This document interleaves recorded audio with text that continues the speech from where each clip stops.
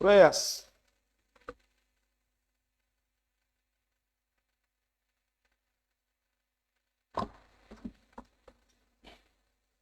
Almighty God, who in thy wisdom and goodness has appointed the offices of rulers and parliament for the welfare of society and just government of men, we beseech thee to behold with thy abundant favor us, thy servants, whom thou hast been pleased to call to the performance of important trusts in this land. Let thy blessing descend upon us here in this house assembled. Grant us that we may treat and consider all matters that shall come under our deliberation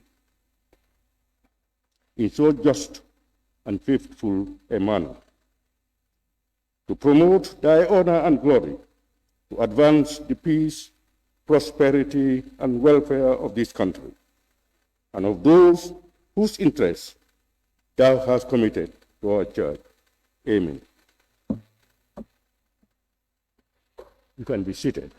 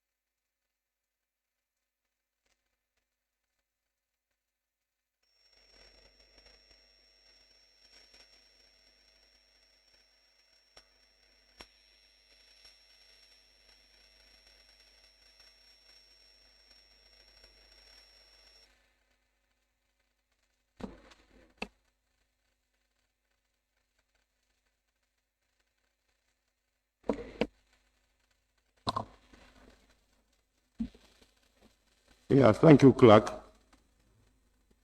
We were just trying to fix the mic. Honorable members, may I welcome you all to the first extraordinary session of the National Assembly in the 2022 legislative year. Equally, may I, on your behalf, welcome the Honorable Minister for Finance and Economic Affairs, the person in charge of business before the Assembly. Let me also welcome His Excellency, the Vice President, Cabinet Ministers, senior government officials, and those in the gallery. Honorable members, as you may already be aware, this sitting is convened pursuant to Section 98(1)(a) (I) of the 1997 Constitution. The President of the Republic signed a letter requesting the office of the Speaker to summon a sitting of the Assembly to consider important and urgent matters of state. Thus, the reason for convening this extraordinary session of the Assembly. Honorable members, the President of the Republic has indicated in a certificate of urgency the business of state that requires the urgent consideration of the Assembly. Accordingly, and on this point, I wish to put a vote on the certificate of urgency without debate. Be it resolved that this August Assembly do accept the certificate of urgency issued by the President dated 19th of July 2022. Those in favor, please say aye. Not in favor, say no. The ayes have it. Thank you, Clerk. You may proceed. Correction and approval of records of votes and proceedings of the National Assembly sitting of Monday, 25th April 2022. Honorable members, the record of votes and proceedings of the National Assembly sitting of Monday, 25th of April 2022 is before us for correction and approval. Can any honorable member please move that the said record of votes and proceedings be considered and approved?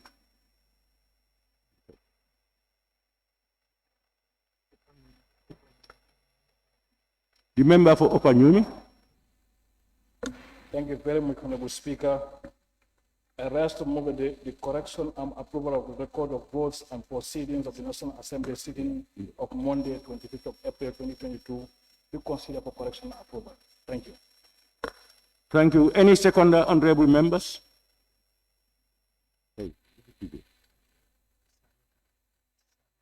Honorable member for Sami.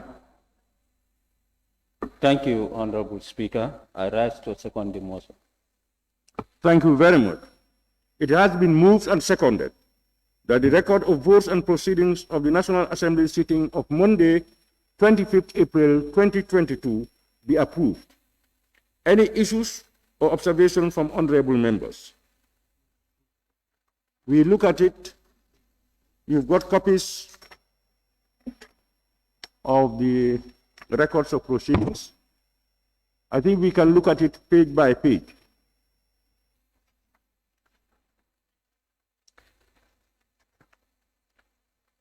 Page 1. If you have any comments, observations,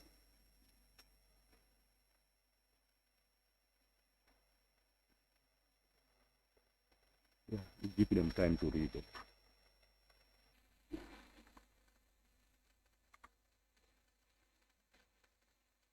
We are fine with it. Page 1.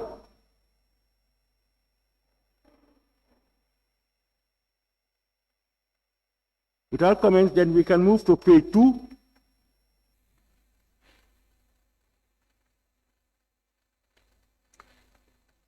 Yeah, page 2 is the attendance.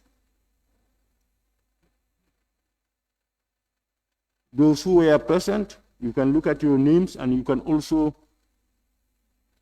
see whether your names are spelled correctly.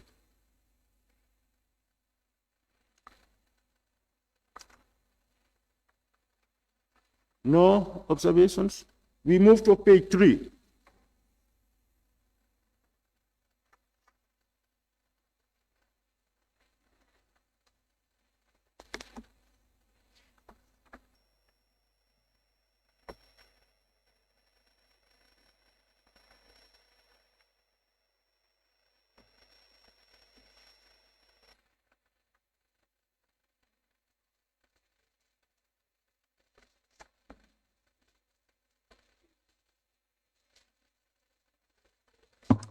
We now move to page 4. That's the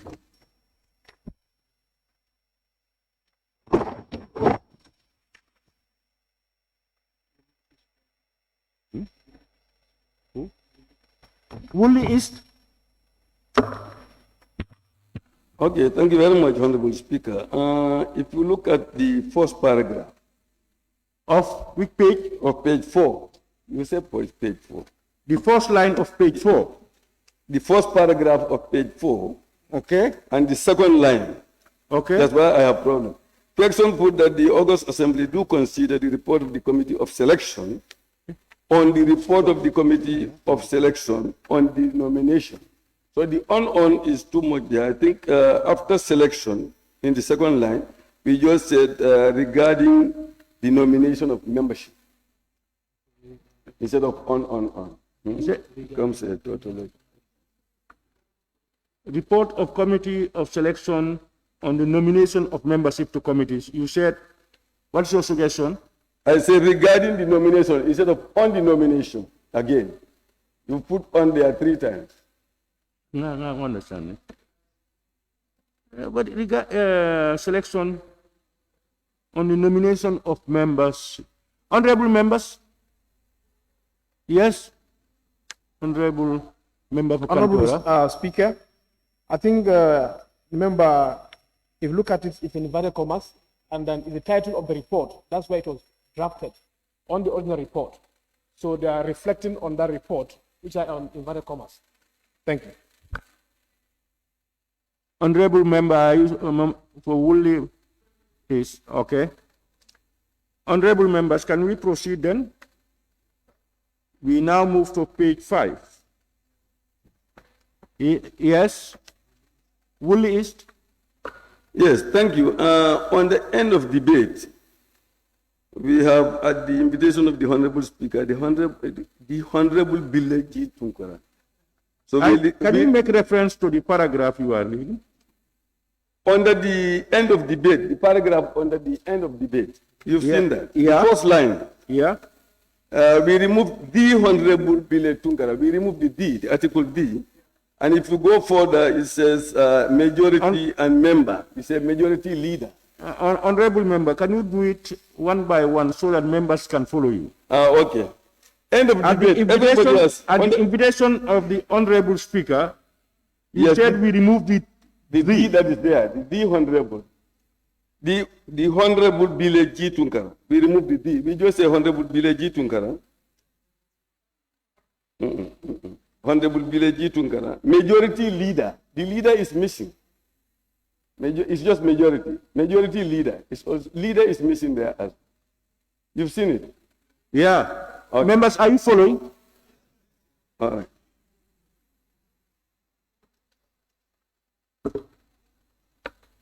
Woolly West, are you fine? Woolly East, rather. Okay? Okay, any order on page 5? Any observations on the observations made by the member for Woolly East? I think acceptable. Member for Lower Salem? Yes, Honorable Speaker, I will refer back to page 4, ensuring debate. You going back to page 4? Yes. Number 25, Honorable Facham, Saneman, the way is spelled, I don't think it tally with the tag. Okay. Yes. Honorable members, number 25 of page 4, second to last line, name, Honorable Fatu Cham, Sane Mentoring. It's not Sane Mentoring. He is asking that the spelling be corrected. The table office will note those things. Any on page 5? We now move to the last page. Page 6. Yeah. You have seen something on page 5? Yeah, page 6. Go ahead. Yes, just a typo there. The Sindai is wrongly spelled. Where? The motion was carried and the assembly agreed to adjourn Sindai.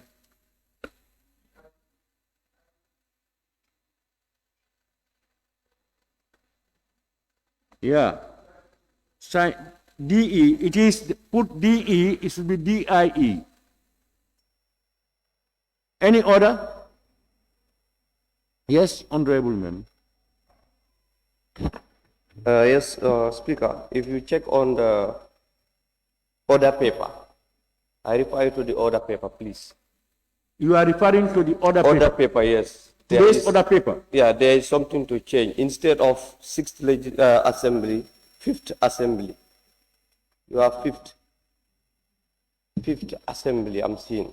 Where? On the heading? On the, yes, on top. Should it be 5th assembly or 6th? So change it. No, order paper. Assembly. It has been corrected. On this paper, order paper. Yes, you have not got the corrected copy, honorable member, have you? Yeah, let them issue one. Honorable members, any further observations on page 6? No. Honorable members, can somebody move that we adopt the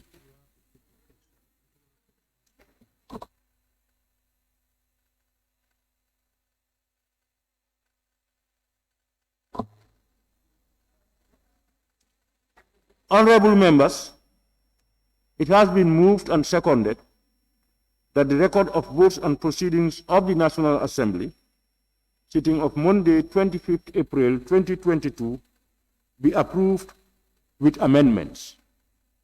Those in favor, please say aye. Not in favor, please say no. The ayes have it. Clerk, we may proceed. Motion. Be it resolved that this August Assembly do consider and approve the laying of the revised estimate of revenue and expenditure for the year 2022, and B, Committee of Supply on the revised estimates of revenue and expenditure for the year 2022, both by the Honorable Minister for Finance and Economic Affairs.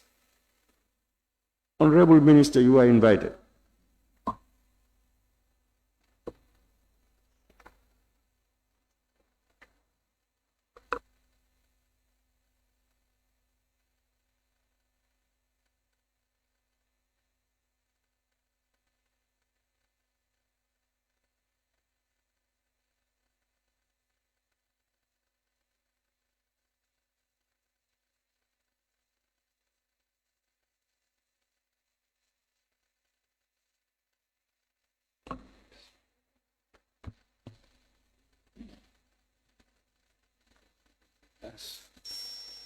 Good morning, Mr. Speaker and the esteemed August House. I present before you today the revised budget for the financial year 2022.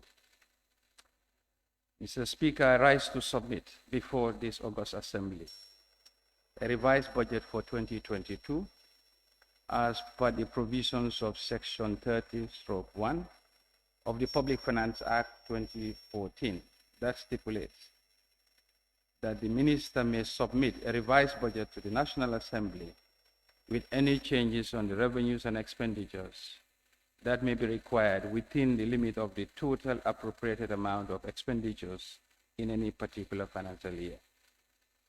The submission of this budget is premised on the following 4 factors: the downward revision of the total revenue amounting to 3.3 billion, which is 11% of the 2022 originally approved budget. This came about due to revenue shocks, the details of which we will go through shortly. The reduction of the expenditure budget by 1.2 billion from the following categories: debt service and cuts from the ministries, directorates, and agencies, which amount to 3.4% of the approved budget. And the funding of the salary increment amounting to 575 million. And for the 4th item, the creation of 2 new ministries, respectively, Minister of Communication and Digital Economy, and the Minister of Public Service, Administrative Reforms, Policy Coordination and Delivery. This proposed budget is reflective of the current economic realities and consistent with a stable macroeconomic framework. As both the domestic and global economies began to recover from the effects of the pandemic of 2022, the Russia-Ukraine war brought about a dramatic shift in the global economic conditions, characterized by a heightened supply-side constraint, higher food and energy prices, fueling inflationary pressures across the globe. The resulting effect of the growing poor performance of the domestic resource mobilization, affecting oil-related taxes, as well as putting increasing pressures on government expenditure needs.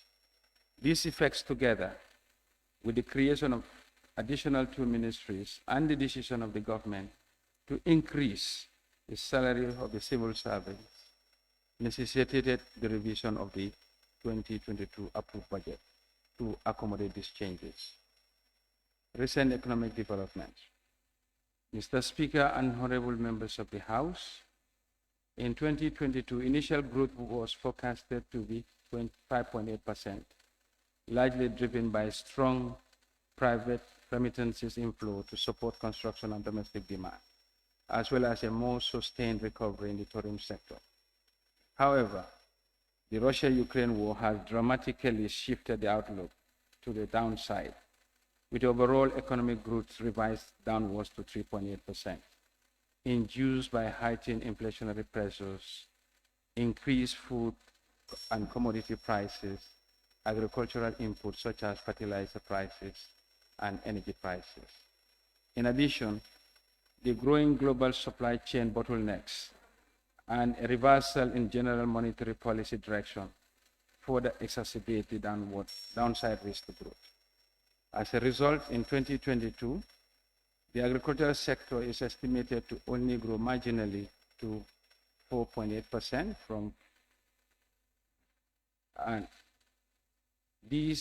while this industry sector and service sectors are projected to record a decline of 6.3% and 1.1% in 2022, compared to 10 and 1.9% respectively.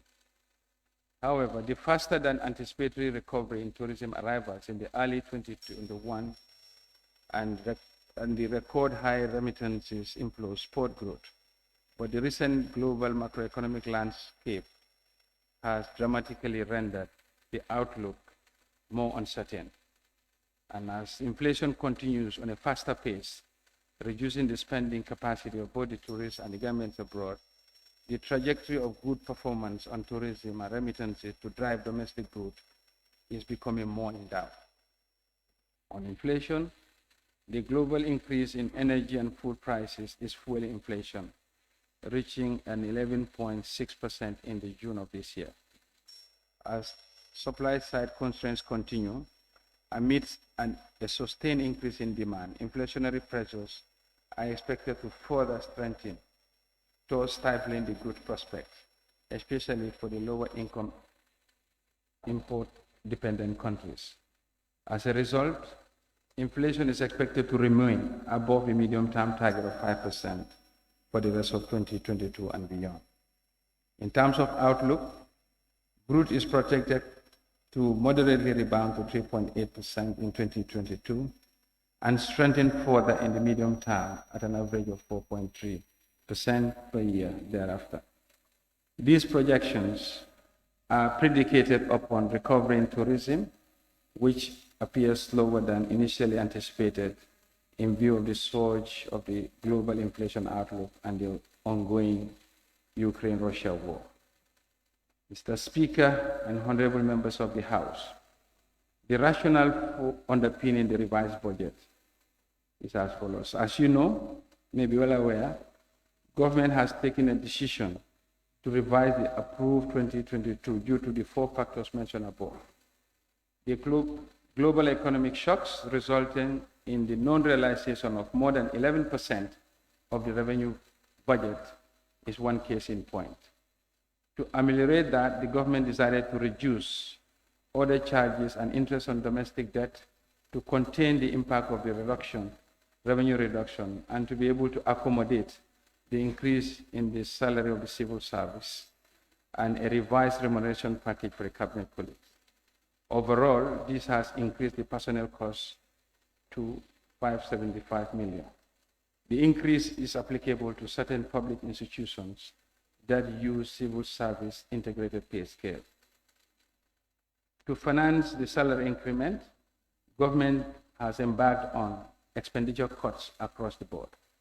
These cuts affected other charges by 761 million, capital expenditures by 116 million, and debt service by 415 million.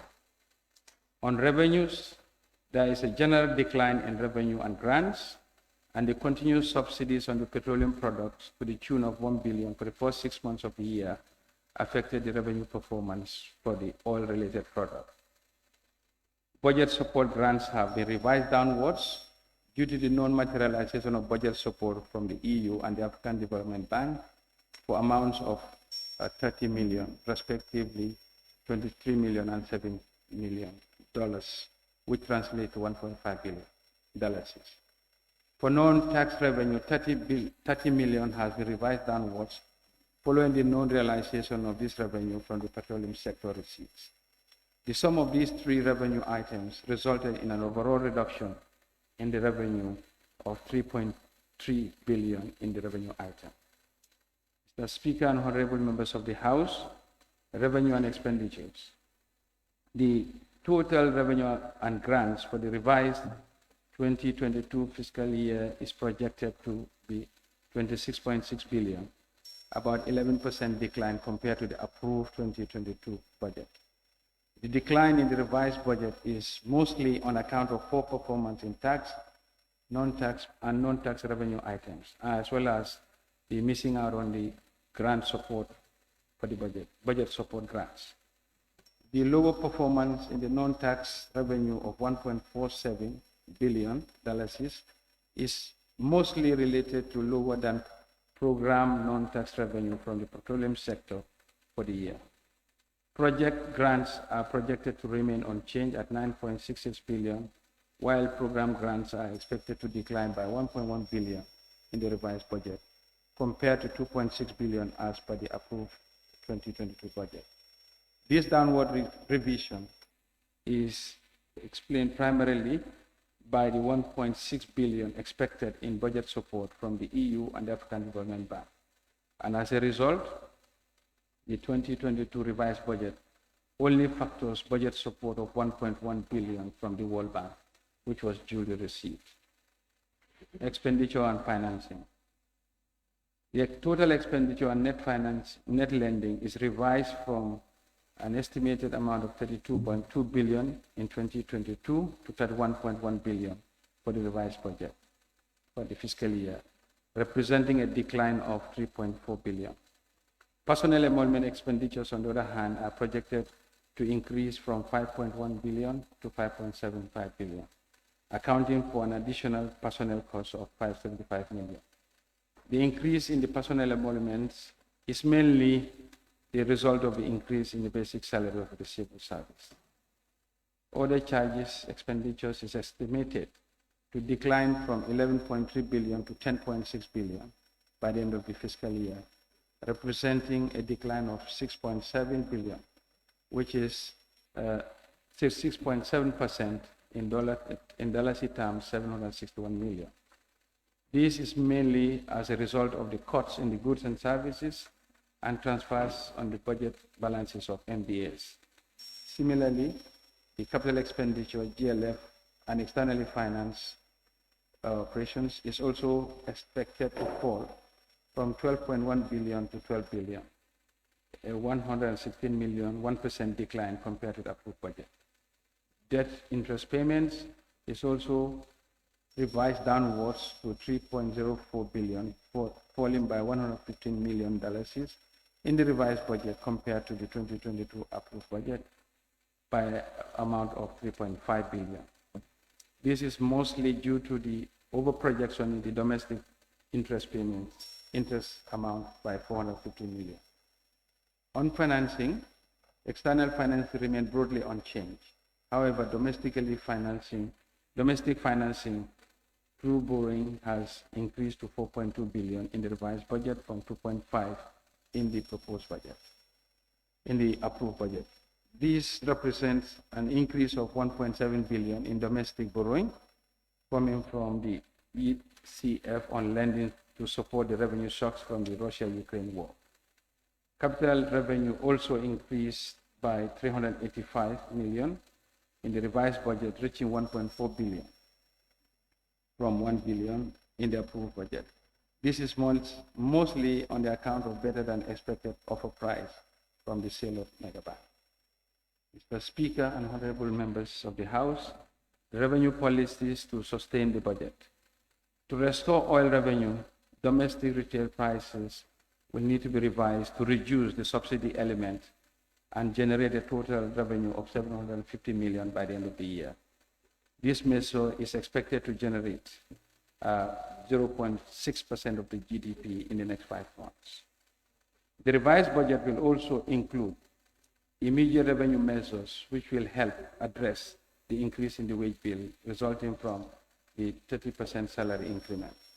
As a result, the 30% increment in salaries is estimated to generate a personal income tax of $225 million in the remaining 6 months. On pensions, the 5% deductions will be applied on the gross earnings of all employees, estimated to generate $106 million to finance the budget.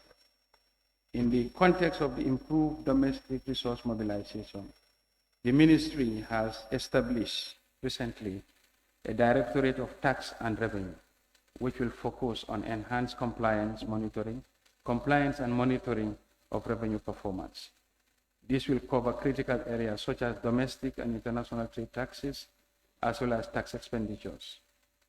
On the pay as you earn, the Directorate has already commenced work and has issued letters to all the state-owned enterprises to submit records of their pay as you earn deductions, filing, and payment to the GRA. This, in effect, is expected to ramp up compliance through enhanced monitoring. A similar letter will be issued in collaboration with the GRA to all registered state taxpayers for the pay as you earn.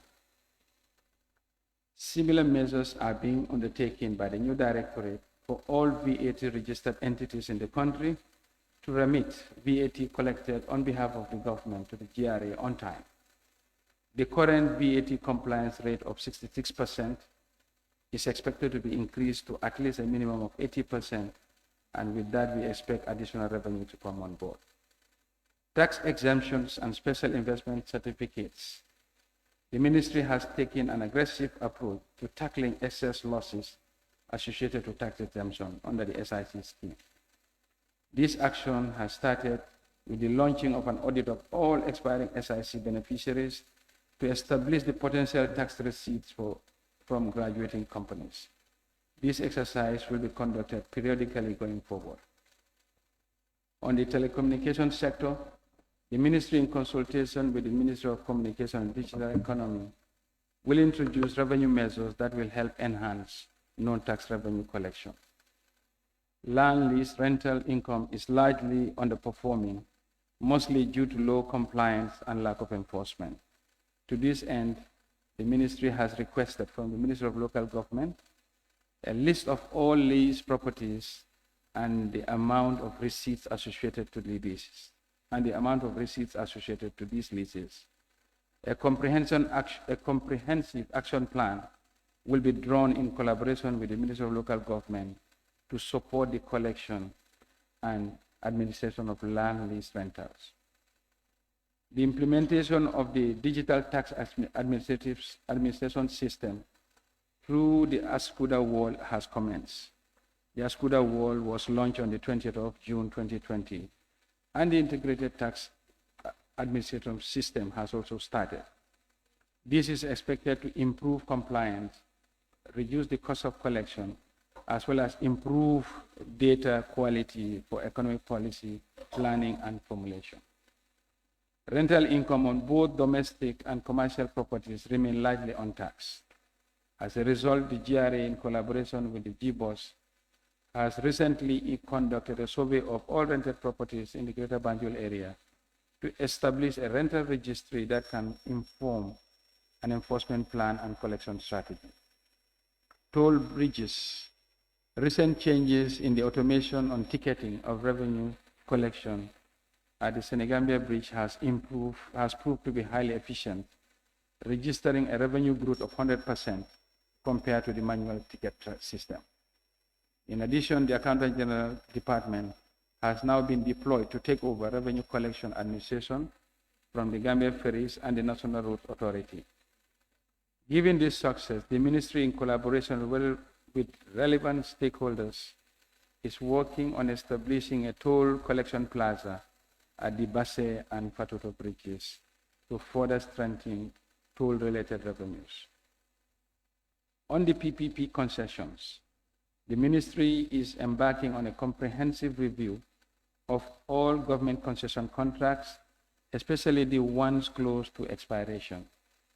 The share of the concession fees on the current security port at the Banjul International Airport that goes to the Gambia Civil Aviation will revert to the Consolidated Revenue Fund.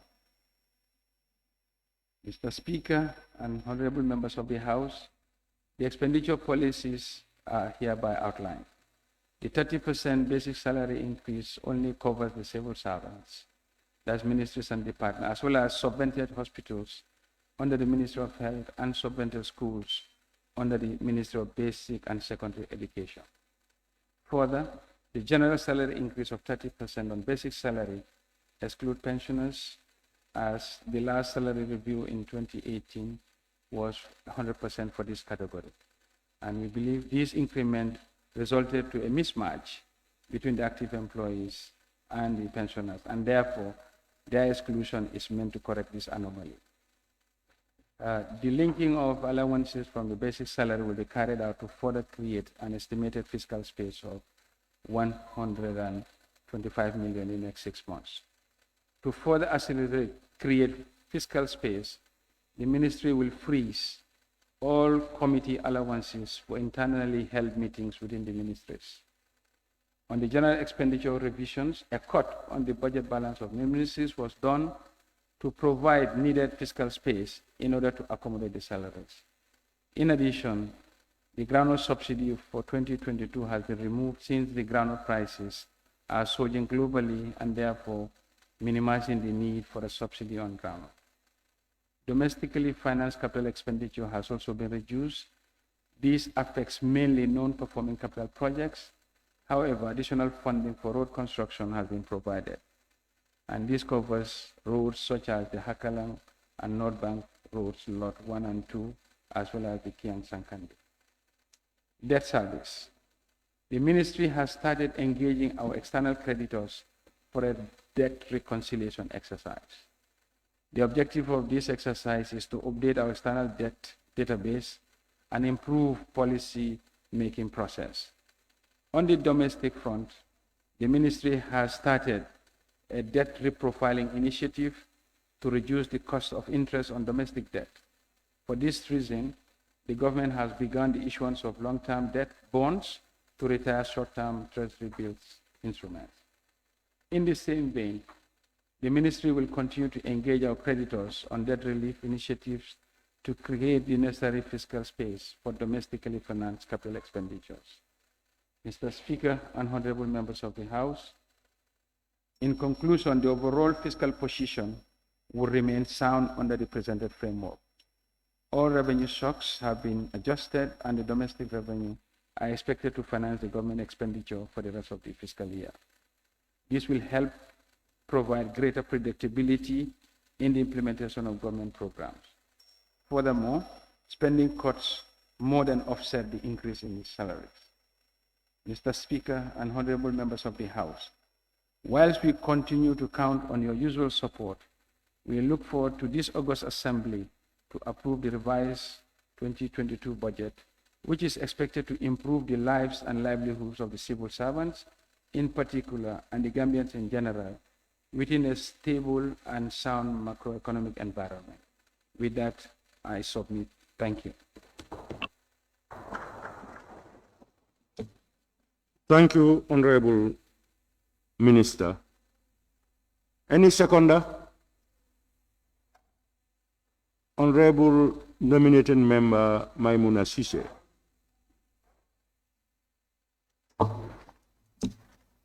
Thank you, Honorable Speaker, for giving me the floor. I seconded the motion. Thank you. Thank you very much, Honorable Member. I would like to Honorable Member, thank you. You come to speak later. There is a proposed motion before the debate that's before me. It has been moved and seconded that this Honorable Assembly do consider the revised estimates of revenue and expenditure for the year 2022. Those in favor, please say aye. Not in favor, please say no. The ayes have it. Yeah, Honorable Member for Woolly East. Okay, thank you very much, Honorable Speaker. Honorable Speaker, we are bedeviled with 3 different items for this extraordinary session. And we really need time to be able to complete them. On the basis of that, and as far as our agreement is concerned at the ABC, I wish to move a motion according to our standing order 61, 2, and 3, that the Assembly limits time that is allocated for the intervention of each member to 8 minutes, based on our agreement at the ABC, in the Assembly service. Thank you so much. Any seconder? Honorable Member for Jara Central. Thank you, Honorable Speaker. Motion seconded. It has been moved and seconded that the Assembly limits time to members for the debate on the bill, on the motion, to not more than 8 minutes. Those in favor, please say aye. Not in favor, please say no. The ayes have it. Honorable members, the 2022 revised estimates of revenue and expenditure is tabled by the Honorable Minister of Finance and Economic Affairs and subsequently seconded. Therefore, we will now commence the debate on the said revised estimates. In view of that, may I now call on Honorable Member who wishes to take part in the debate to raise his or her constituency tag to be recorded and will be given the floor to speak. In the meantime, following any honorable member to take the floor, I want to remind ourselves of the scope of the debate. Understanding Order 30, subsection 1, which reads, debate upon any motion or amendment to a motion or upon any bill, part of a bill or amendment to a bill, shall be relevant thereto, except in the case of a motion for debate on the adjournment of the Assembly. And on Standing Order 86-7 also reads, the debate on the motion shall be confined to the estimates and the explanatory statement, etc. I therefore appeal to honorable members to respect and observe the said provisions of the standing orders, and to also observe the maximum of 8 minutes allocated to each member who may want to contribute.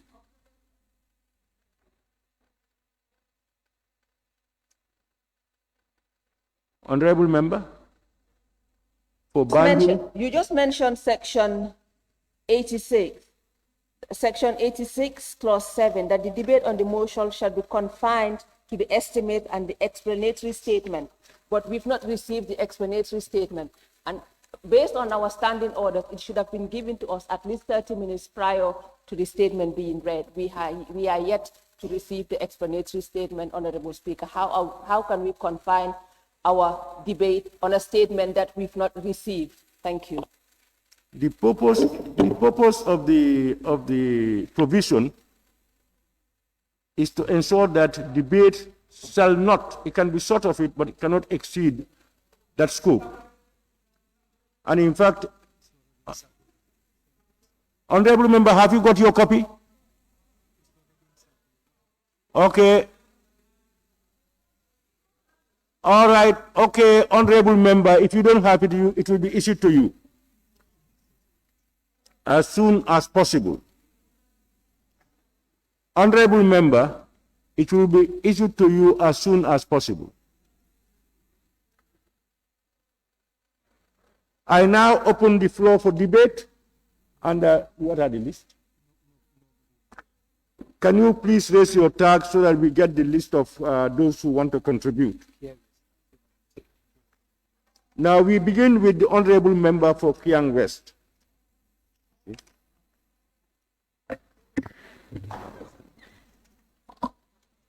Thank you very much, Honorable Speaker, honorable members of this August Assembly,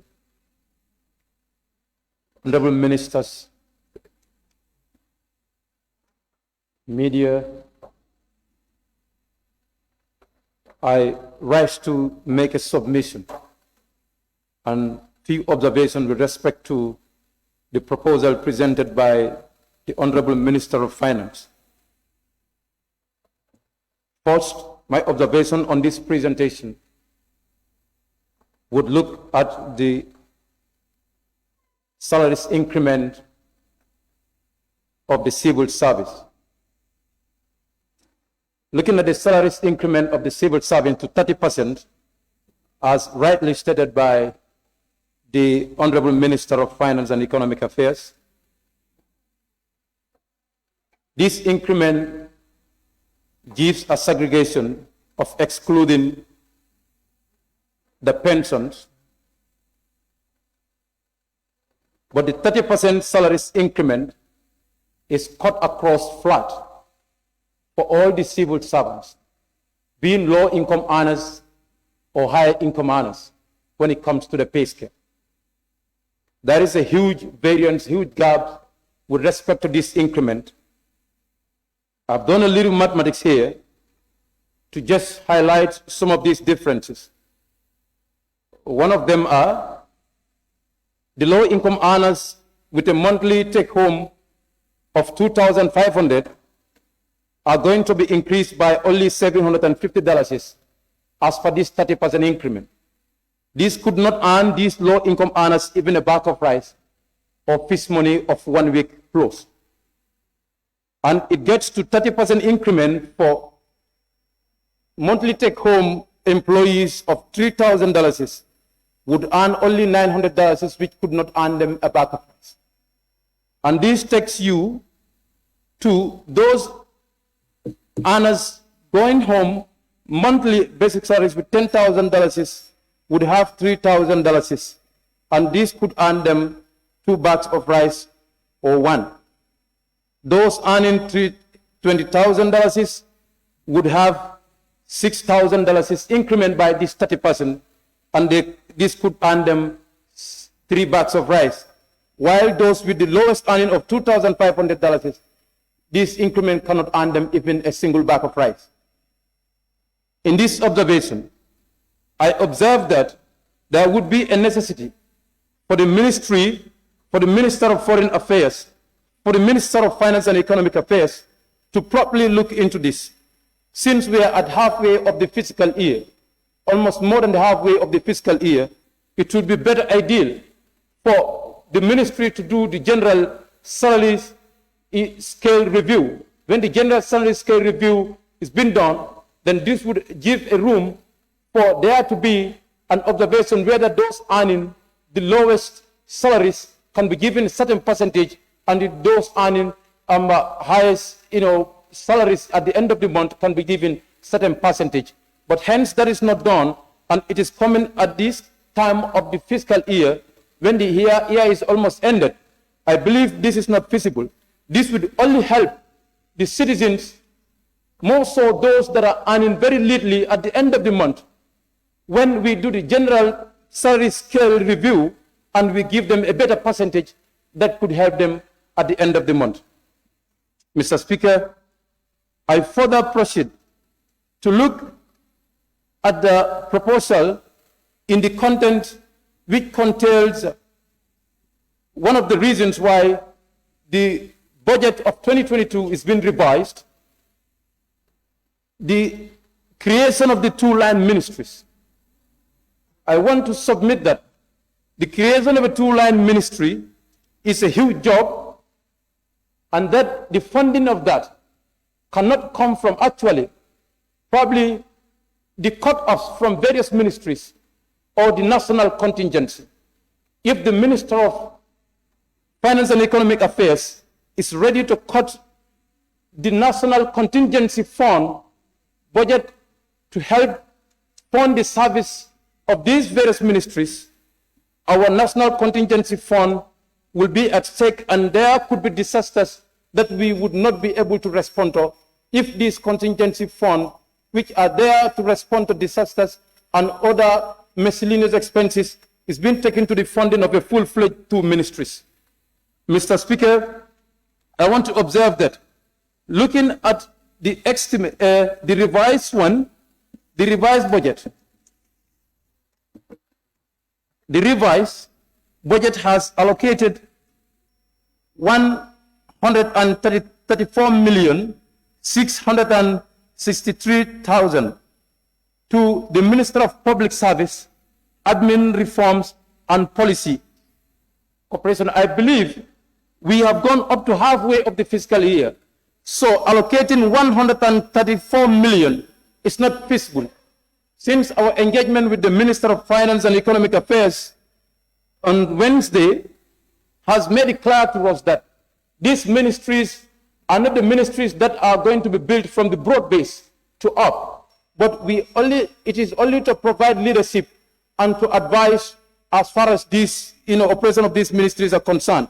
And I believe those procedures and the salaries of the minister should not take him within these 3 months, within these 6 months, 134 million Gambian dollars. So I believe I would suggest that this proposal is cut by 100 million and moved to the servicing of the national debt, which has been cut to 450 million Gambian dollars. If you look at the debt level of the country, which is very high, so I believe servicing of that shouldn't have to be compromised by the allocation to this ministry.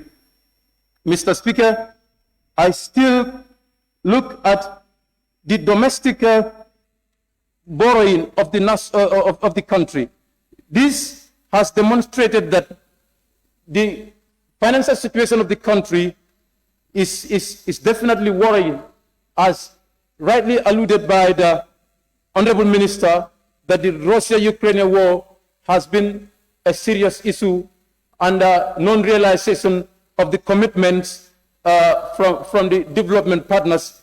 These are some of the things that we need to factor out before we put in all these things into consideration. Thank you very much. Thank you, Honorable Member. We now have Honorable Nominated Member Maimuna Sise. I must apologize. It escaped my mind that you wanted to take the floor. I should have given you the floor first before the Honorable Member for Kia. My apologies. Thank you so much, Honorable Speaker. I accept the apology. Honorable Speaker, I would like to support the revised budget. Our budget has 3 components, which is the revised budget, the deficit budget, and the balanced budget. Honorable Speaker, the reason to review the budget or the revised budget may include cutting down the expenses. That also is another significant to our current situation where we are. You have the money to cut, to pay some liabilities. You have to provide some fundings to fund some projects you have in hand. Honorable Speaker, when we talk about the supplementary budgets, we talk about the revenue we have is higher than the expected expenditures. You come to the balanced budget. You are talking about the budget that we are expecting, the expected expenditure to matches with the current revenue. Honorable Speaker, by knowing all that, we have to ask ourselves, Among these categories, where do our economy lies right now? Honorable Speaker, the reason to review or revise the budget, this is necessary when the current atmosphere of the economy was differ from the expected expenditures of the current expected planned budget or plan of action. So being in the case of that, budgetary is necessary. That's why in financial terms, they normally have a normally increasing or decreasing to finance some of the budgets or the projects they have in hand. So in the case of examining the budget, those doing well, some of those realize that certain of the ministries have to cut some cuts and add it to some ministries to perform some of those activities over there. On that note, I think it's a very commendable move from the Minister of Finance to see that the welfare of this Gambian population, most of the civil servant, is put into the consideration. We are all in the global pandemic, which started from the COVID-19 of almost 2 years now. Again, another unexpected war emerged the world, which Gambia has no exceptional.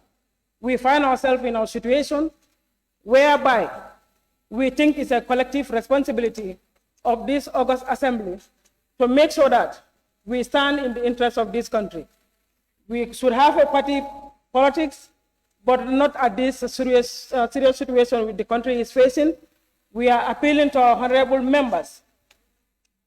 Each and every one of us here knows that the situation in the world, Gambia is no exceptional.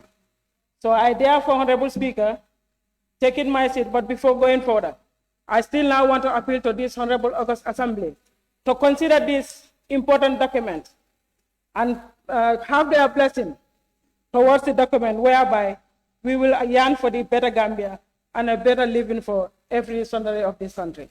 I will take my seat. Thank you. Thank you, Honorable Nominated Member Maimouna Sise.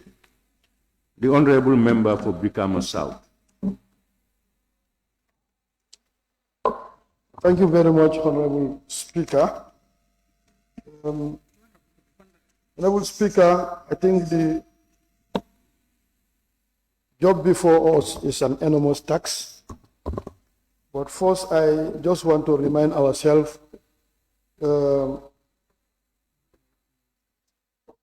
we are taxed with the responsibility of dealing with this revised budget that is before us. Honorable Speaker, I vividly remember the 2022 budget has been approved and it has been implemented up to July.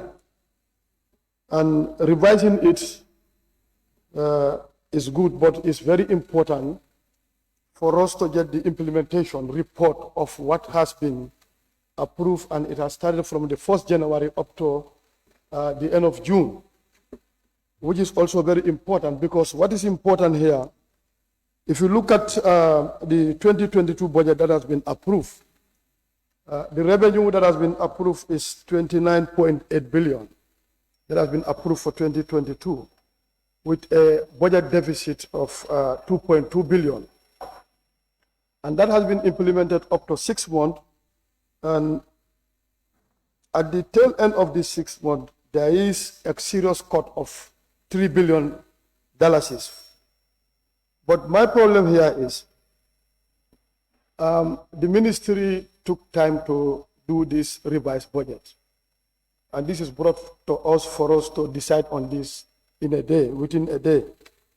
But if you look at it, first we need to know, because if you look at 2022, it has detailed report showing us the sources of this revenue that is before us. For example, you look at the tax revenue and the non-tax revenue, the revenue component of it.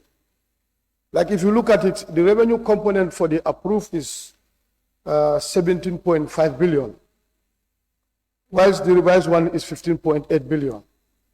But the tax component of it is 13 billion, and the non-tax component is 3.6 billion. But we need to know how much has been obtained from this. Like the tax revenue, the GRA collected the targeted revenue up to June. We need to be very much aware of that so that we can make a very good decision. And also, if you come to the non-tax revenue, how much has been attained and what is left? I think this will better prepare us for us to take a decision to deal with this document that is before us. But if you look at these two, Honorable Minister, like in the revised budget, you have a budget deficit of 4.4 billion. And initially, the 2022 that we approved, what has been submitted initially, we seriously knocked it down for us to have 2.2 billion. But it's increasing again by looking at the debt burden of this country. And if you look at the financing aspect of this 4.4 billion, mainly depends on the domestic borrowing aspect of it, which constitutes 4.1 billion. So I think this is a huge amount and it's very serious. If you look at the issue of domestic borrowing aspect, it's really putting a lot of pressure. That's why the commercial banks are enjoying, because they will come and invest in the Gambia. They will buy the treasury bill and forget about the public and the private sector. If you go as a private citizen to take a loan from this bank, they bring in a lot of numerous collateral which you cannot meet. And we believe commercial banks need to be public and private sector driven instead of depending on the state resources. We have to relook at this. This has been seriously increased by 4.1 billion. And by looking at our debt burden, which we need to be seriously looking at. I'm in support of the salary aspect of it, because it is very true that the source of income and cost of living in this country does not match. But we want to believe that there are huge disparities that need to be bridged. So the issue of salary increment is not a solution to our problem. We are expecting a salary restructuring that need to be informed by a survey, which is very, very important here. But increasing at this level, you are helping the highest cadre to earn more on the detriment of the lowest cadre. But we expect a restructuring aspect of it. But this has not been done, which is a bigger problem here. Actually, let there be a market survey to determine the cost of living of average Gambian. How much does an average Gambian buy a bag of rice, your daily fees money, tuition fee of your student, electricity bill, water bill? Factor all these things and structure the salary that will commensurate with the reality. But not helping the highest cadre to earn more on the detriment of the lowest cadre. Honorable Speaker, I still want to lay emphasis on this particular aspect of it. And as I told you, I'm not against the salary increment, but there is something which I'm a little bit worried, the level of discrimination when it comes to the increment. Like, yes, we're talking about the civil servant, but again, you look at these two ministries, they are subvented institutions are captured, the Ministry of Health and Ministry of Basic and Secondary Education. What is wrong with other subvented institutions in the other departments? They are Gambian like us. And we also have to look at the autonomous institutions. Why are they exempted? And these are things that we need to look at. If you look at the percentage of the marginalized group, can even be more than the ones that are considered here. And we are all going to the same market. This is the Gambia. We are all tax compliant when you come to the use of tax payment. So when you come to the service, I think it has to be cross-cutting, not to do a level of discrimination, which I believe, and I don't think the National Assembly will ascribe to the issue of discrimination. I don't think.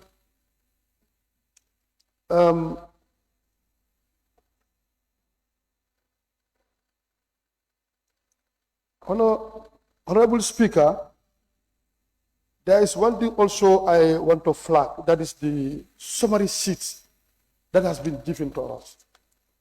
If you look at, there is huge disparity with the figures that are tabulated. I don't know where they are coming from. For example,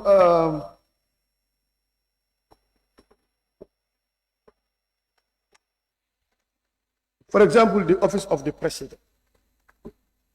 What we have approved in the 2022 budget and what is in these summary sheets, there are huge disparity. What we approved is 677 billion, but here we only have 615. And I vividly remember there was another summary sheet that is talking about a different figure. It's talking about a different figure.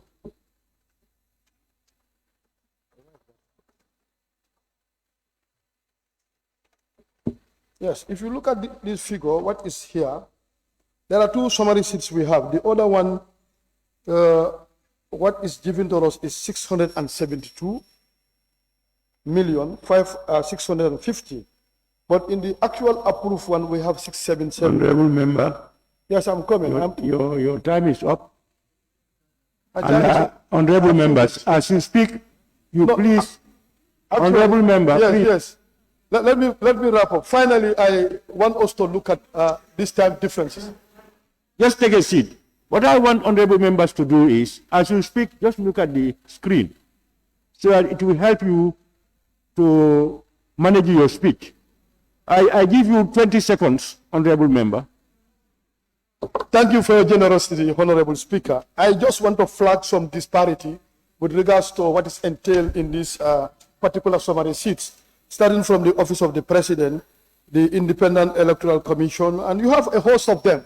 If you go through these things, what has been captured and what is approved in the 2022 budget is completely different. So technically what they are showing, what has been caught, I'm not too sure whether it is a true reflection of what is entailed here. Okay, thank you very much, honorable member for Bikama South. We now have the honorable member for Bakau. Thank you very much, Honorable Speaker, for giving me the floor.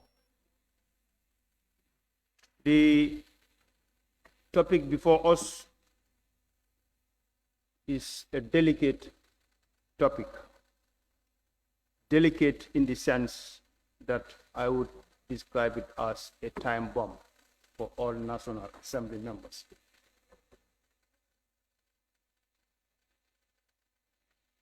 Revised budget. Honorable Minister, you talked about creating new ministries. Ministries that have been created a couple of months ago, and we have made to understand that they have been receiving allowances and salaries, of which we are not budgeted for. And the explanation is not done to us as to how these ministries were paid and how their allowances were being done. I would like to have some clarifications from that in order to have my support for the bill. When it comes to salary increasement, there is no body in the country here that would go against increasement of these salaries for all civil servants. It's a welcoming news for all genuine Gambians. But then my question is whether it is sustainable. And my proposal to that effect, I would propose salary increment for low-income earners, and then for high-income earners to remain as it is. But then when we talk of 30% increasement, I will propose 50% for low-income earners instead 30%. That's my opinion. Since the government is keeping quiet in creating jobs for our youths and coming up with a revised budget of which you would want our blessing, I would recommend to the ministry and to the entire government to do something about unemployment issue. Because I am made to understand that there are burning issues in the country of which I believe the government is giving deaf ear. When it comes to nurses' strike, nurses have been on strike for a couple of months.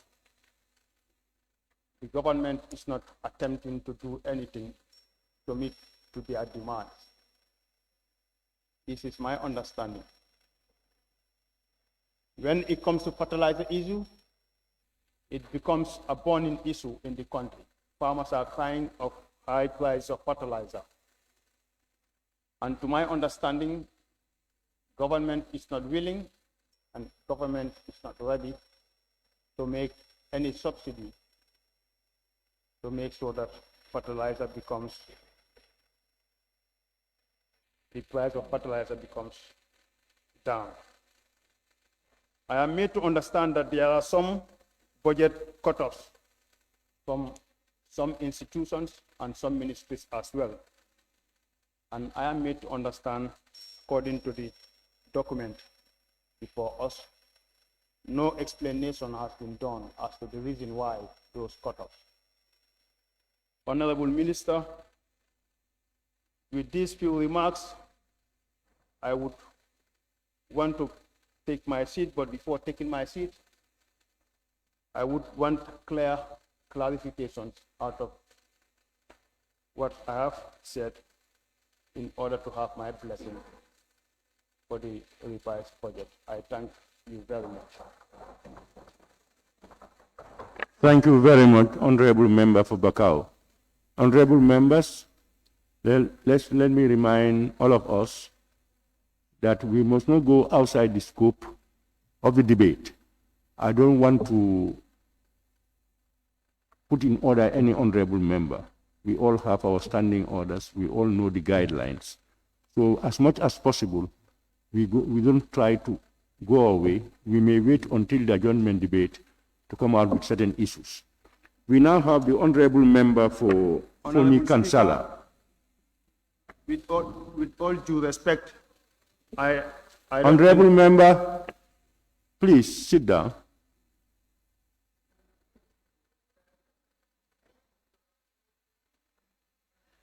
Honorable member for Foni Kansala.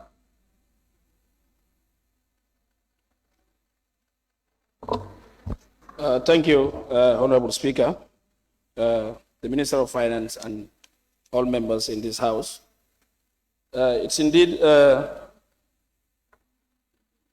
a flag that we think could be raised to see a great effect in the changes so far we are concerned in the civil service, earnings, benefits for their survival so far the country is concerned.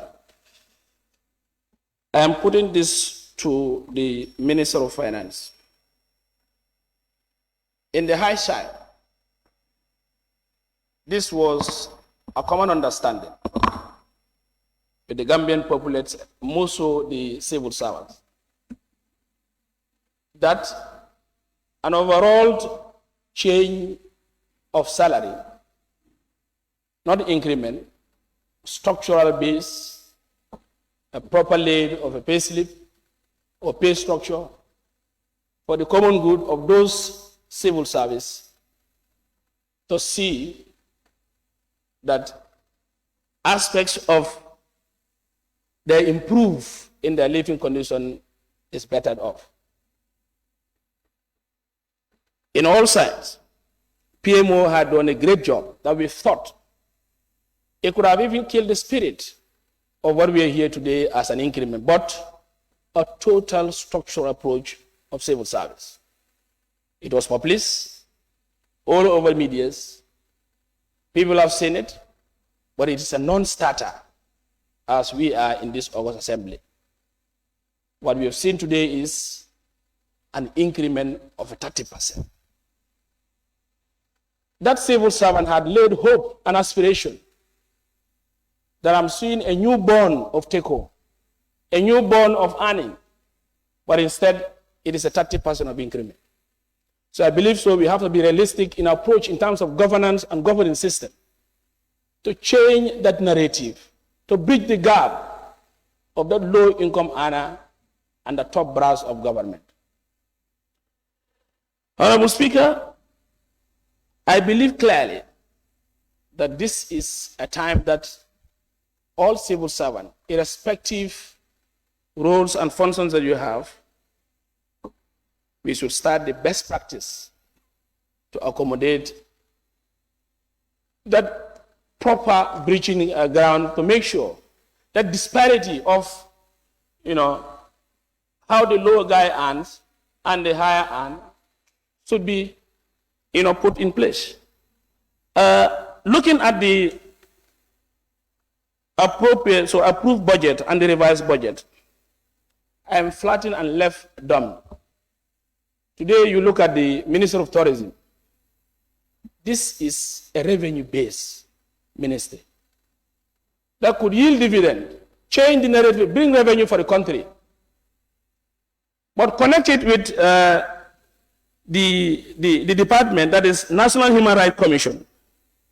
Look at the revise about the National Human Rights Commission is about 53,766.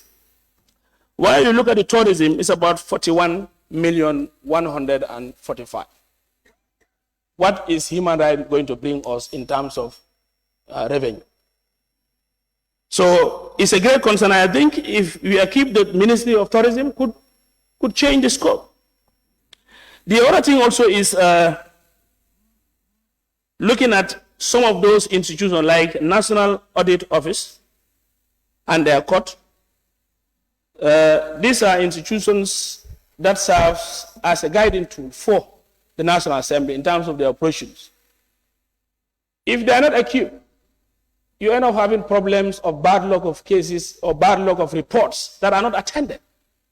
So I think in the high side, if they are regularized, we could change dividend and make sure it works. And the other thing also at the judiciary, we have to be ready to bridge the gap. Cost centers.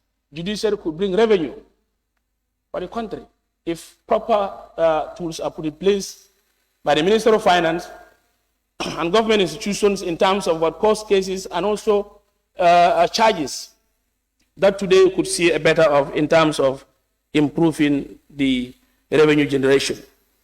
And in the other aspects, the Minister of Agriculture,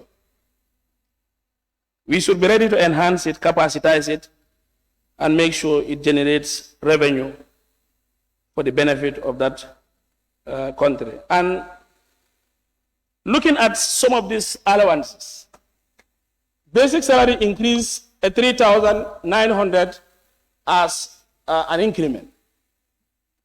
In that also, you will also have another cut of your tax. It's a taxable thing. Your basic salaries are taxed.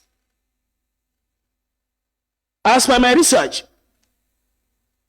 a sergeant in the police received a rental allowance, house rent of $250. By going through the budget, you look at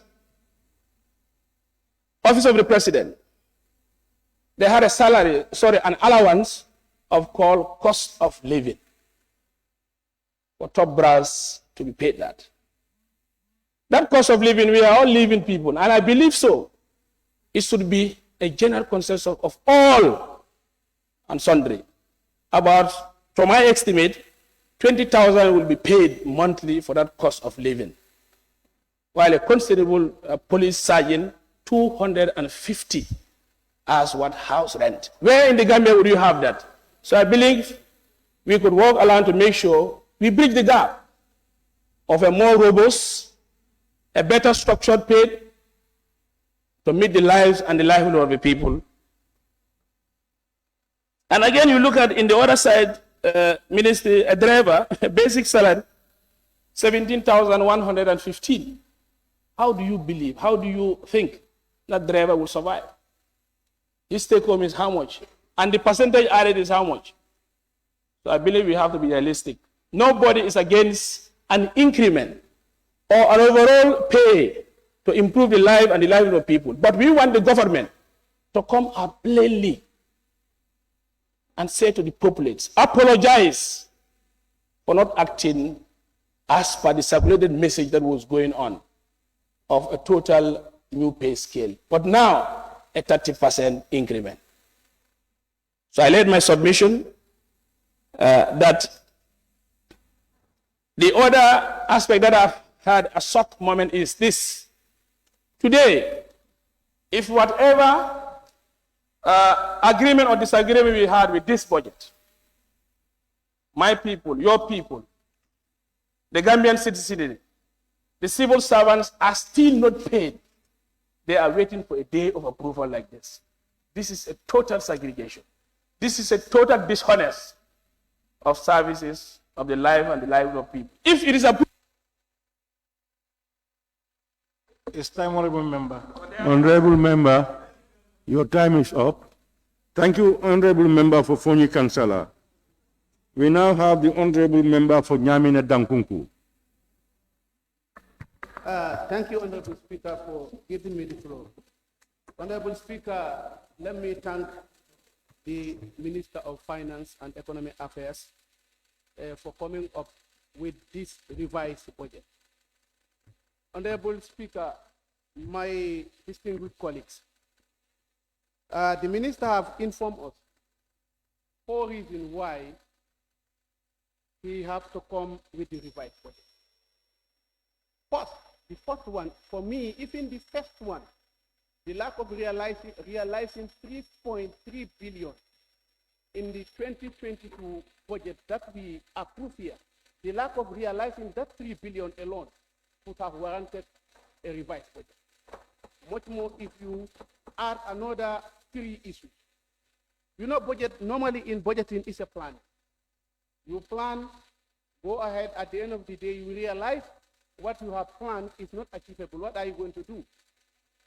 You need to revise. And then this is the decision of the Ministry of Finance. On the other issue, Honorable Speaker, is the creation of 2 ministries. Actually, when you create a ministry, it is not only the salary of the minister that you concern. A ministry has operating costs, and it is new ministry. So definitely, therefore, they need money to operate those ministries.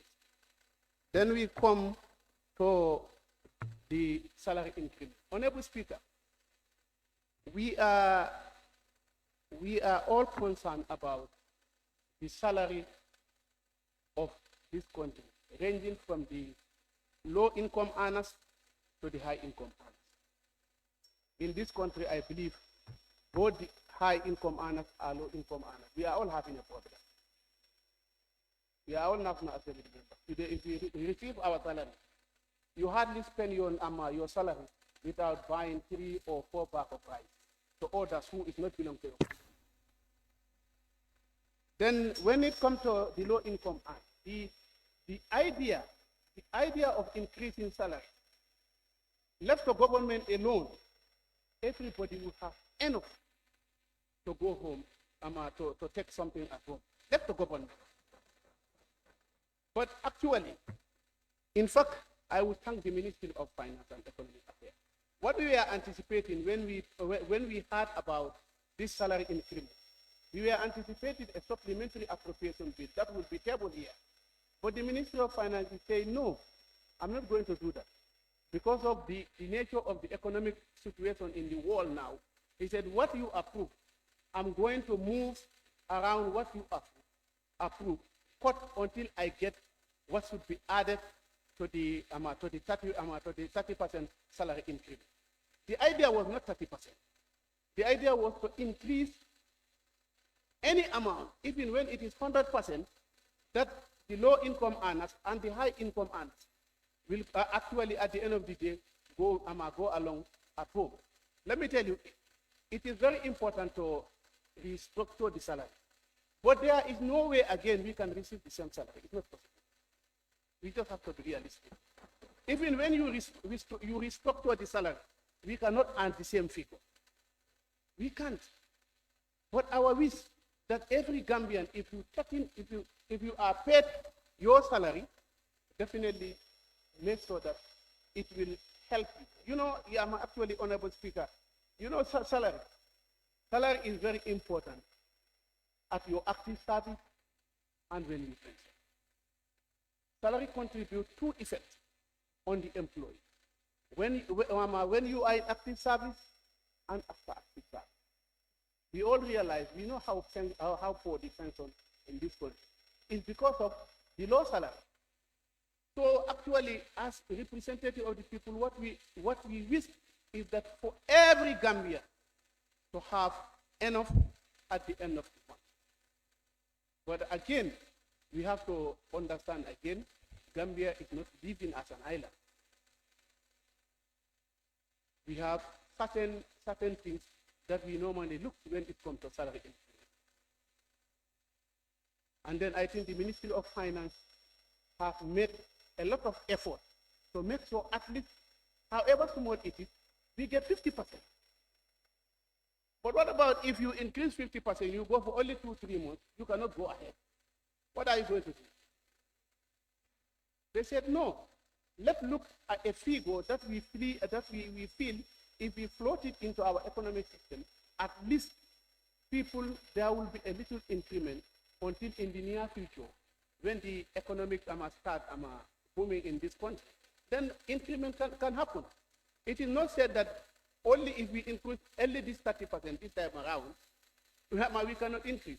If we increase maybe in the next 2-3 months, government feels that okay, the economic is definitely booming, they can again come and increase salary. I think that one we have to understand it in that way. It's not that okay, government just pronounce 100% and then they do not want to do it. If they want to, if the muscles were there, they will just continue and do it. And then the other issue, Honorable Speaker, what we have here is not actually complicated. This is a budget that we approved in 2022, but the Minister of Finance is saying he is not changing the whole budget. He is not presenting a new budget.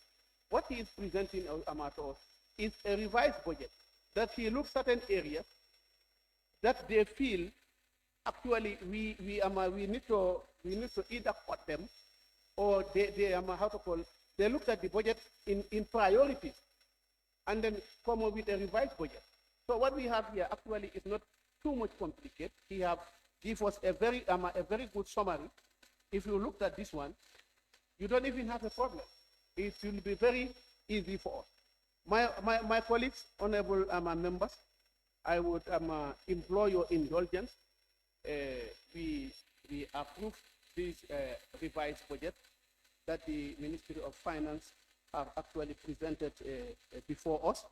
Then in due course, then we will see what can be done for the low-income earners. As I mentioned earlier on, it is not the wish of government to pay them low. No, it is based on what we can have. This is the small token that the government can have and then actually distribute it to the entire civil service. We all acknowledge the civil service of this country is the poorest in the sub-region. Or it is a wish of government that the civil service of this country to be the poorest. No, it depends on our basket, on what we have. And it is on what we have that we can manage to sustain ourselves. For me, I was thinking, in fact, at the beginning, this issue of a salary increment, the Ministry of Finance could have said no, because of the economic. Honorable Member. Thank you, Honorable Member for Nyamina Dankunku. I now invite the Honorable Member for Sabak Sanjal. Honorable Speaker, observation. I think your watch is having a problem. Can you regulate your watch?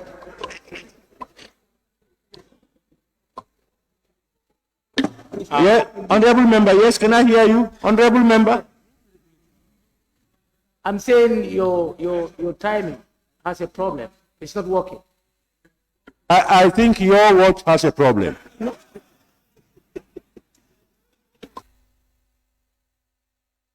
I now invite the Honorable Member for Sabak Sanjal. Thank you, Honorable Speaker, and I only hope that observation did not reduce my time. I only hope the observation did not reduce my time. Okay, thank you, Honorable Speaker, for giving me the floor. Good morning to everyone here present.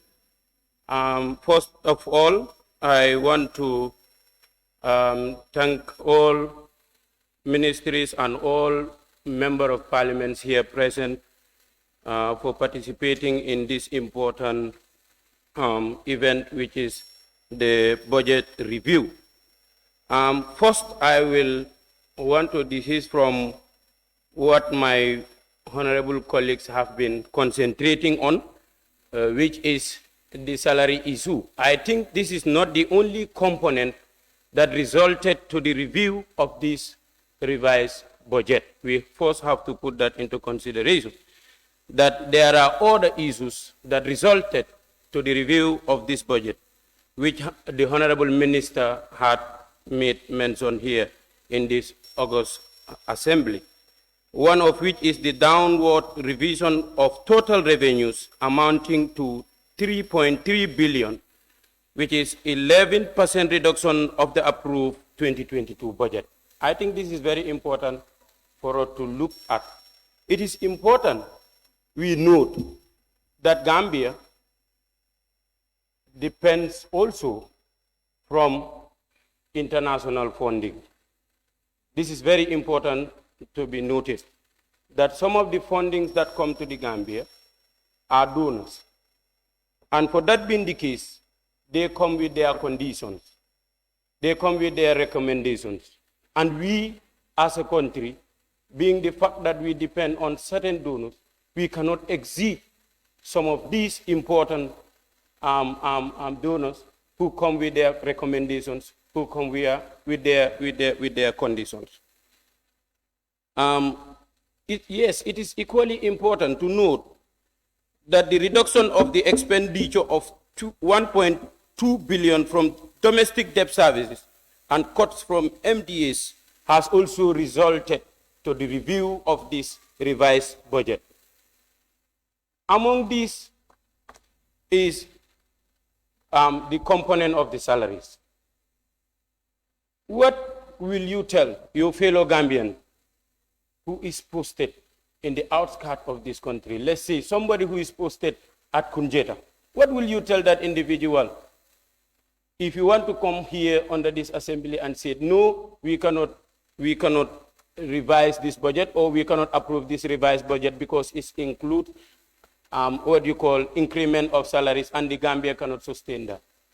After all, the ministry have put up some measures, according to him. They have already put up some measures which will tackle some of these difficulties that the country is facing as far as financing this budget is concerned.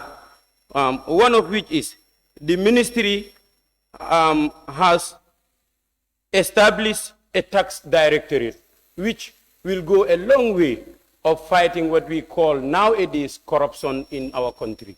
And if you don't want people to continue with this issue of corruption, you pay them well. Pay them well for giving you the services, and that would go a long way of eradicating corruption in this country. The other one is there is 750 million, which is expected to be generated within a period of 5 months to finance this budget. So when it comes to the issue of sustainability, I think this is enough to sustain the budget. I also want to recommend the hard work that was done to launch the Asikoda wall, which will also help the GRA, which is one of our important component of revenue collection in this country. Somebody also spoke about how will this government, or how do we make sure that the approved budget that was approved in 2022, how do we as a government try to make sure that we scrutinize, or we see that the approved budget has been put into a good use? We have our committees here, and we perform oversight functions on government institutions. Obviously, if an approved budget is approved, it is the responsibility of the humble assembly through its committees to perform oversight functions to make sure that the budget that has been approved is put into good use. So we will put then that blame back to us if we don't perform our responsibility as a parliament, our responsibility as a member of these committees that performs oversight functions on government bodies. Also, somebody made mention of PMO. PMO has every right to come up with recommendations. But that does not mean that any recommendation that comes from PMO is approved. They have made their recommendations. They made it public. Everybody knows that this is publicized. People have been reading it on newspapers. People have been reading it on social media. But that does not mean that it was tabled under this assembly for approval. So we are coming up with this 30% because we know that this is what is sustainable and that is what is important. If it is not sustainable, I don't think the Honorable Minister would come here to present this, because otherwise we will all know that this would result to economic death of this country. And therefore, if the 30% increment is put under a review, and we all know that definitely we have experts who are in that ministry who will take that work to make sure that definitely this, when approved, will be sustainable. And I don't see any reason why we will keep on debating on this issue.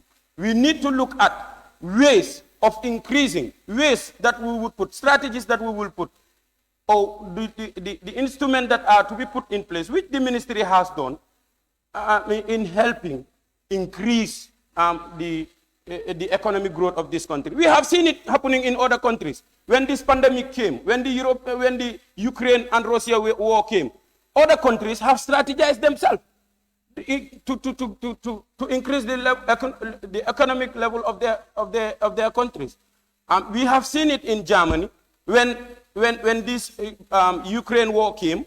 They tried to reduce train tickets. This is one way of helping their people. Although they have not increased the salaries of the civil servants, but they have at least reduced train tickets, which will help them to move easily in that country. This is also one method we are using, that is to increase the salaries of civil servants to help them in their living. We all have different responsibilities, and the salaries can never be equal because we have different responsibilities. This is what I want us to note, and in the capacity of our own humble civil servants who have been doing tremendous job in this country, I therefore move that we should consider this approved for the benefit of the country and for the benefit of our nation as a whole. Thank you. I humbly submit. Thank you, Honorable Member. Honorable Member, we've ate into your time by a minute. If you have, we can still allocate you 1 minute if you so desire. Thank you. I humbly add that 1 minute to my honorable independent colleague, Honorable Omar Sise. Omar.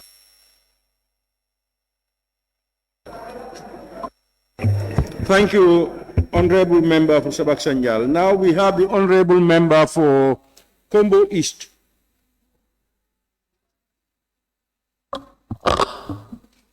Assalamu alaikum, my colleague members of the National Assembly, and I'm here to thank the Minister for the deliberations of the budget. I only have an observation to share here. As my colleague member for Brikama South had just highlighted, in the instruments that were given to the members on the revised budget, the figures were very misleading because they were mismatched. The one on the revised budget sheet book here for the revised budget for 2022, and the sheet, although it was not an official document, but it was a slot within the package to go through, and which seems to be a summary of where we should be, because of the limited time, we should be banking our studies on the page, on the summary sheet, and figures were not matching. So to me, I would urge the ministry, going forward, whenever they are presenting documents to the assembly, should be well reviewed and then be presented as they should be. Secondly, yes, the revised pay scale is a prerequisite considering the inflation trend that we are enjoying upon. But then I would have suggest this increment goes on the allowances instead of the basics, because these basics are subject to taxation. And these taxations are also subject to a reduction of that same expected earning, take-home earnings. So in doing so, we know civil servants are there waiting for their salaries to be paid. But then I would suggest for the ministry going forward to make its, due diligence in trying to not to rush it up to these dying minutes to present such an important revision of a whole budget almost halfway, in trying to make the parliamentarians to take decisions this way. That is my suggestion. That is my observation. I thank you very much. Thank you. Thank you very much, Honorable Member for Combo East. We now have the Honorable Member for Same. Thank you very much, Honorable Speaker, for giving me the floor. Thank you very much, Honorable Minister, and all the honorable members here present. Honorable Speaker, we should know that this is not a simple issue. Increasing somebody's salary is not an issue thing. And there is nobody who will go against this, Honorable Speaker. We know. Nobody will go against this. But we are just going to look at how are they going to increase. This has been going on, saying that the government is going to increase salary. The government is going to increase salary. In fact, there was a new integrated pay scale which was out in the social media. So why the finance minister sit down up to an hour just to bring this? And you know that it is at the back of your mind that, or you make a promise that you want to increase salary. Now people are sitting down without a salary. Without a salary. I believe you should release their salaries. After, you can pay drawbacks to them. We are not helping them. What is 30% increment, Honorable Speaker and honorable members? What is 30%? It's very, very, very minimal. Other speakers have stated here, we want a general restructure. What we are doing is survival of the fittest.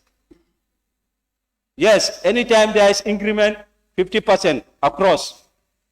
But we are not looking at the low earners. We are not looking at them.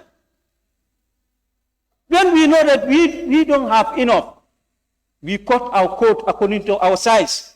Honorable Speaker, let's do that. Let us factor low earners. Let us give it to low earners. Those who are earning more, let them wait for other time. It should be like that. We know that when salaries are increased, the basic commodities also will increase. 900. And we left out pensioners because we said they were paid 100%. And some of the pensioners also, they cannot in fact buy a bag of rice. And some of them are doing nothing. They are only relying on that pension thing. At least the pensioners should also be factored and leave the higher earners. Those who are earning high should be left out and indicate the pensioners. That's my opinion. Everybody here, you are entitled to your opinion.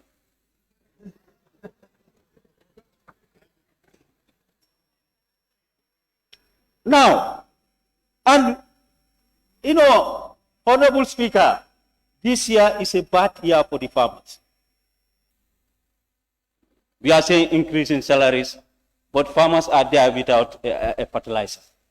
They cannot afford. We don't think of farmers also.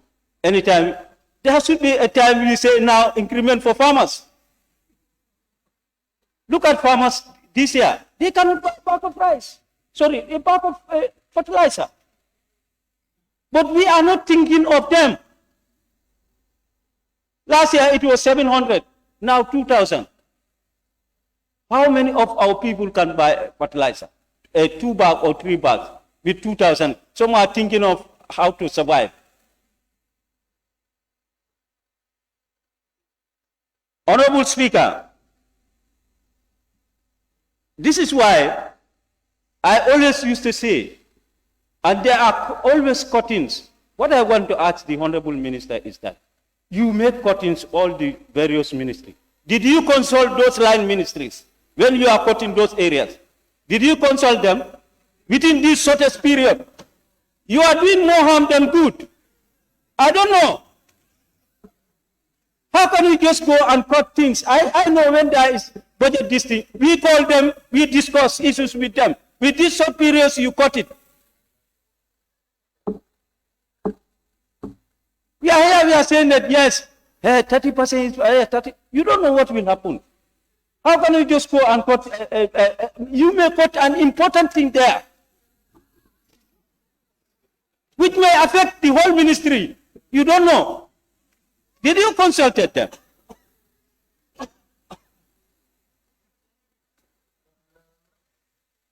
So, thank you very much. Honorable members, please let us not rush on this. Let them pay salary, please. They can pay them drawback. I believe that should be done. We cannot be sitting down here up to night.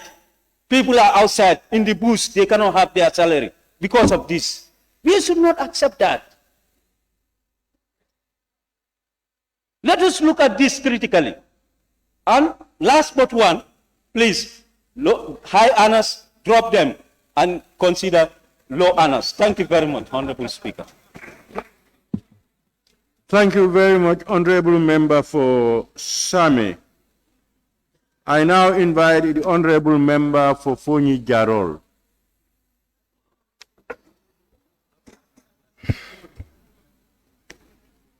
Thank you very much, Mr. Speaker, for giving me the floor. Honorable Speaker, for giving me the floor. And then good morning to honorable ministers and all guests gathered here. I rise to raise up my concern and observations on the revised budget. What I want to first discuss is all of us present here, we are all Gambians. We differ here based on our appointment to offices and then our political affiliations. But what we have in common is the interest of this country. But are we ready as a nation to move this country?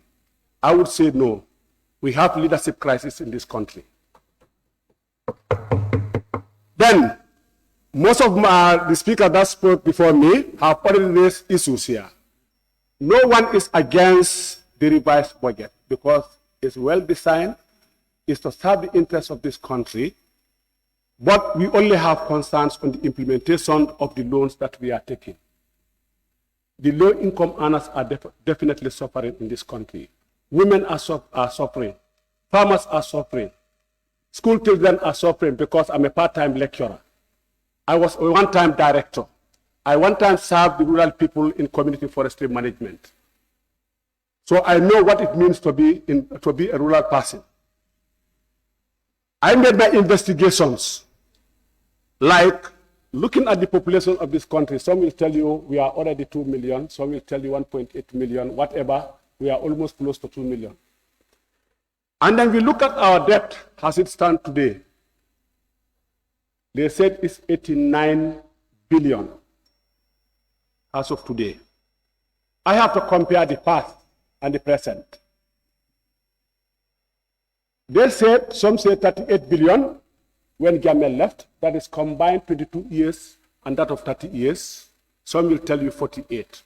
Whatever within this short period, 6 years, we are at 89, almost doubling the 52 years. This is what the investigation I have made. Just allow me, please. Somebody wrote it. I made the investment development. That's why I said some say 38 billion. We are here to discuss for the interest of this country, not personal. I am talking on behalf of my people. Whether we accept or not, whether we are here to defend priorities, the day we are taking the oaths here, we swear to defend the interests of this country, not a party, not a political party. Yes. So we all know that everybody is suffering. So we have to look at what is happening here. The low-income earners are suffering. The 30% is nothing. Because someone who is earning $3,000 is just $900. You have how many percentage deduction? Like the 5% and other things. As we speak, even before we approve this revised budget, already the civil servants are yet to receive their salaries. They have already done borrowings. Pay them salaries tomorrow, they go and pay their debts. Nothing is left with them. So where are we helping them? How can we afford? So I mentioned leadership crisis. Some people may not like it, but that's the reality. I was one time a leader, and this includes all of us here. As a leader, we need to listen, we need to learn, to be able to engage people, to achieve development. Is that happening? Just board on the taxi, just put your private cars and board on the taxi and hear the comments, whether you hear someone speaking positive things about what is happening in this country. Everything is lacking behind. We are not against the revised budget, but the implementation of the funds is where the problem lies. We take loans that are to be paid, and then it ends up into individual pockets. It does not impact the lives of the people. That's where our concerns are. We need to bridge the gap. It's not about salary increment, like what others are saying. It's about restructuring the salaries to bridge the gap. Today, if we say 50% across, it means the person who is receiving $40,000 in salaries is going to $60,000. What of the one who is paid $4,000 is only receiving $6,000? Look at the gap. And then the culture in this country is increase salaries on Monday. Basic commodities will be increased on Friday. A bag of rice will go up, oil will go up, fares will go up. We expect our securities to protect us. Example is given here, their house rent is $250. Even in my village, Fonyi, you cannot have a rent at $250. Much more the person who is just renting in the urban area. Where I was working as a director at the livestock, Abuko, they are even without mobility. Sometimes they have to come to me to borrow them a vehicle, or they have to hire a taxi to do their services. And we still expect that they will provide us proper services. This is why I say that we are not ready as a nation. We should stop defending political parties. Politics is over the day you are voted into office. You are here to protect the same people and fight for the interests of the same people. We should not be here just protecting because it favors where you belong to. No. Here where we all belong to is the country. We are not serving foreigners, but we are serving our own people. And it is our people who elected us to be here. I am not here to serve the interests of anybody other than the Gambian people.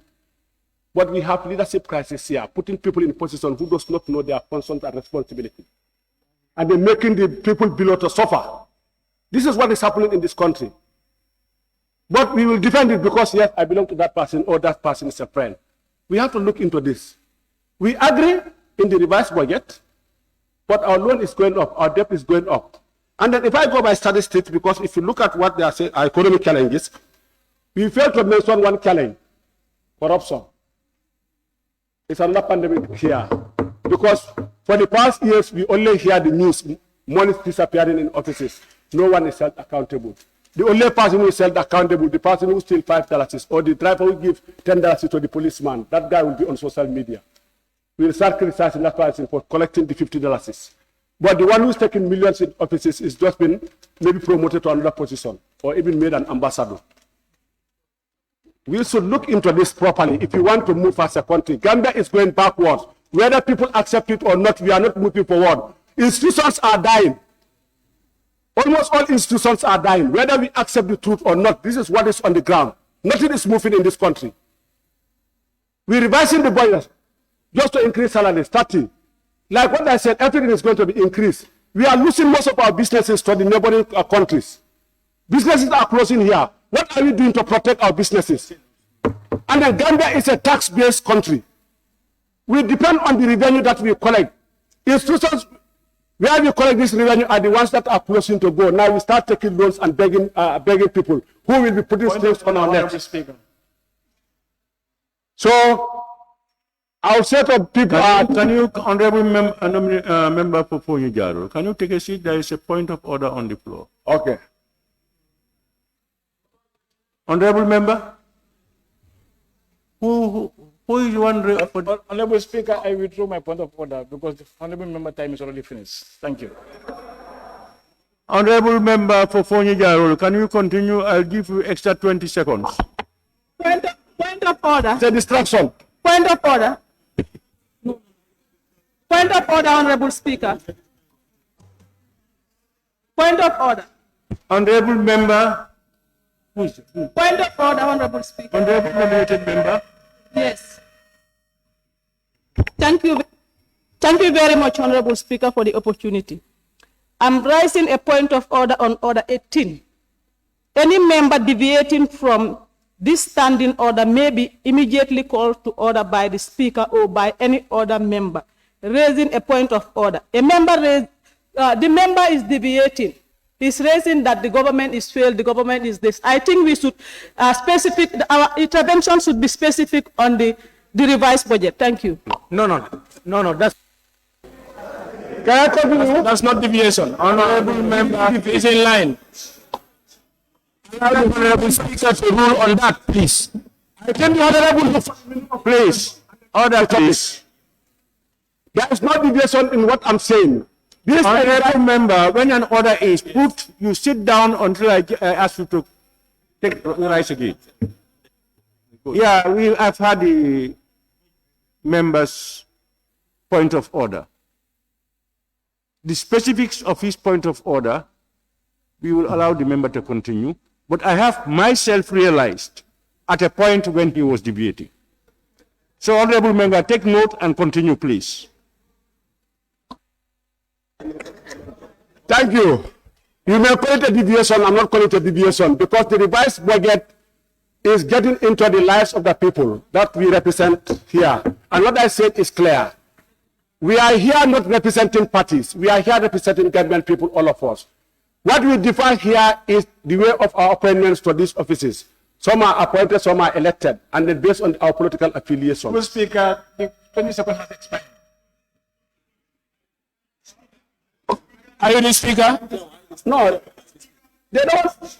This is our problem because we don't want to hear the real place. You don't want to hear what is real on the ground. I am here speaking on behalf of my people. I am not here when people interrupt you. Sit down until I call you back. They are interrupting my. Don't argue with members. You will always be given a chance to speak. Now round up, honorable member. Just round up for 10 seconds. Get up and round up. Not, let me just say thank you because the people don't want to hear the facts. Honorable member for Fonyi Jarol, thank you. I now have the honorable nominated member, Fatoumata Jawara. Fatou Jawara. Thank you very much, Honorable Speaker, for the opportunity. I will begin my intervention in the loan component. Honorable Speaker, I think we must commend the government and the Minister of Higher Education, Research, Science and Technology by venturing huge amount of loan into our educational system. Point of order. Point of order, Honorable Speaker. Authority.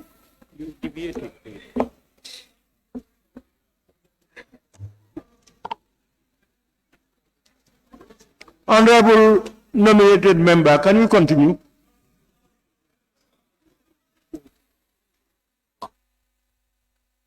Honorable nominated member, can you continue? Thank you very much, Honorable Speaker. They want to distract me, but it will not work. Honorable Speaker. Observation, please. Honorable nominated member, observation, please. I want to observe you. Thank you. I think you're getting it lost. We are discussing on the revised budget and not the loan aspect. Please. Thank you very much. It contained in the budget, the revised, but it's okay. I will still continue with the revised budget. Thank you. Thank you for the opportunity.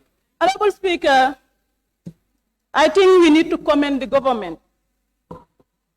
The transitional government that increased 50% salary increment for the civil servant and 100% for the pensioners during the mid of the pandemic. Honorable Speaker, I have a reason for supporting this, and I have a reason for commending the government in doing so. Honorable Speaker, the government has achieved tremendous achievement during those periods, and yet today we are witnessing another significant milestone by increasing 30% to the entire civil servant. I think that is a laudable achievement that we all need to commend them. Honorable Speaker, considering the current take-home of average Gambian before the coming of this government, I think we all need to be realistic. Honorable Speaker, honorable members, I think we should stop playing with the gallery and be realistic, honorable members. We all know our current take-home as Member of Parliament. We all know the current take-home of honorable ministers. Honorable members, there is a reason why we are called honorable members.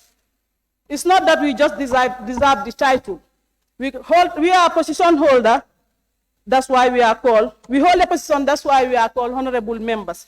So it doesn't mean that those who are not honorable, we are better than them. But we cannot be equal with them, considering the fact that we shoulder different responsibilities.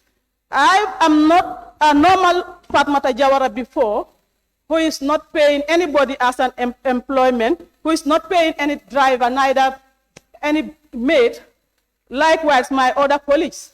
But if you shoulder a position of a honorable, you have to have other responsibilities, and people rely on you to help them.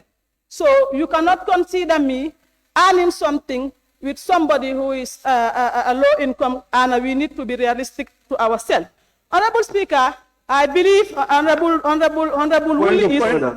Observation. Point of order. Observation. Authority. Okay.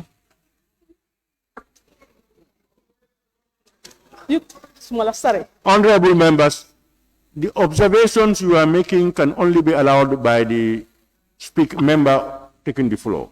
The point of order, who is, yes, please. What's your point of order, Woolley is? Honorable Speaker, as per our standing orders, 29(5), no member shall impute improper motives to any other member. What we are expressing here are our opinions, and people should not impute any motive to that. That is my point of, and the honorable member is saying we should not play to the gallery. No one is playing to the gallery. We are expressing our opinions. That's what I want to express. Thank you. Thank you very much, honorable member. Member, wait until the point of order is clear. Let's not misconstrue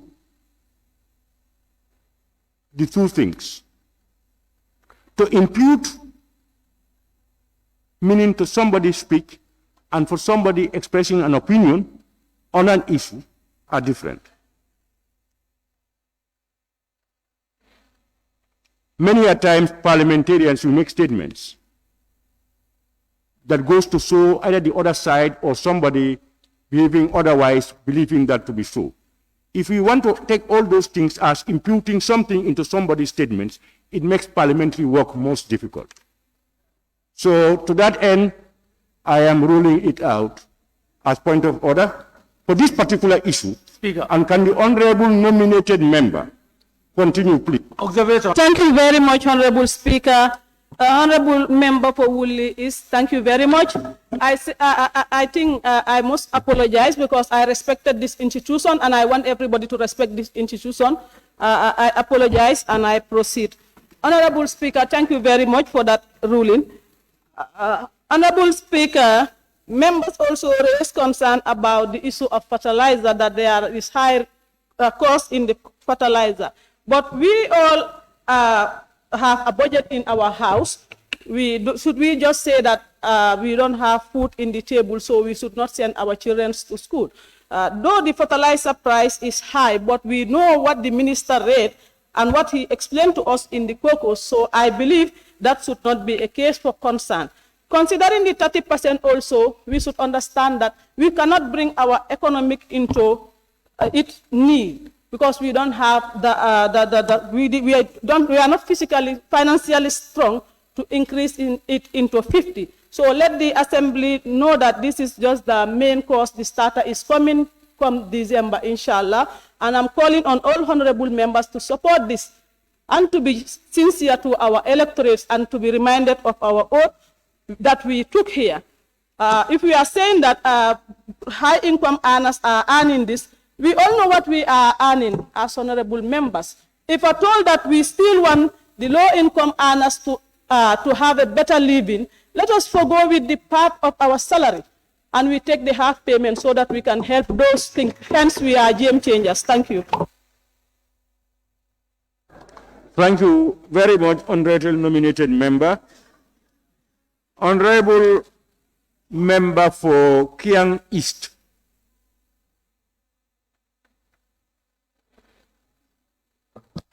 Thank you, Honorable Speaker, for the opportunity. Honorable Speaker, the task we have in front of us is very important because it deals with the second most important document in the country, apart from the Constitution, the appropriation bill. This one, the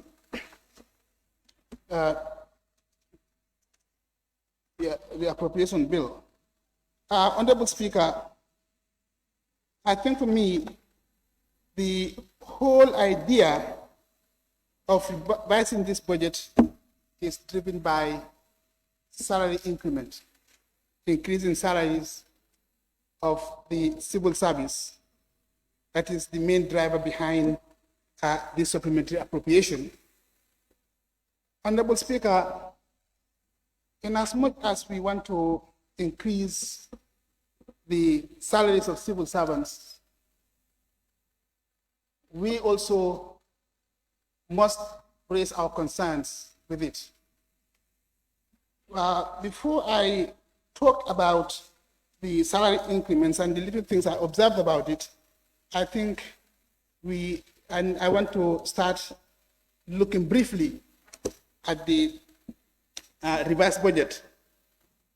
In the Honorable Minister's statement, he said the proposed budget is reflective of the current economic realities and consistent with a stable macroeconomic framework. I want to ask the Minister whether indeed he believes that whether he believes that this will not have any negative implication on our microeconomy. That's the question I want to put to the Minister. And for me personally, I am not sure if indeed this appropriation is going to be helpful, because it fails to address the problems of ordinary Gambians. We are living through very, very difficult times. People are poor, people are hungry, farmers do not have fertilizer, they cannot afford it, it's too expensive. And we are almost halfway into the rainy season, and without fertilizers, we can expect low productivity in the next harvest season. And of course, we know the consequences of that. It's going to be suffering. Food shortages is going to continue. So if this revised budget fails to add anything or fails to capture anything for the farmers to subsidize fertilizer for farmers, I think this is a very, very serious issue. So I don't think it is intended to address the issue of the problems of ordinary Gambians. We also have problems with our health facilities, in the health sector. No drugs. Everywhere you go, there are drug shortages. Yet, this appropriation did not capture anything, did not add anything for the Ministry of Health to buy drugs for the people. And in fact, instead, it has cut some, it has cut some of their budgets by 6.6%. That's 6.6% of the health budget is cut. Honorable Speaker, the Ministry of Higher Education, Science and Technology, the budget is cut by 8.1% to 23,196,000. Health and also in agriculture, we have similar cuts. National Audit Office by 65%. And of course, those of us who are in the assemblies here who engage all these ministries, departments, and agencies in the National Assembly during the consideration of their audited financial accounts, the persistent problems that we have been having here is that for many institutions is that their audit reports were not ready. Their audit reports are also always pending. Why? Because there isn't enough manpower in the National Audit Office to do the exercise. So I would have thought that this sum should be maintained in their budget to be able to train more manpower so that we can, okay. All right, Honorable Speaker, let me just move quickly to the salary increment. Like I said before, I will keep it short. Nobody is against the increment of salaries, but for me, 30% is way too low. 30% for a $3,000 salary earner is only $900. Will only add $900 to his salary. Those that are receiving $15,000 will have up to $4,500 in salary. For me, that does not make sense. I would have thought that this thing should have been properly considered, looked at carefully, so that people who are at the lower scale or lower end of the scale receive more increment than those that are higher up. In that way, the gap will be bridged. Last night, I was speaking to one security officer, and she was asking me about the salary increment. When I told her it is 30%, she felt disappointed. I could read disappointment in her voice, and I know that it's right across everybody.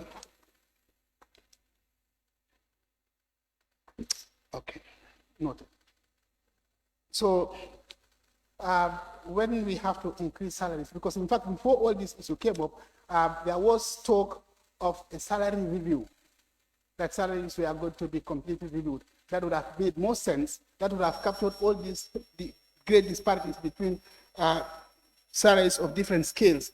But since that is not done, justice is not done to the whole salary issue. And I think if it is not too late, I would encourage, the Ministry of Finance to go back, take these things back, look at it, revise it, even if they have to pay salaries for this month. Let them pay salaries for this month. Then after everything is sorted, then they can just pay the outstanding balance. That would make more sense. But people are very poor. People are earning very, very low salaries. And, that is not good for the country. Salaries, yeah. And when they look at these salaries again, I think minimum salaries should be able to cover the basic living expense of families. Because you cannot pay a salary that cannot even buy a bag of rice for you. And people who are in the low salary and in the low scale, with that low salary, they have to pay rent, buy food for the family, pay school fees, food medical bills for the family, pay transport to office. And at the end of the day, what happens is they end up eating all their salary before even salaries are paid. Why? Because they take loans. And by the time the next salary comes, all the loans are consumed in the salary. So it's like working for nothing. That's not good for the country. So, Honorable Speaker, with that submission, I beg to take my seat. Thank you very much, Member for Kiang East. I now invite the Honorable Member for Woolly East.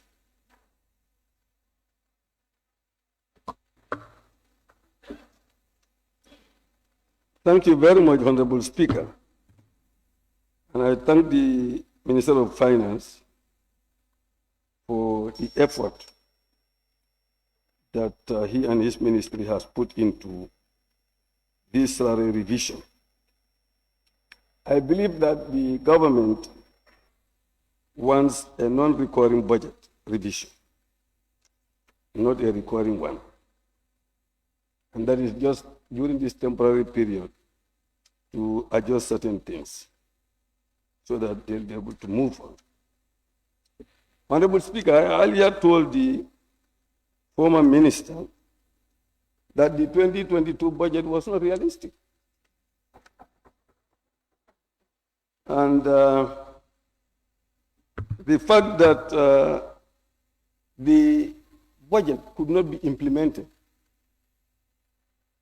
halfway shows you that the previous one was not realistic. So when we are making budget, we should make it realistic.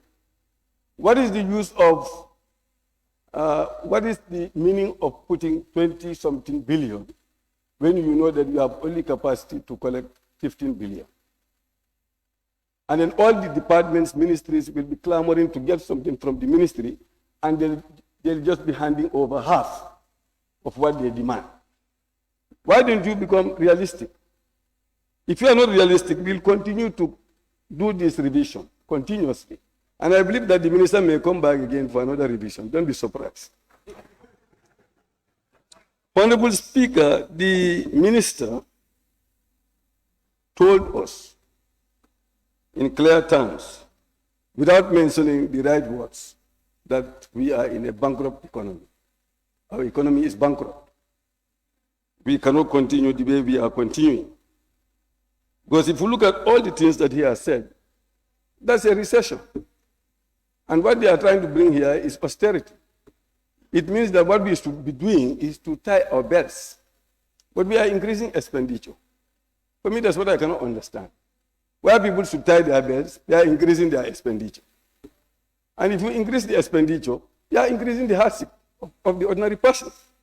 Honorable Speaker, if you see that he said in his introduction, the resulting effect is the growing poor performance of domestic resource mobilization, affecting all oil-related taxes, as well as putting increasing pressures on government spending needs. They are not collecting what they should be collecting, but we are increasing what we should be expending.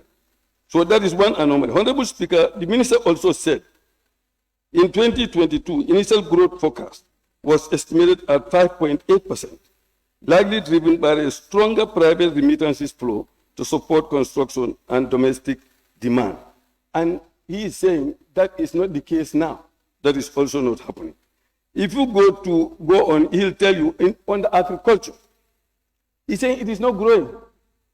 That's what the minister is saying. So the economy is not growing, it's going back. Also on the tourism, he's saying it's not improving, it's going back. Inflation, he said, is getting higher and higher. Before he came to this position, it was something like 9 point something. Now it's 11 point something %. It's going higher. If we look at the overall outlook of the economy, he's saying it's going from bad to worse. That's what the minister told us here. It's going from bad to worse, according to him. And he also said we need, for this to happen, this salary increase of 30%, just the 30%. He said we require 575.8 million to do that. So if you go on, you'll see when it comes to debt, I want to ask the minister, what have you actually done? There must be something innovative there. What have you done to cut this debt service by 415? Maybe you agree with the IMF to do that, but how do you do that? That'll be interesting to know. Honorable Speaker, on revenues, there is a general decline in revenues and grants. The continuous subsidy on petroleum products to the tune of nearly $1.0 billion for the first 6 months of the year affected the revenue performance for oil-related products. So which means that the revenue we are getting from oil, that is the fuels, is going down, and therefore we are going to increase the pump price of fuel. So if we give 30% to the worker, then you increase the fuel. And then the transport will also increase fares. So we are taking it from, it's like giving away from the left and taking it from on the right. So it's not an increment. It's so minimal that it will hardly make any effect, positive effect on the ordinary person. Honorable Speaker, if you look at these revenue items resulting in overall reduction of 3.277 billion, that's what we are missing in revenue side. Every effort must be done to collect revenue. And we keep on saying this country is a tax-based economy. A developing country like this, we are not the United States of America, where we have conglomerates, industries all over the place, paying taxes to government. We are not that. We are dealing with ordinary people, with small businesses, etc., and farmers, small-scale farmers. So therefore, we need to be thinking about productive base in addition to the collection of revenue, in addition to taxes. That's what we should be doing. Honorable Speaker, people always mention Ukraine and the pandemic and all. Our economy itself is not growing, irrespective of whether there is a Ukraine or there is a Yemen or there is any. Nothing is growing. So we must make effort to ensure that our economy grows. What will make our economy to grow? He's saying industry is also going down. Construction is also going down. So tourism is also going down. So nothing is going up. So it means that even if there is no Ukraine, we will continue to have this problem. Honorable Speaker, I want to say that what the ministry is planning is to borrow more money. That's what we are planning, to pay taxes. Because the external borrowing has increased. That will not affect us much at the present. But the domestic borrowing, and I'm going to accuse this government because they gave us a policy. The policy of this government from 2017 to now is that they were going to have a policy of reducing domestic borrowing with a view to allow the commercial banks save money to be able to provide to the investors to put it in the productive base of the economy to ensure that the economy grows. But that's not what they are doing. They are deviating from that now.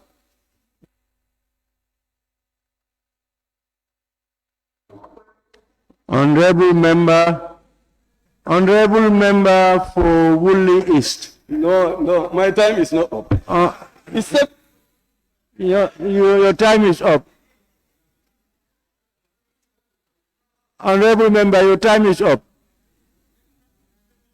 No wrap up.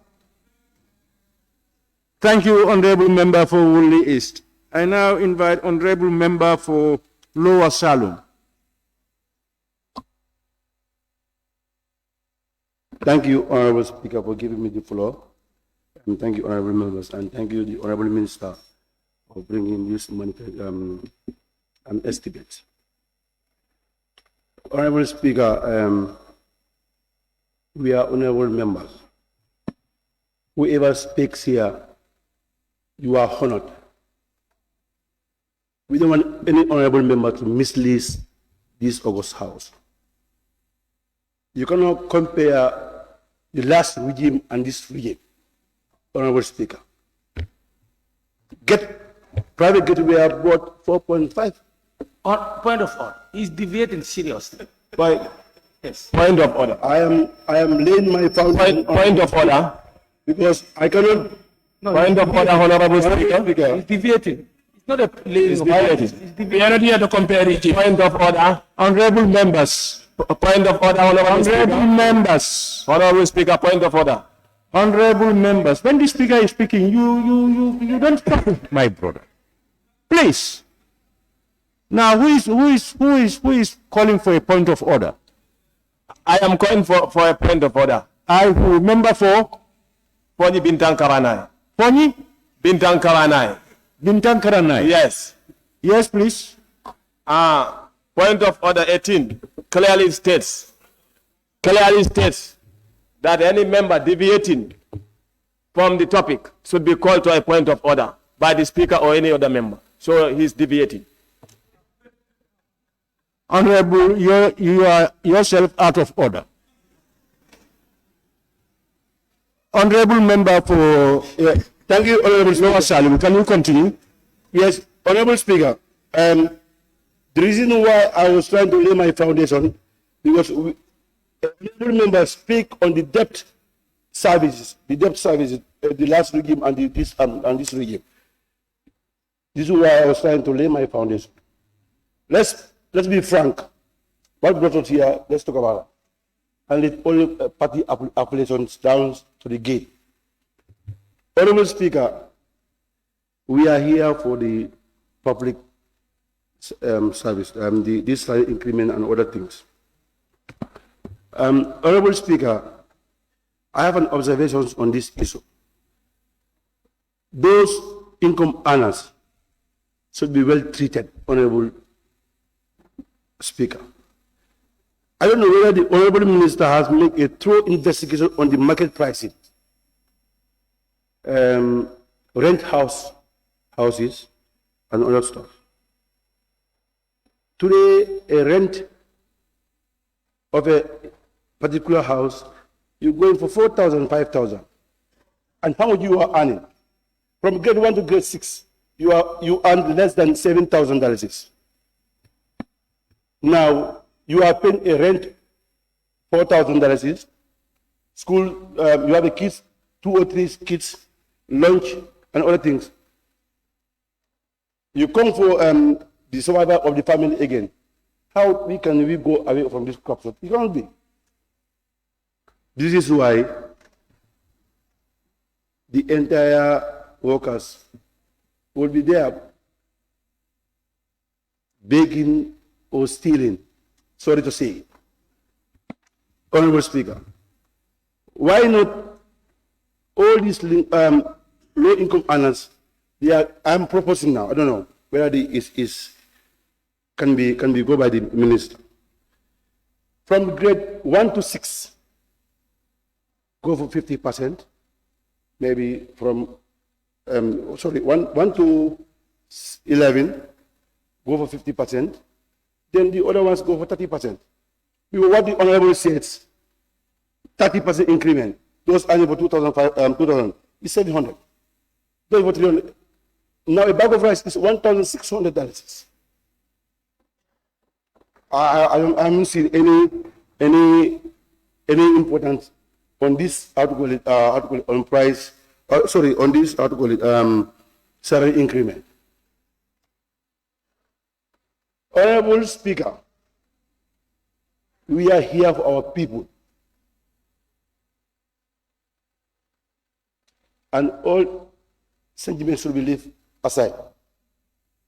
We are voted by our people. These are the nurses, teachers, and other civil servants. As we say, a bag of fertilizer is $2,000. How much farmers can offer it?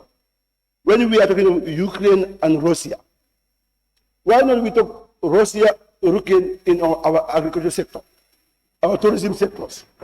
We improve those ones. It's better than going for Ukraine and Russia. Today, a bag of fertilizer is how many dollars? $2,000 plus. If we invest on our monies in agriculture, we can able to manufacture flowers and other stuff. Why don't we concentrate on those ones rather than bring on this issue Ukraine, Russia? Honorable Speaker, yes, I am 100% in agreement of increment of these salaries. Before I be misquoted, I was just trying to lay my foundation because of we are in a political diversity. If you want to say your truth frank, they might take you on a link, whilst you are not. No, leave me alone, please. Allow me to do my things, please. I'm representing my people, not you.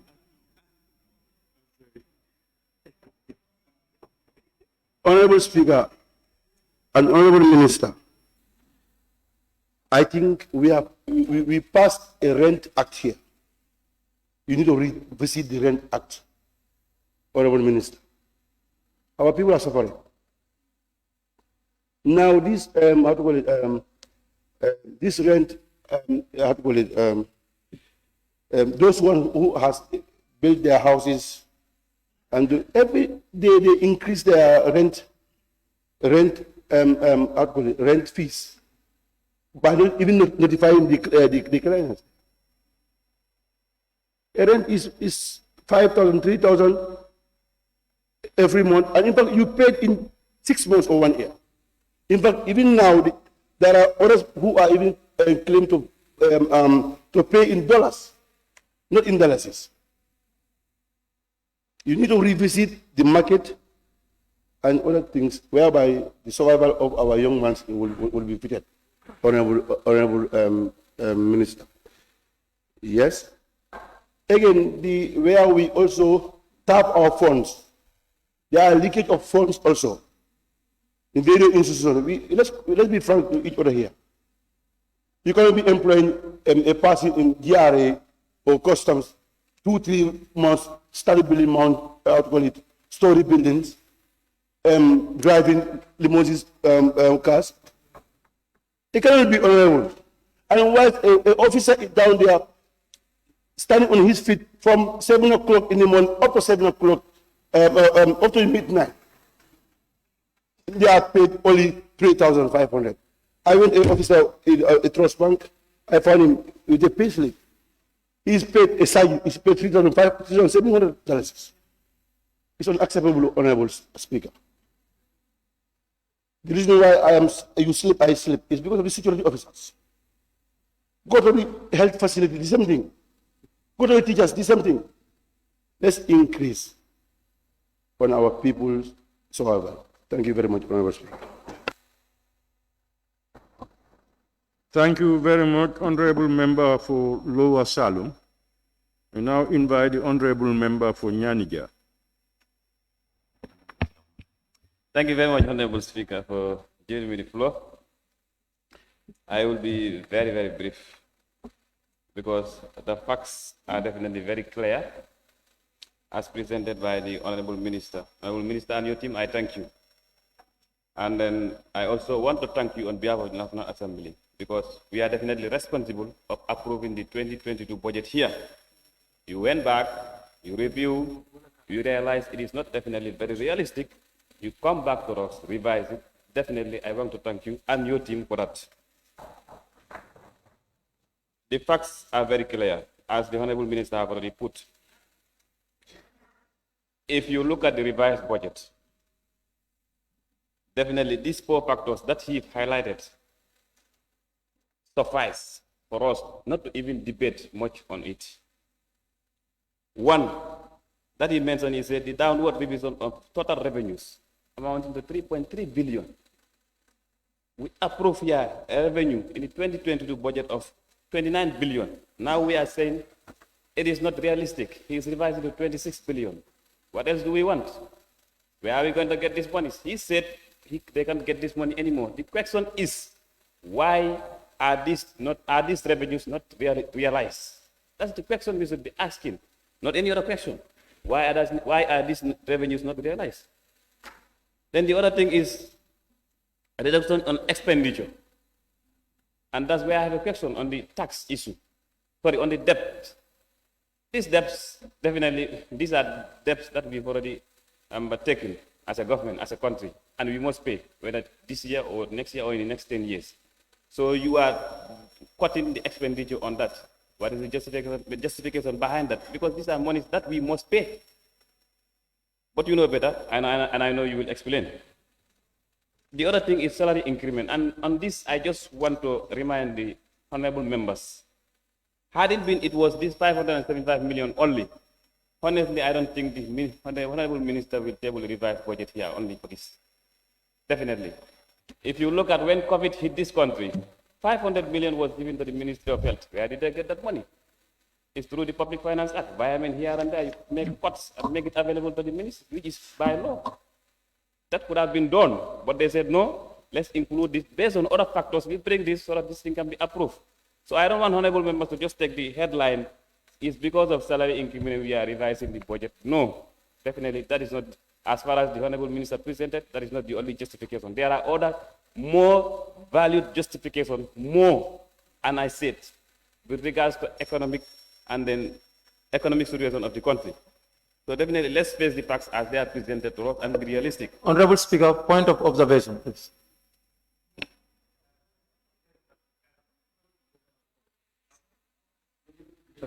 Honorable member, point of observation can only be given by the speaking. So immediately it is made, if the speaker sits down, then you know you can rise to the point of observation. Honorable Speaker, I rise to observe that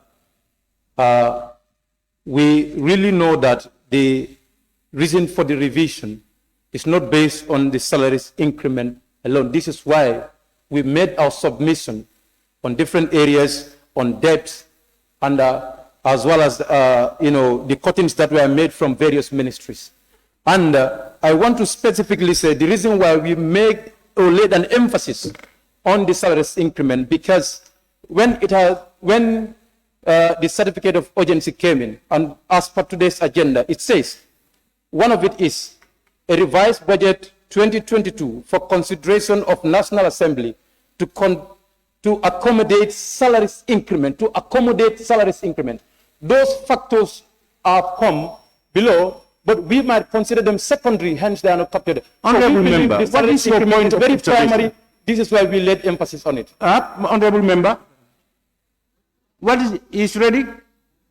Yeah, but I think the minister has given various reasons for these things, and people are just expressing their opinion on those things and how they see it. Please, can you continue the honorable? Yes, thank you very much, Honorable Member, for Kiang.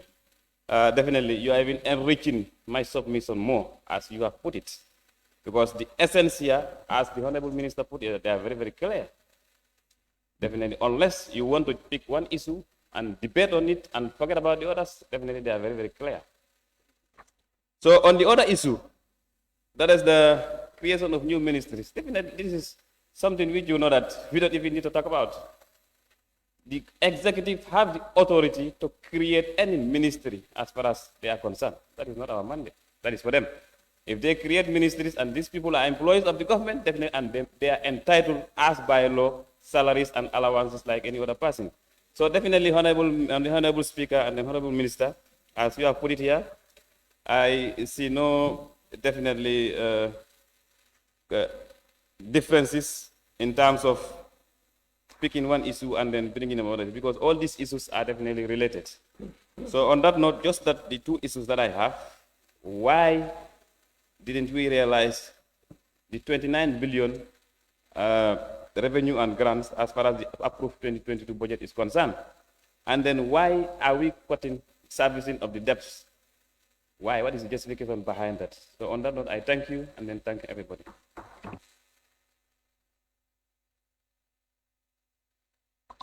Honorable members, let me remind you, this timing is tied to your microphones. If you talk for 2 minutes, you are interrupted, and then you put off your mic, you start again, it starts afresh. And then we will take note of your 2 minutes.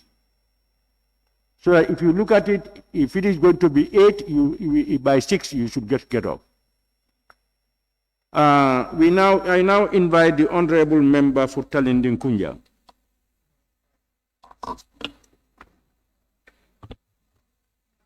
Thank you very much, Honorable Speaker. I believe we are all here for the interest of our people. And I, for one, I am not against the government, neither am I in for the government. I'm in for what impacts positively for the people of this country.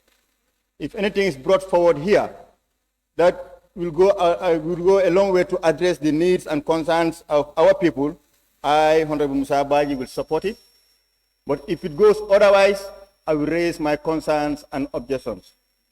It is in that light that having listened to Honorable Minister's submission, that I beg to differ with the reasons advanced as to this budget revision. Like, let's start with inflation. Like, for instance, inflation has been here for some while. And then we cannot see that it is a tangible reason to curb inflation while increasing salaries. I personally, I have high hopes on the Honorable Minister, given his background. But I was expecting the Finance Ministry to come up with robust policies that are designed to address and curb the impact of the inflation. Because inflation, everybody in this country bears the brunt of inflation, not just the civil service sector. So if you bring a salary scale to help civil servants address the inflation in terms of the hike in price of commodities, what are you doing to the people who are in the private sector, to the Gambians who are in the private sector, who are in the informal sectors, the people in Bulibana, in Basse, in Koina, who are not civil servants? What is the economic policy to address the concerns and difficulties of those people so that they don't also feel the pinch of the inflation? I was expecting the ministry to come up with something like that. Because for me, it's not just feasible to just increase the salaries, and then you've confirmed here, you don't expect the inflation to go below 5% for the rest of the year. What happens if we increase now? 2 months later, inflation goes up to after more than 10%. Should we now come back again and revise? Should we be just adding salaries just to make sure we curb inflation? I think we should be having policies that are geared towards addressing the inflation, so that the larger population, we all enjoy, because we are all Gambians, because we all go to the same market. We all buy the same bag of rice, the same onion, the same thing. So it's important for me, generally, like many people have alluded to some of these, the differences. It's just like widening the income margin between the high earners and the low earners. The 30% is the same line. For me, I would have expected the finance ministry to come with allowances, like cost of living allowances. Like somebody said, the income, the take-home for police officers and teachers and all that is very low. Now, to address those things so that because we are talking about inflation, so that they have something for a better living, we look at an allowance that's not going to be taxed. Ministers are having cost of living allowance. Why not we create cost of living allowance for all the civil servants? And then look at the market, what is affordable, what that can help them to have a decent living. Because 900 to somebody's this thing, I don't think that is something we is addressing anything at all. But then we have to welcome that, not that we don't appreciate that our people must be remunerated well.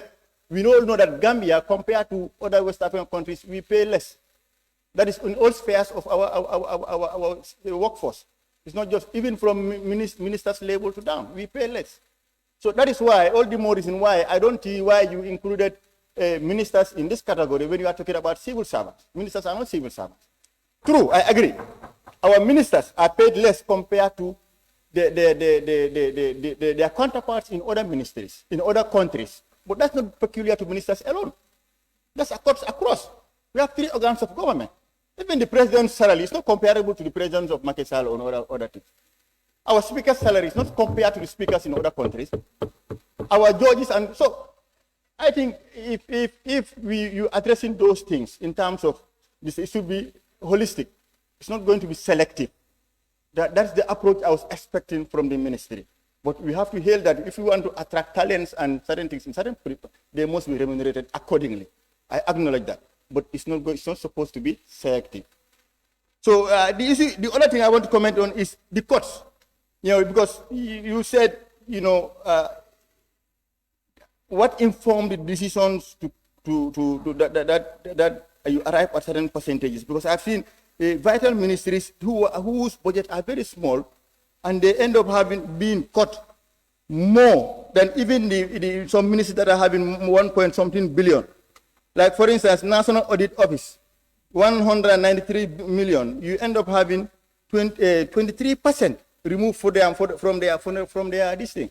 Whilst the Minister of Finance, that is 1.3 billion, is just removed 14%. What informed those things? And then you have local government ministry. I want to note here that successive governments from colonial period do not take this ministry seriously.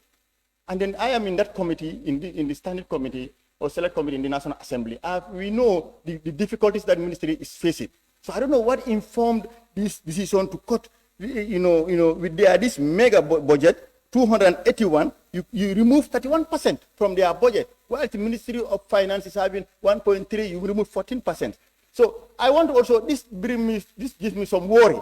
What are those vital signs, vital services that are cut from this ministry? What negative impact is it going to affect in their ministries? Because I was happy that the revised one, the previous one I received, Ministry of Health but recently I received a revised one. They have been added. That one is a good one because I don't expect anyone in this time of this country to cut Ministry of Health. You understand? So I want the ministry to elaborate on the Minister of Finance to inform this gathering what informed their decision to cut lower ministries that have lower budgets with higher percentage than even ministries that have higher districts. Thank you very much, Honorable Speaker. Thank you very much, Honorable Member for Talending. I now invite the Honorable Member for Latrikunda Chabiki.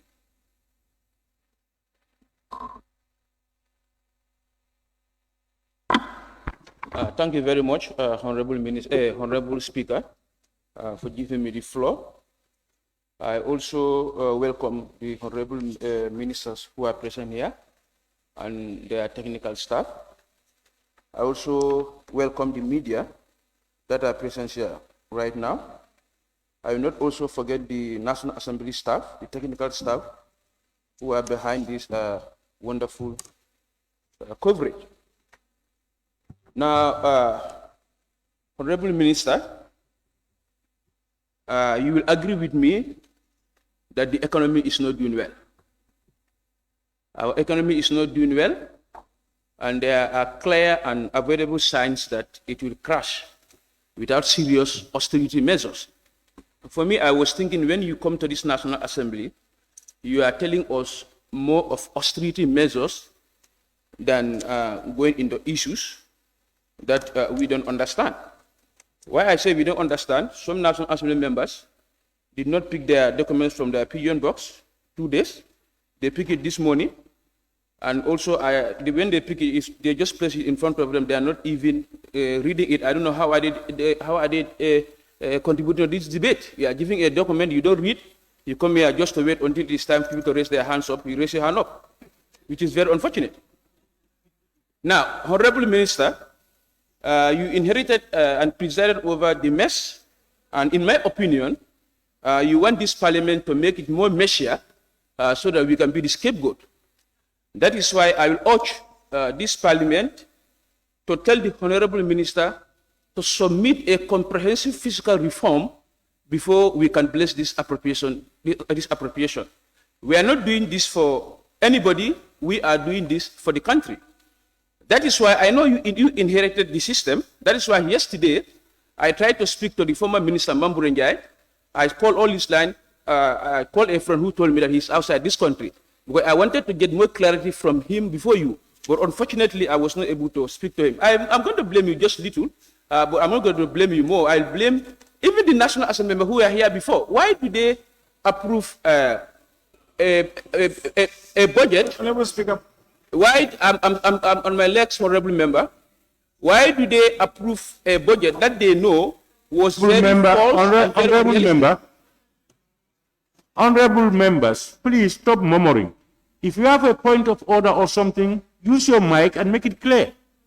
Please. Honorable Speaker, point of order.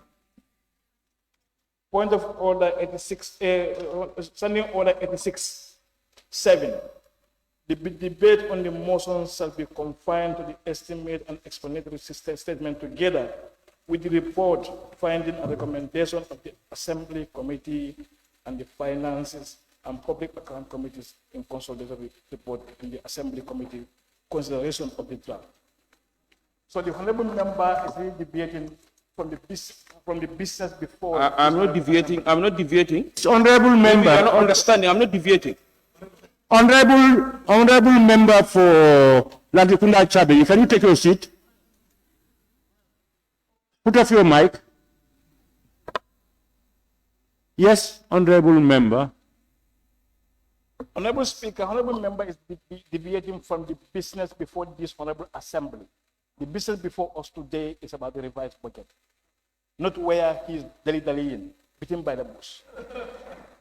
Where specifically do you believe the honorable member has gone? 9-7. I mean, what? Listen, honorable member.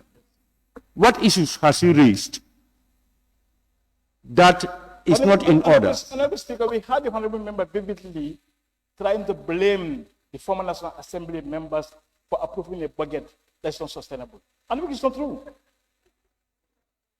Thank you, honorable member. Honorable member, that one is specific. You know, you don't apportion, you are not a member of the National Assembly. The members here consider it in their best, according to their best interest. Then, so you cannot just come and then make that blatant statement against all of them. Then you don't have the facts. Honorable member, honorable speaker, I have the facts before me. That's why I'm speaking like this, because they were the members who approved a budget that was unrealistic and false. I'm just trying to give you generally what I was trying to say. Honorable member, you are not here to apportion blame to former National Assembly Thank you, members. honorable speaker. Thank you very much. Please, when I'm talking, sit down. Honorable member, we are not here to argue.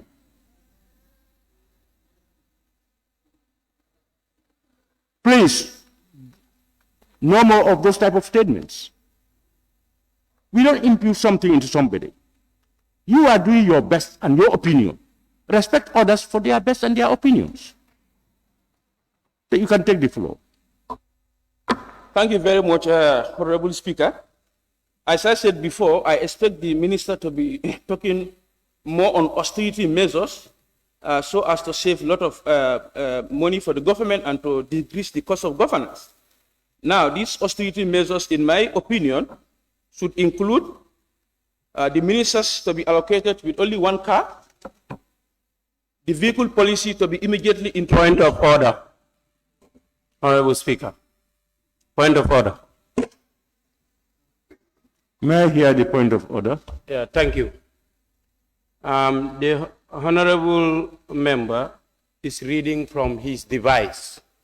And according to the rules of order, 17, behavior of members, E, members shall not use mobile phones or any other electronic devices in the chamber or at committee meetings. I submit. Thank you. Honorable member, point of order sustained. Honorable member? Honorable member, when I'm talking, sit down. I've told you this. Put off your mic. Honorable member, you must not read from documents, no, until you want to make reference, and you don't use mobile device, this device is here. Please. You can go ahead. Honorable Speaker, that is exactly what I was doing. I have my talking points that I was referenced to actually, and I think anybody who spoken here and kept quiet before, we are all using their devices. Point of order. See, honorable member, you don't argue with people. Point of order. Point of order.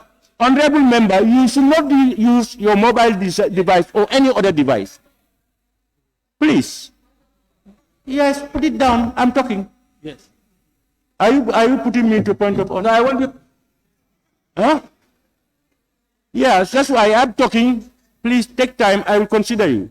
Honorable member, what I'm trying to clear is you can use your notebook or any other to put your jottings, but don't use these devices, technical devices. Yes. Honorable Speaker, point of order 17D has been explained by the honorable member of Sabah Sanjal. Members shall not read newspapers, books, letters, or other documents except when making reference to such parts therein as may be directly connected with the business of the assembly and with the permission of the speaker. And I believe the honorable member was making a reference. Honorable member, you are making two different points. The member said he was using a device. You are talking about making reference to newspapers or documents. Please, honorable member, you yourself, you are out of order. The member is telling you, the honorable member is making the point of order that the honorable member is using a device. If the honorable member, if you are quoting from newspapers or looking at your notebook, it's fine. But don't use the device. Please. Can you continue, please? Thank you very much, Honorable Speaker. Honorable Minister for Finance and Economic Affairs, I said it in my preamble. I will urge you to go back and resubmit a clear budget that is going to be understandable by National Assembly members before we can bless it. Note, I am not saying that I am against the salary increment. I'm not implying that. But I want a salary increment that has been pronounced by the executive. There was a time salary increment was pronounced by the executive. The executive failed to do this, so that the minister come here to make a scapegoat to say it's the National Assembly members who did not want your salary increment. That's not the case. We want salary increment, but we want it to affect or impact the lives of citizens of this country. The government, this government, in my opinion, lacks economic wisdom and fiscal prudence to generate growth in the Gambian economy. Now, your main concentration should be on high inflation, especially with regards to food prices. Now, bag of rice in this country is like $1,800. This should be your area of concentration. And you should also concentrate on high youth employment in this country. How do we save our economy? We must also generate employment. We must create employment for our youths. The collapsing agricultural sector. Other honorable members have said here before, the price of fertilizer is not acceptable, and the Agriculture Committee has deliberated on this on several occasions. These are some of the issues that this government should concentrate on, not any other thing to increase salaries. Probably it might not even be sustainable. Because what I realized is, the economy was based on false and unrealistic projection. The Honorable Minister inherited and also going with the same false and unrealistic projections. And this can lead to our economy being crushed. So this is something that I will urge the Honorable Minister and the Minister of Finance to put into consideration very seriously. Now, if we go to the budget for the National Audit Office, the National Audit Office will face serious efficiency and operational challenges with the serious cuts in their revenue. Now, for instance, you look at training cut by $1,550,000 will adversely affect the capacity of the National Audit Office performing its statutory function. So this is something I think all ministries should be cut, but when it comes in time of these critical ministries, they should not be cut, because we all know the function of audit to make our economy grow well. So if you are cutting the operational budget of National Audit Office, it doesn't give me sense at all. External audit services budget reduced to $20,525,000 will leave many government projects and institutions unaudited, as the National Audit Office does not have the capacity to carry out the audit of all government institutions. This is the implication. If you cut the budget for the National Audit Office, they will not have a capacity to perform their audit function. So I will run the Honorable Minister coming back to the National Assembly with a revised one to please put that into consideration.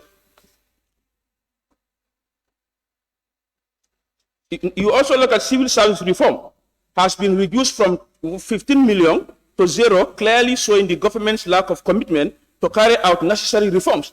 The government is instead using salaries revision without reforms as a tool to satisfy government workers to make a meaningful. Honorable member, two things. Sit down, please. Leave your mic on. Okay, but you have 1 minute. Two things. When you make jottings, jottings are not notes you read. You are reading from my own observation. Honorable Speaker, I think you are also interrupting my session. Please. You are. Please, put up your mic. Don't put on your mic until, please, I ask you to take your floor.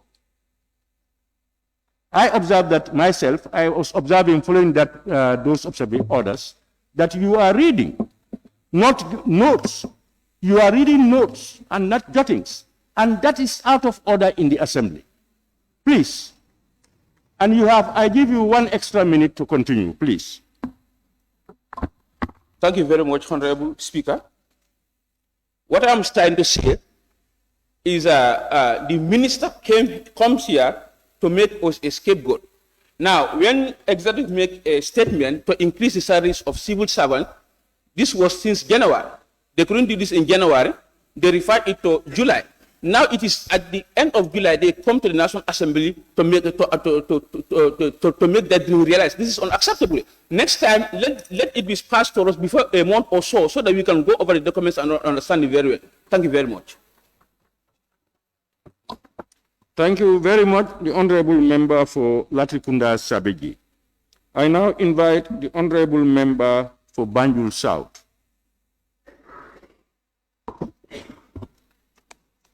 Thank you very much, Honorable Speaker, and also thanking the Honorable Minister for Finance for bringing this document to us.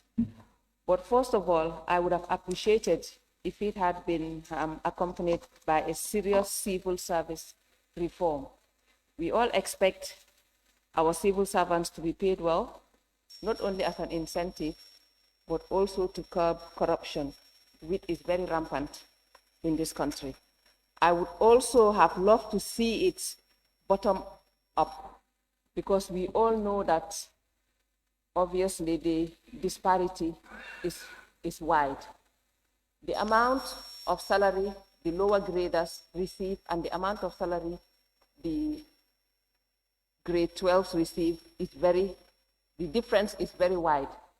And it would have been lovely to see that the lower graders were increased at least by 100%. We've all seen the salaries increase last year, but that might not be enough considering the world global crisis we are in now. It is not only peculiar to the Gambia, it is worldwide. So no sane person would say no to salary increment of civil servant, but at whose expense? We have all seen from November, December, when we discussed the last budget, I particularly did not even contribute to that debate because I saw it as unrealistic. I saw it as window dressing. I saw it as a campaign strategy to tell people that government was reducing their expenses. It was always a package. It was a lie, I would say.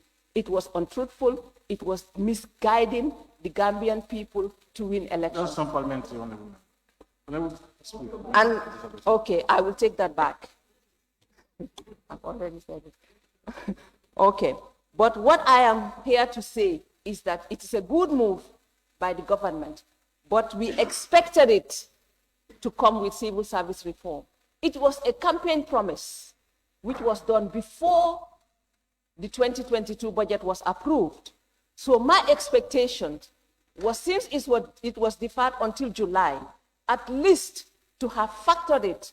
But probably the reason it wasn't factored, I was also assuming, giving the government the benefit of the doubt, that they would come with a true and realistic figure of the civil service, because we all know that there are many ghost workers, as was claimed by the government. So the fact that this increment was due in July, I gave them the benefit of the doubt and thought that they would have done their due diligence and come out with a proper government civil service figure. I think that would have been really fair. And like I said, no genuine person would say no to it. But yes, at what expense? Yes, are we going to fund a civil service that is bloated with no genuine figures? Are we going to service and increase salaries of ghost workers? Or are we going to increase salaries of genuine Gambians that deserve it? In that case, I would recommend that from the ministers, probably to grade 12, is increased by 30%, and the rest at least by 60%. That way, they would feel the pinch of the salary increment. Because as we speak, if one would go home with even $4,000, a 30% salary increment would do nothing. But again, I would applaud the government for coming up with this thought, because anyway, once that you think of the betterment of your citizen, it's a good move. But then again, is it genuine? I always ask myself. It was a campaign promise. And we've all heard His Excellency on TV say that when you campaign, you can say anything. Was it with good intentions that he made this promise, or was it only cynical to win elections?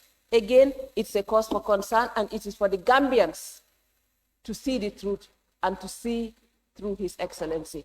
But again, I would applaud it, and I would look forward to this government coming up with ways of increasing the revenue of this country. Because like you've mentioned, you said the predicted income is not feasible. And there's the total expenditure and net lending is revised from the estimated of 32.2 billion in 2022 to 31 for the revised budget, which is good, because we are trying to cut our costs according to our side. But then again, we do not only need to look at the expenditure, we need to look at our income. How much difference is it with the income? And also thinking of coming up with 2 new ministries. It doesn't make sense. Like somebody said, if we are tying our belts, we need to tie it according to our size. Is there a need? Is it a necessity? If we are saying that there is world crisis, I think we should be more judicious with the little income, with the little resources that we have. Pay everybody well, but don't bloat don't bloat the pay list. Because adding new ministries, is it necessary? I ask myself, if it is necessary, then why not? But if it's not, then there is no need. But once again, I would applaud it and try to look at ways and means of how to increase our revenue. We've all seen the GRA mention that they have received, I can't remember the exact figure, but is that sustainable? Will that also cover the government expenditure, the increase in expenditure that this salary increment would incur? So thank you very much, Honorable Chair, and thank you very much, Honorable Minister, and congratulations with your new move. Thank you. Thank you very much, Honorable Member for Banjul South. I now invite the Honorable Member for Lower Fladu West.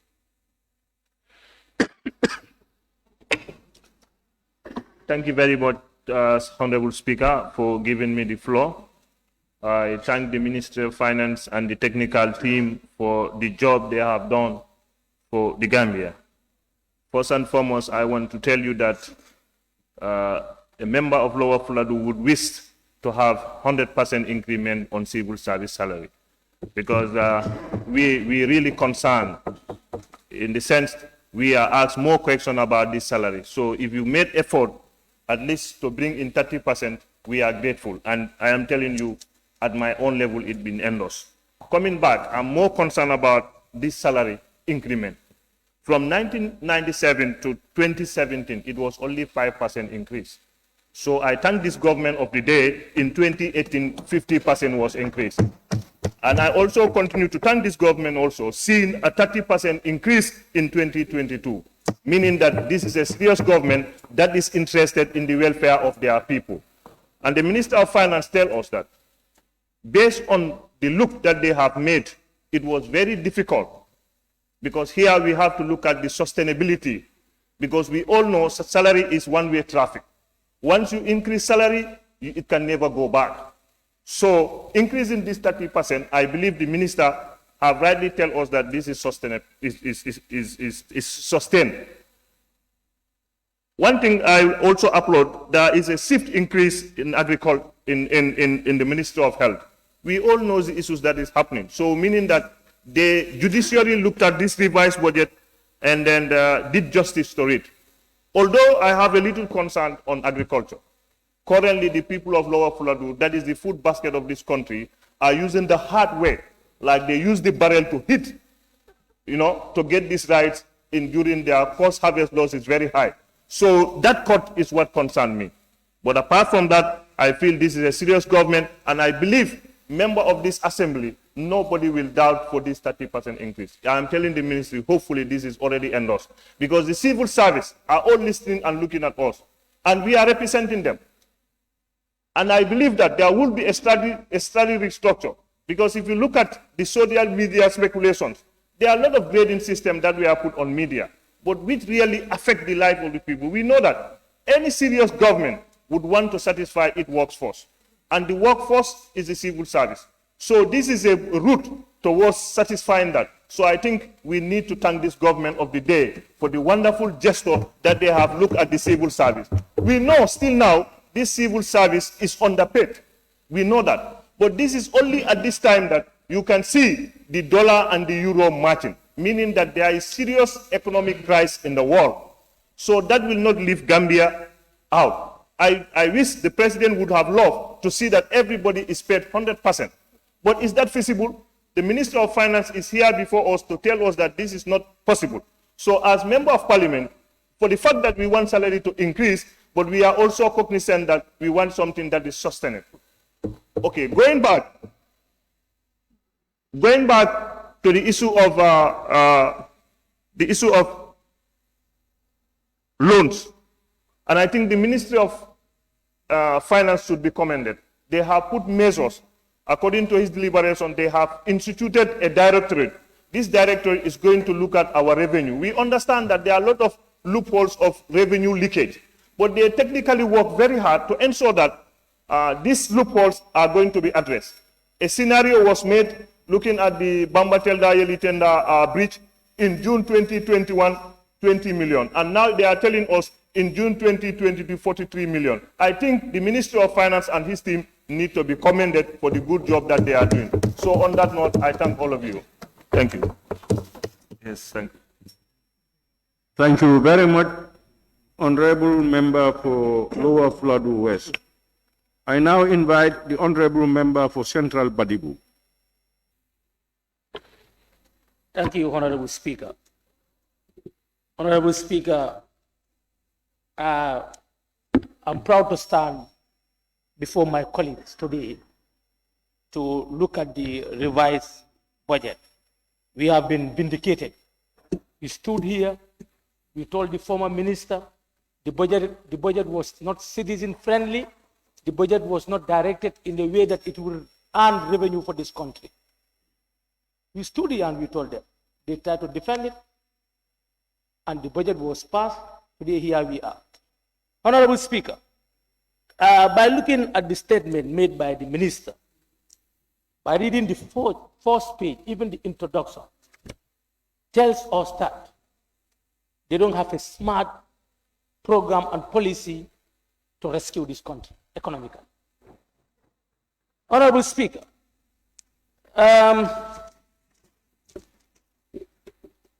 there is increase in the debt of GDP ratio, and the physical space has been reduced.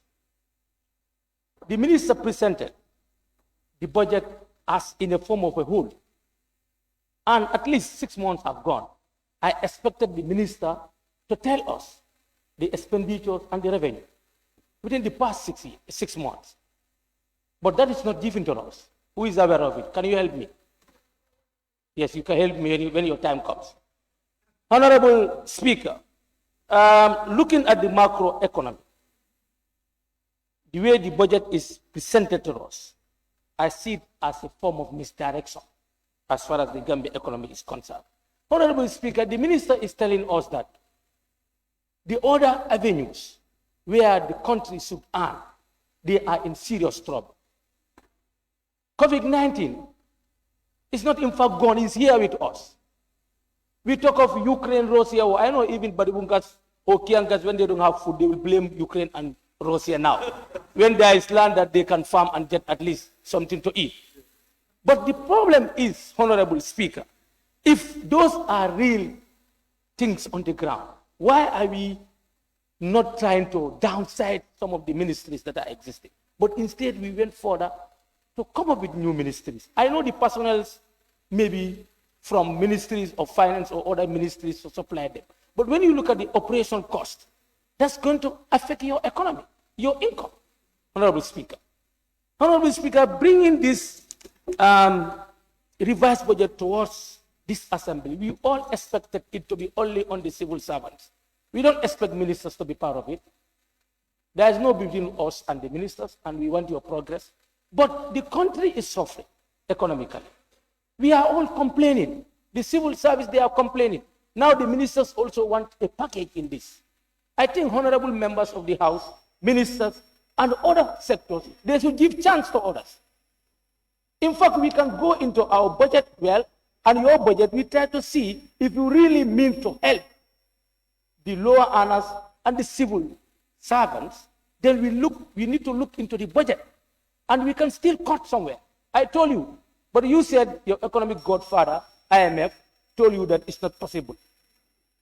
This was what we had, but it's possible.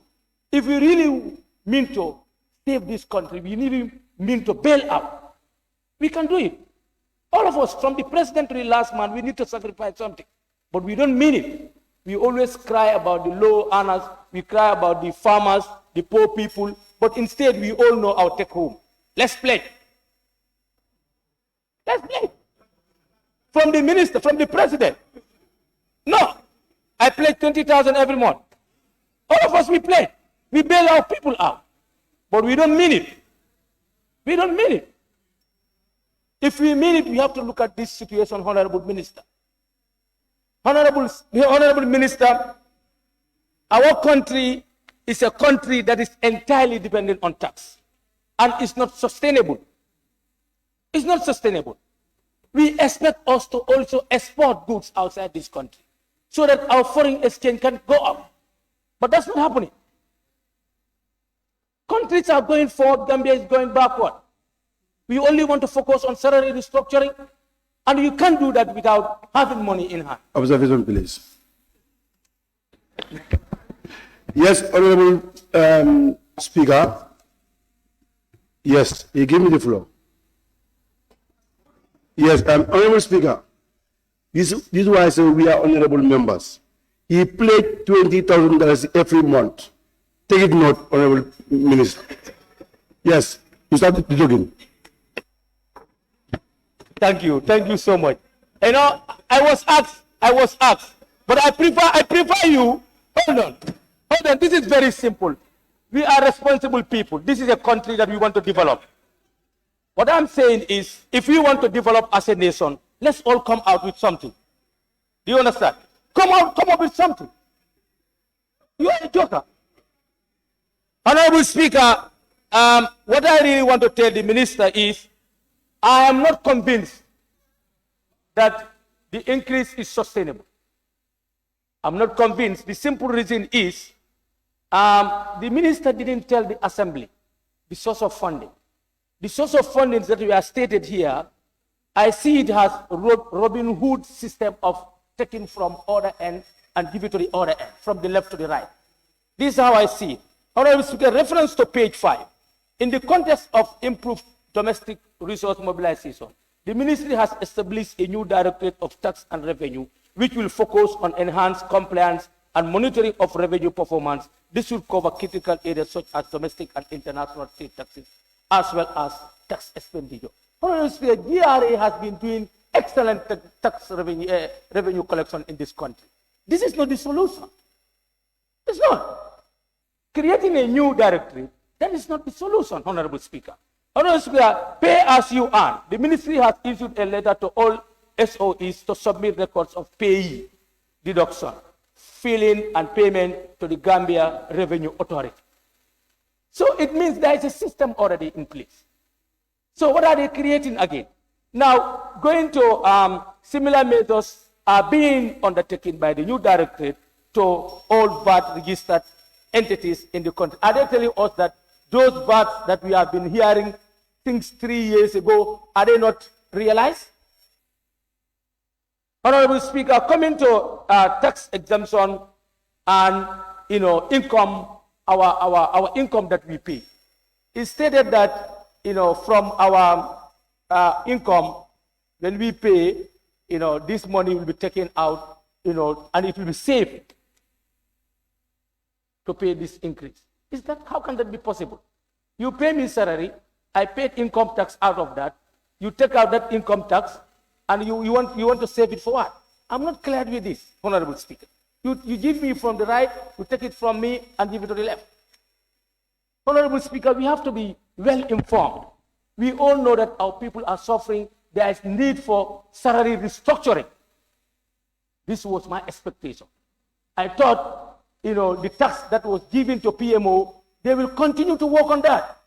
But if the minister now is coming at this crucial moment of the year to say that we have to adjust these salaries, it means, there is a force from somewhere. Who is forcing us? I think we have to take our time, holistically, we look at these issues. Once it's done, it benefits all of us. Or the target could be fulfilled. Honorable Speaker, coming to the expenditure policies. You have seconds left. Thank you. I will make it 30 seconds for you. No, I don't want to finish my time. Thank you. Thank you very much, Honorable Member for Central Badibu. I now invite the Honorable Member for Fonyi Bintang.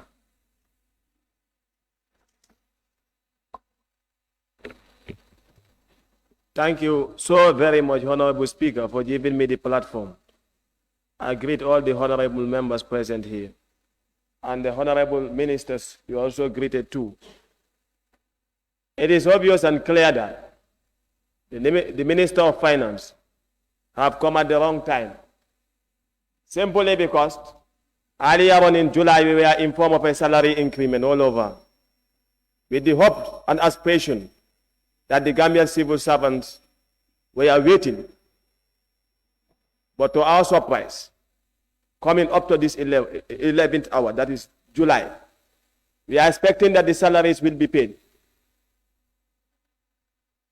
Then we are seeing another revise coming to tell us that we want to increase 30% in this 11th hour.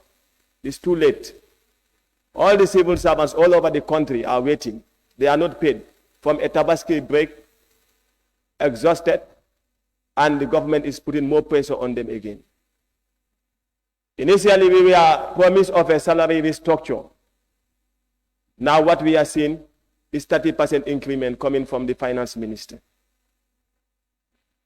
What we want is not 30% increment. What we are calling for is a restructure. And we want the salary to be restructured. If that is not possible, then we want 100% increment. Because it is clear that the teachers are suffering, the securities are suffering, all over our workers, those that are working for the nation, even the agriculturists, all the sectors are suffering.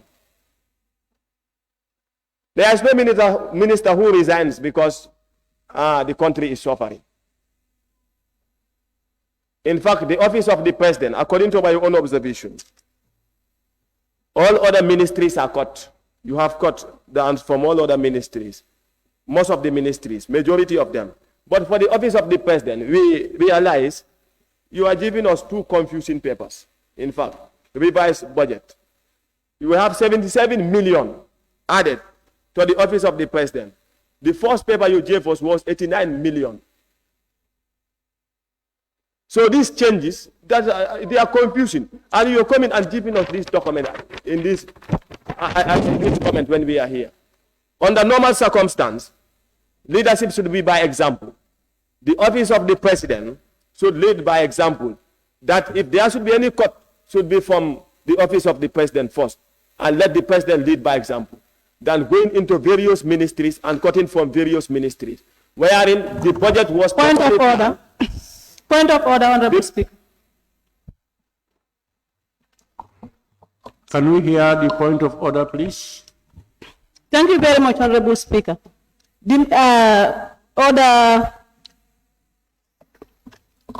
Order 6 on the content of speeches.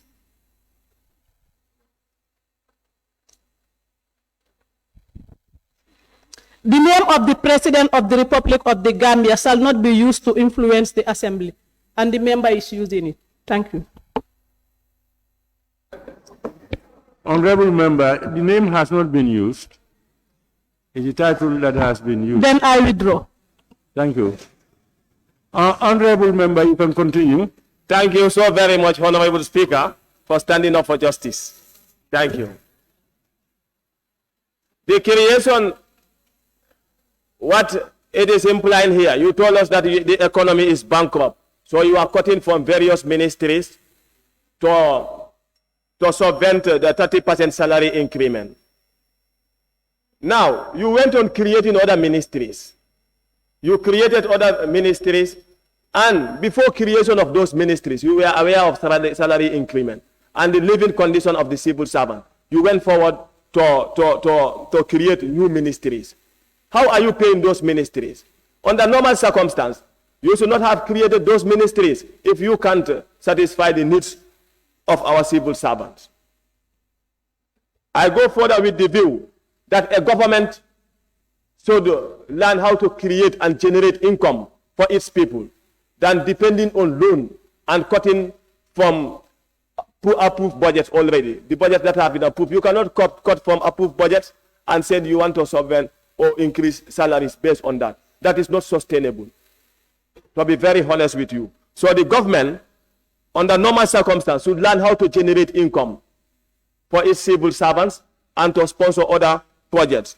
But we cannot bend on blaming Russia and Ukraine. And I am truly convinced that if not Russia and Ukraine war, you are going to blame it on COVID-19.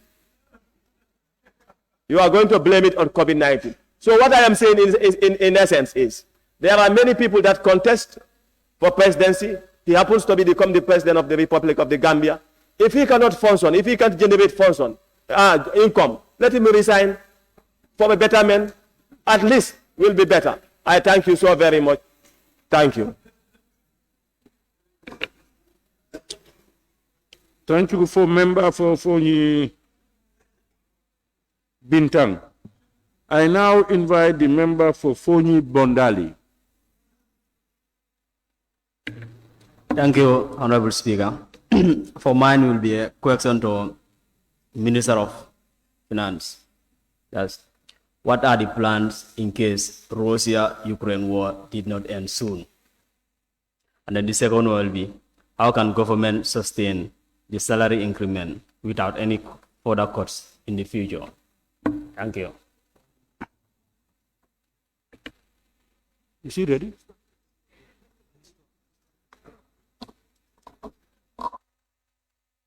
Thank you very much, Honorable Member. I now invite the Honorable Nominated Member, Keba Langfukola.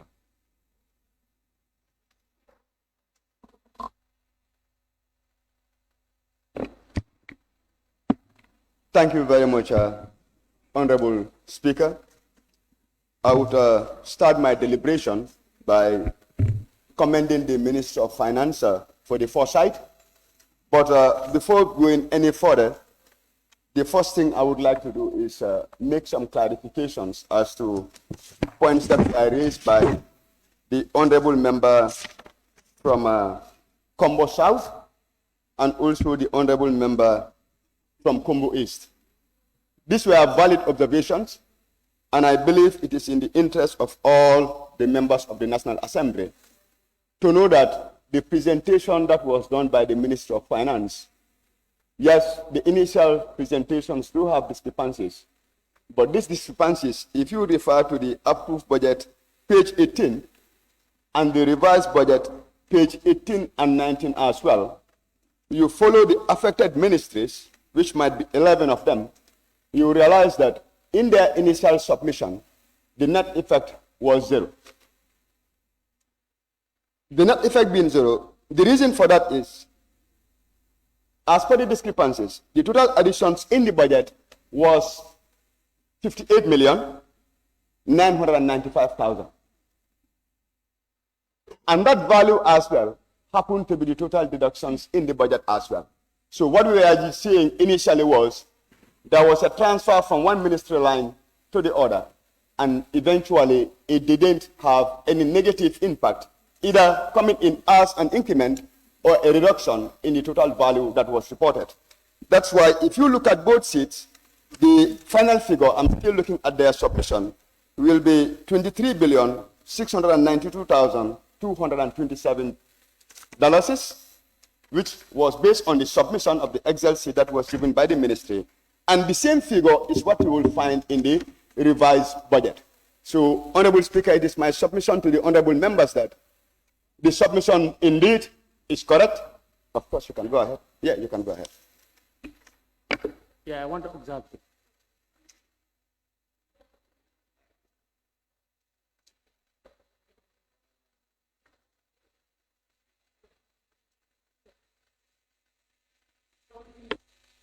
Central body, the member has sat down, you can observe.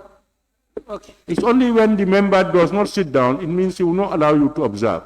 Thank you. But if you want to observe and the member sits down, you can immediately take off and then make your observations. Okay, honorable nominated member, the explanations that you are giving to us, if I heard you very well, are you telling us that there are expenditures that were unauthorized in the budget? Can I proceed from there? Okay. I think I would add flesh to what I was saying. If you would permit me, Honorable Speaker, I will refer the members of this assembly to the approved budget, page 18. And I will do this in correlation to the revised budget, page 18 as well. We will just concentrate our deliberation on one budget line item only as an example. Let's take the Office of the President. This is just, I'm doing this to clarify the points raised by Combo East and then Combo South as well. If you look at the initial submission of the Ministry of Finance, the approved budget that you should find on this Excel spreadsheet, the initial Excel spreadsheet given. The approved budget, what they submitted was 672,650,000. 672,650. This is what was on their approved budget. Okay, on the Excel. If you look at the approved budget of 2022, what is there is 677,650,000,000. These were the discrepancies they were reporting. Okay? So, what I am telling you is there were no unauthorized expenditures in the budget. What they should have done was do a comprehensive, thorough reconciliation of the budget, which I did. If you do it, you will realize that 11 ministries are concerned. And the net effect is zero.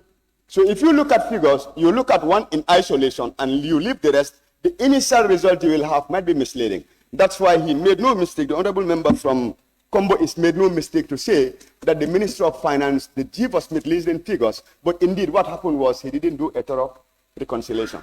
So what I want to submit to this August Assembly is the net effect is zero. So the figures stand. And again, just to clarify that point, they did send us a corrected version. So once you have the corrected version, you can proceed. Honorable Speaker, at this point, I would like to commend the Minister of Finance for being prudent. Prudent in the sense that if you look at what is currently happening, you will realize that our biggest problem in this country is the revenue. Because the Minister of Finance was able to make budget cuts and save up to almost 1.3 billion. This 1.3 billion should have been sufficient to take care of the salary increment of 575,000. But what we are seeing at the end of the day is an increment on the budget deficit from 2.2 to 4.4. Why? Because there was a reduction in revenue up to 3.3.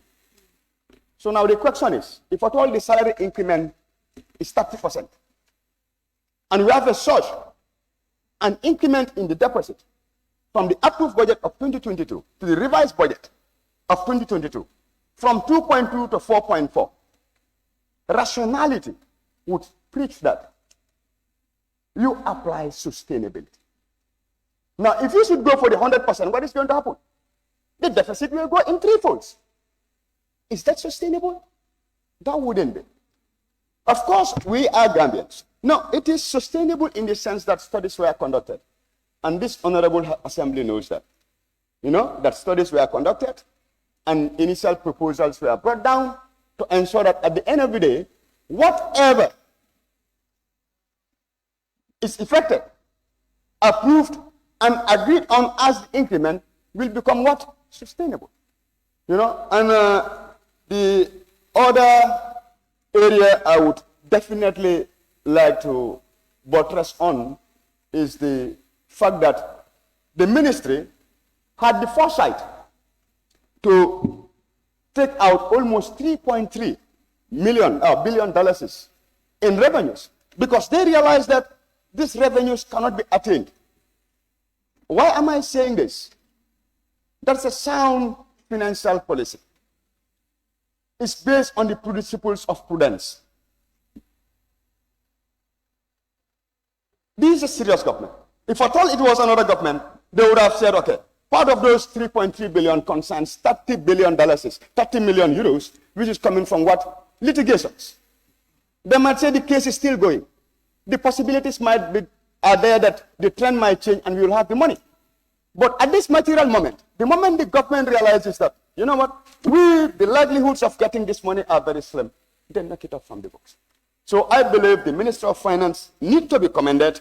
I mean, again, for being prudent, because if we all agree that the main concern or the main problem of this country is on revenue, I think it is only prudent and rational that the ministry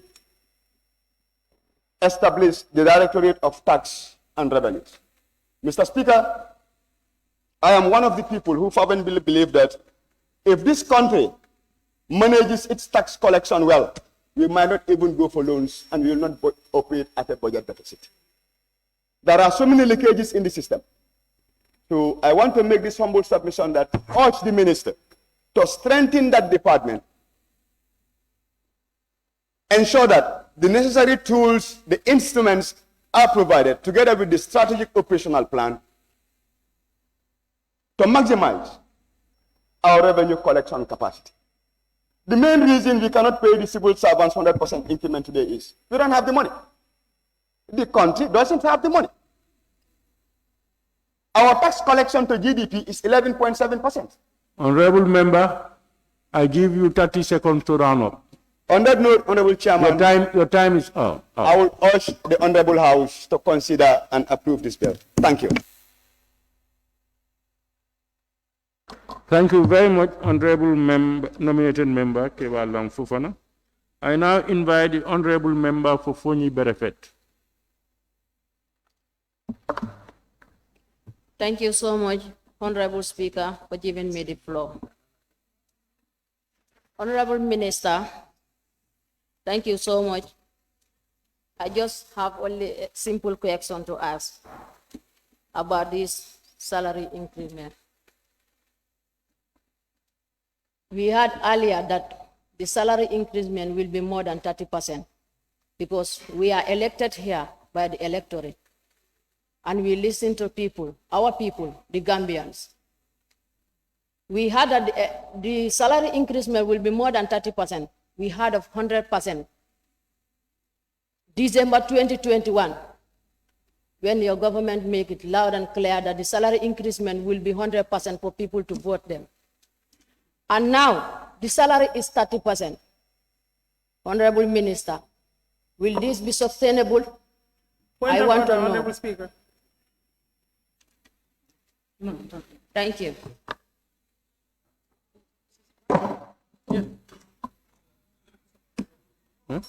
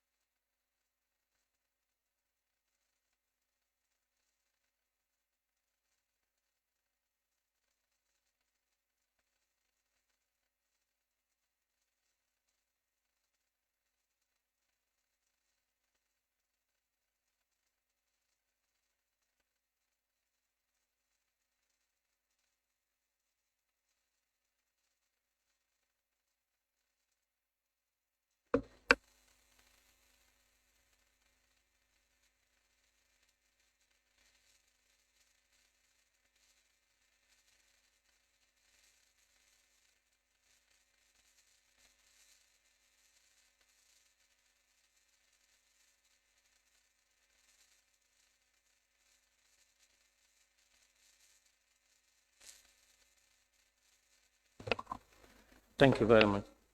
The Honorable Member for Joswan constituency. Thank you very much, Honorable Deputy Speaker. Honorable Minister, thank you very much.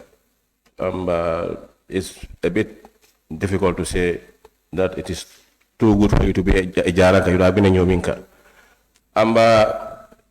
I will start by advising not to advise, to make an intervention with regards to ourselves here. Let's stop the blame game, because this a process that we have is a continuity. Yes, the fifth legislature was here, they did their quota, and now we have to take it from there and rectify those errors. We are here to rectify the mistakes that were done, if at all they were. We are here also to correct the wrongs that were done, if at all they were done, and then the minister also is here also to do the same thing. This is a race that we are in it. It's a baton that we need to pass to each other. If you are given the baton, either double your speed or maintain the same speed to be at the end point. So we have to either double our speed to make sure that we are doing the right thing. Here we're talking about you are me, Russia, Ukraine war, and then the C-19. We always talk about it, but let's look for a solution.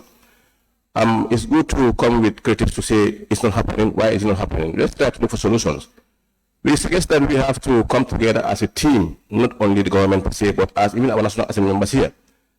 Somebody stand to say, I can give out 20,000 that's from my salary. I know he was just cracking jokes to say he didn't need it. But also, on that note also, I will try to give a suggestion here. I think, Honorable Minister, and National Assembly members, we always talk about Ukraine. Why Ukraine and Russia? Because most of the things that are coming to Gambia are coming from there. That's the bread and other things that we are the flour. We now change the system now. Instead of bread and flour, bread and this thing, we start to go back to the chile and the porridge to earn money in porridge, and even we have chile.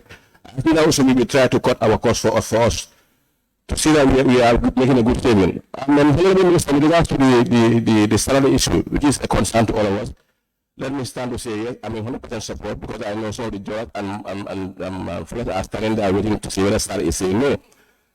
I am in support of that, but I'm making a suggestion, sir, if possible, Honorable Minister, if possible. Can we look at the grading system? I think if we look at the grading system, from grade 1 to 5, can we say no to 1 to 5 and start from 5 above? If we do it that way, I think there will be justice to the other grades if possible. But grade 1, it takes you 7 to 5 years to move from a point to another point. If you are starting with grade 1, it takes you how many years to move to grade 2? Let's say 5 to 6 years. From grade 2, so the same thing continues. So before your pension time, you are only at grade 3 or 4. So your pension scale is very low. So why don't we change the grading system and start from grade 5 and above? Then from there we can mark the increment. And I have my other colleagues saying that when there are increments, those on top are always enjoying. I think it's not a crime to say they will not enjoy. But I think if you go to section 33 per se in the Constitution, with regards to protection from discrimination, when there is increment, it should be across the board. Whether it's 100 or 200, it should be across the board. The same thing should continue. But if we change the grades, I think that will definitely suit our needs to make sure that the grading system is no more there. We started from grade 5. Even the driver the driver employed today can start from grade 5. That definitely uplift the grading system. When there is increment, everybody will be there to enjoy. So it's very, very important that we started from there by looking at the grading system and then move ahead from there. And then coming to the issue of the IMF issue. Yes, how can we change this? It's about the revenue. The revenue is only the minister, but all of us. We have to change our system and change our attitudes toward everything. If we change our attitudes toward everything, it's always possible. I'm not always in support of people always blaming, let's say, government officers are corrupt. We are all corrupt because we made them corrupt. We made those officials corrupt. Let me give an example today. If I want to acquire, let's say, a driving license, it's very hard for me to go to the driveway because of what? I'm going to remember. How many of us here are driving with seatbelts? If we are comfortable with it, remember, and you have to pay that crime that we have committed. So let's try to start from ourselves by paying cost for feedbacks. If it comes to government revenue, then we start creating the revenue for government.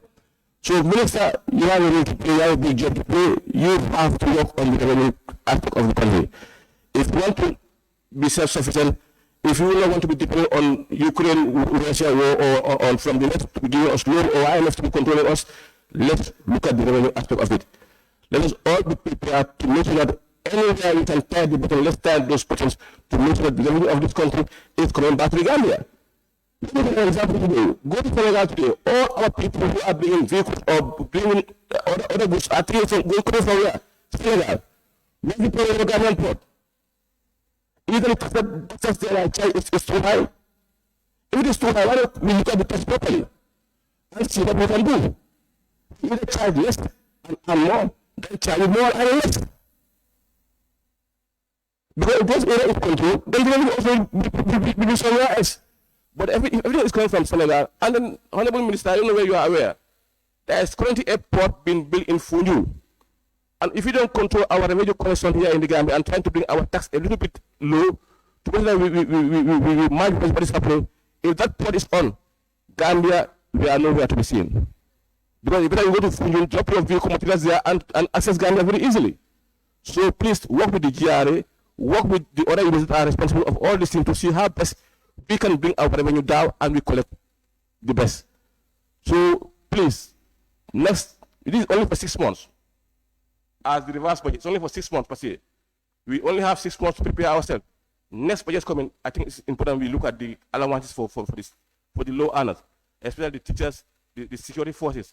It's very disheartening to see what they are earning as what allowances.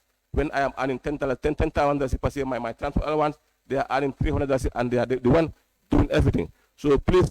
Observation. Please. You are my boss, I will allow you to observe me. Yes, sir, observe. Yeah, he has accepted me. Honorable Speaker, the member is alluding that all of us are corrupt. I think he should speak for himself. If you are speaking, you speak for yourself. You don't speak for all the members. You cannot say we are all corrupt. I am not corrupt. No, I'm not saying we are all corrupt. No, I didn't say we are all corrupt. I say it should start from us to try to see how we can work on corruption. It's not specific, I'm against my statement, but it should start from us. Honorable member, you must be careful of making general statements that may put other people into bad positions. Thank you, sir. I think he has taken part of my money by observing me, but I think I will, no, he's not corrupt, he's my boss. My boss is not corrupt.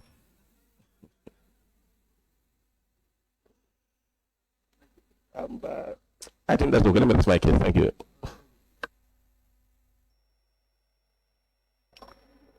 Are you up, honorable member? He's done. Okay, thank you very much, honorable member for Joshua. I now invite the honorable member for Busumbala constituency.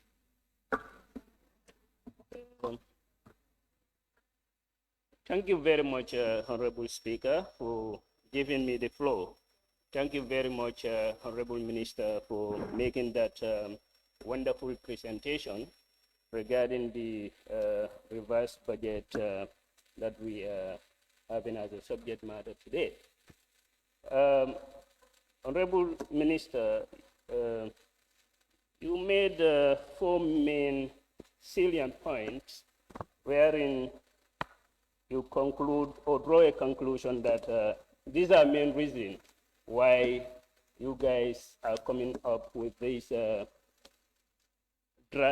revised budget. One among those is the downward revision of total revenue amounting to 3.3 billion, 11% reduction from the approved budget of 2022. And the other one is the reduction of expenditure of 1.2 billion from the domestic debt service and cut from the MDAs. And the third one is the funding of salaries increment amounting to 5.2 575 million. The fourth is the creation of new ministries, that is Ministry of Communication, Digital Economy, and Ministry of Administrative Reform, Policy Coordination and Review.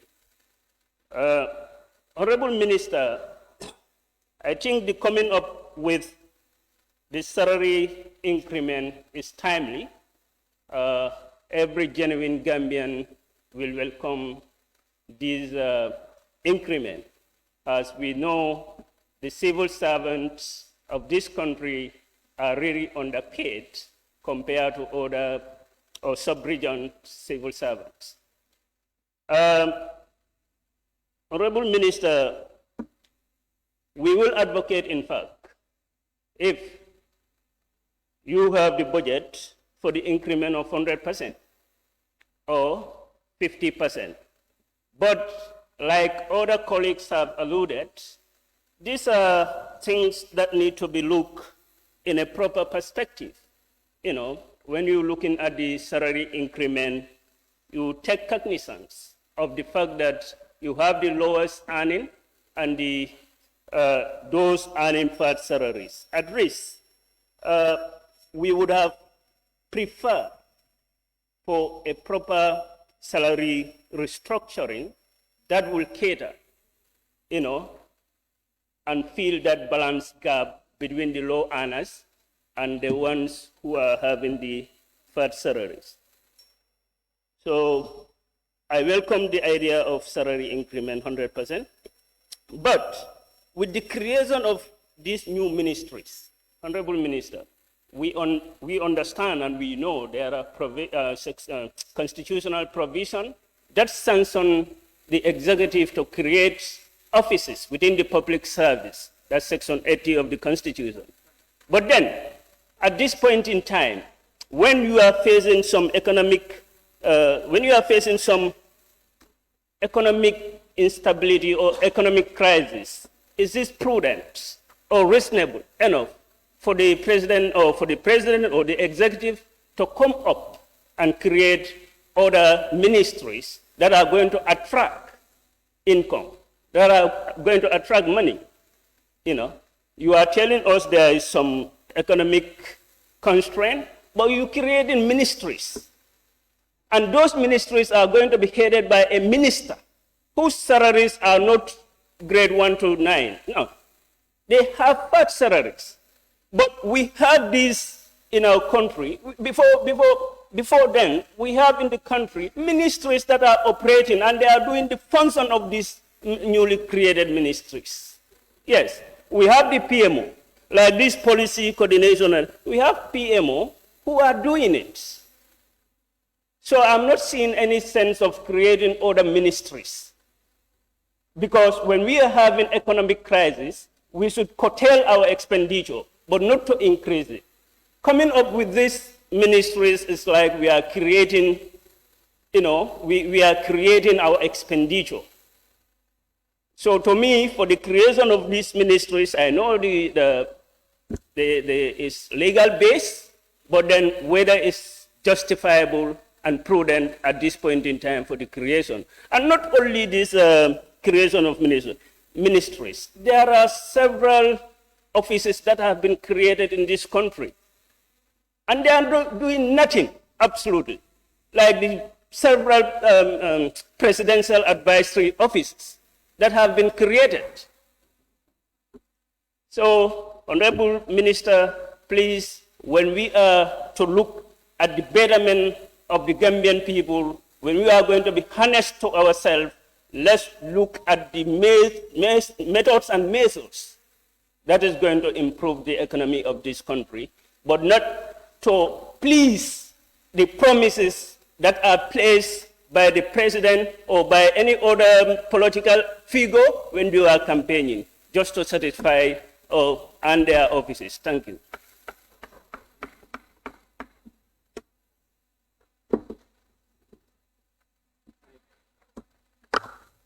Thank you very much, Honorable Member for Busumbala. I now invite the honorable member for Upper Salum.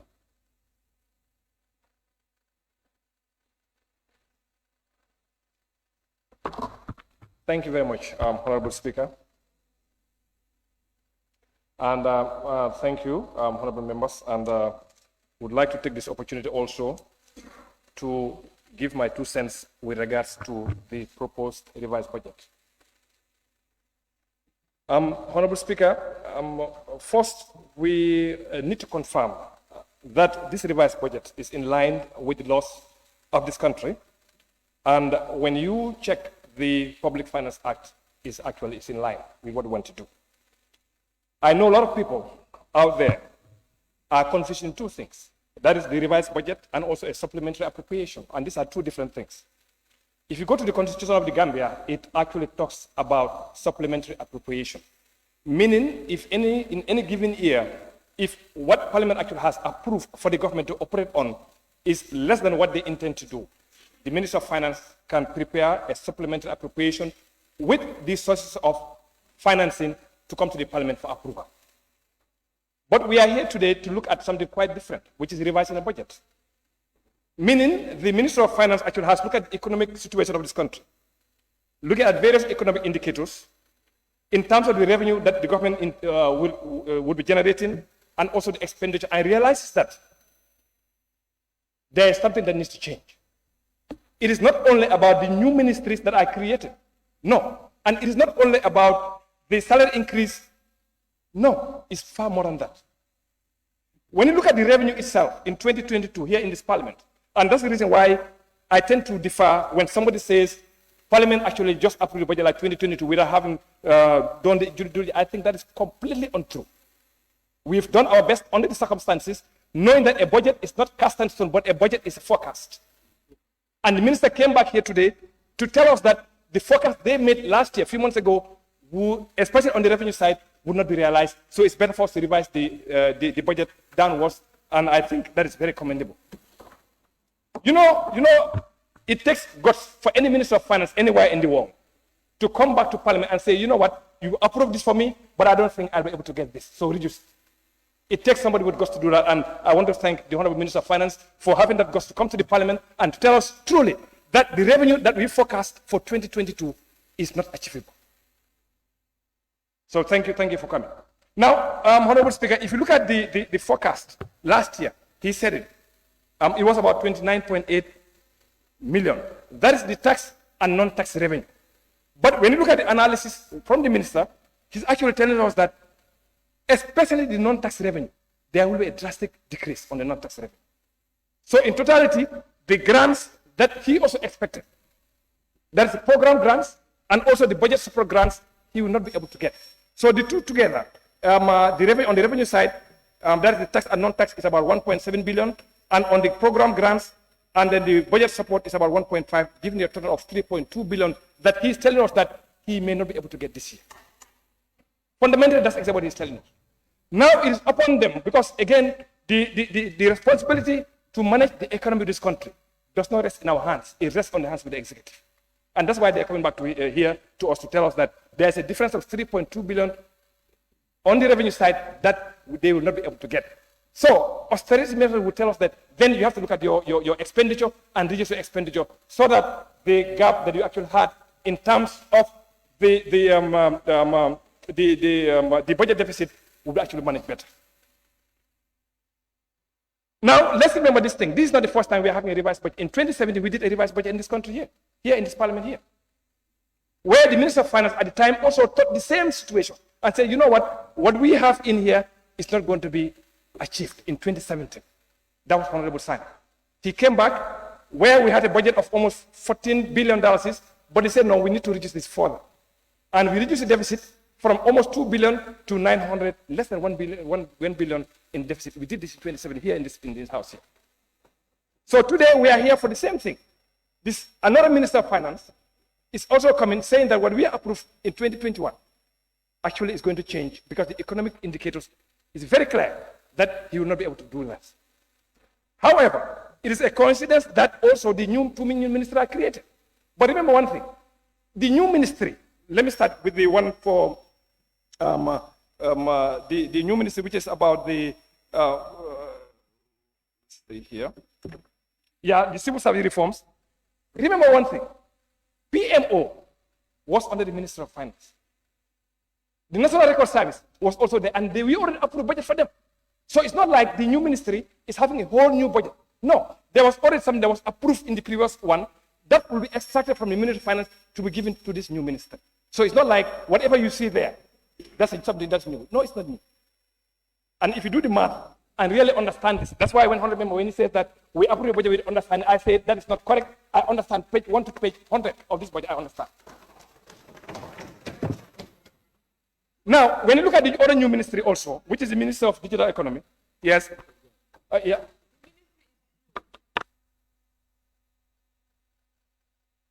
The ministry is new. I think the honorable member should rectify that. It is a new creation.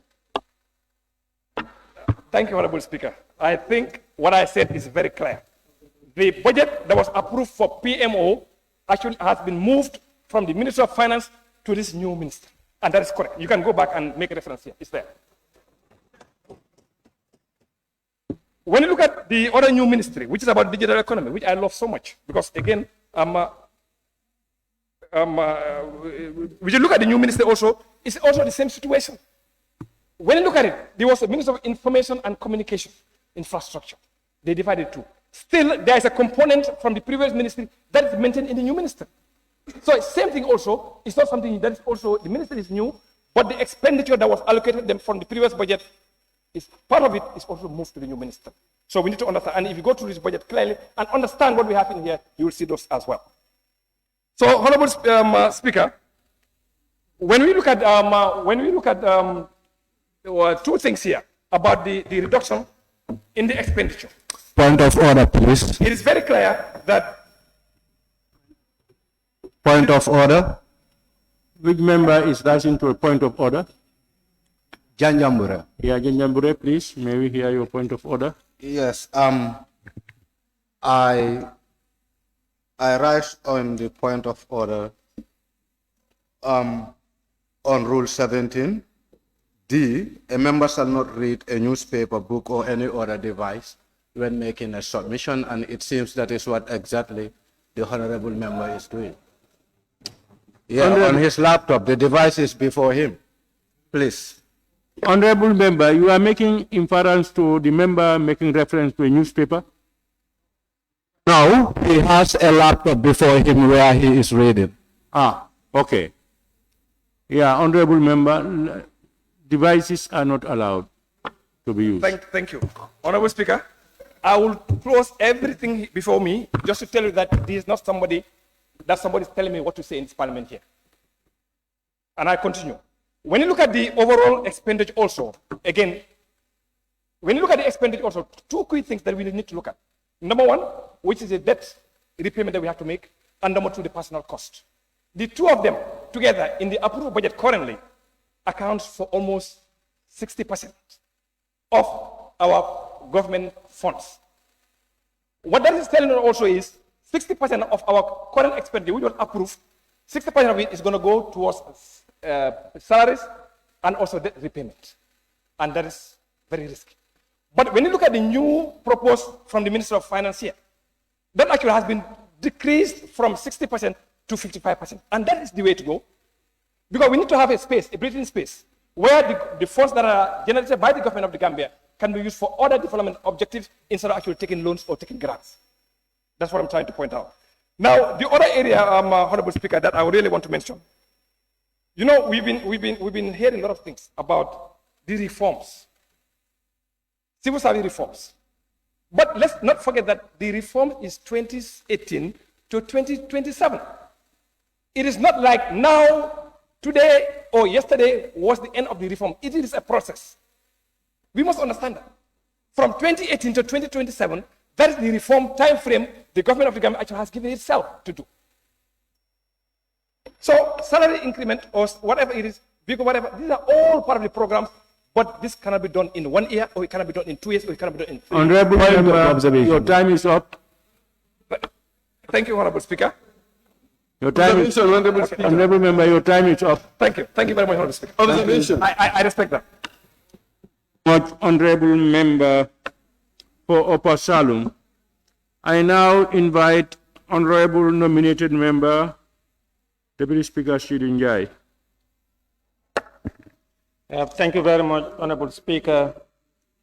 I also want to join colleagues to commend the Honorable Minister for Finance and Economic Affairs for coming up with this timely revised budget. Honorable Speaker, governments are elected by people to take charge of their destiny and, of course, their welfare. And in so doing, it is the responsibility of every responsible government to be responsive to the needs of her people. And it is against this that the government currently, having realized the current economic situation in the world, additionally, the pandemic, the havoc caused by COVID-19, that the president and his government decided to look at the budget with the current economic realities on the ground and to increase the salaries of civil servants. And the Honorable Minister of Finance and Economic Affairs has told us, even without increment of this 30% increment, he would have come to Parliament to revise the budget, but because there are issues are included in that budget are not realistic. That shows an honest government that want to operate within financial prudence and discipline. And that shows government is committed to the welfare of people. We were told by government that it was its commitment to visit and revise the whole grading salary structure of this country in order to better the lot of each and every citizen. But their hands are tied. And the Honorable Minister told us clearly in his submission that because of the current situation, that government want to come up with 30% of salary increment to meet and increase the take-home of majority of Gambians.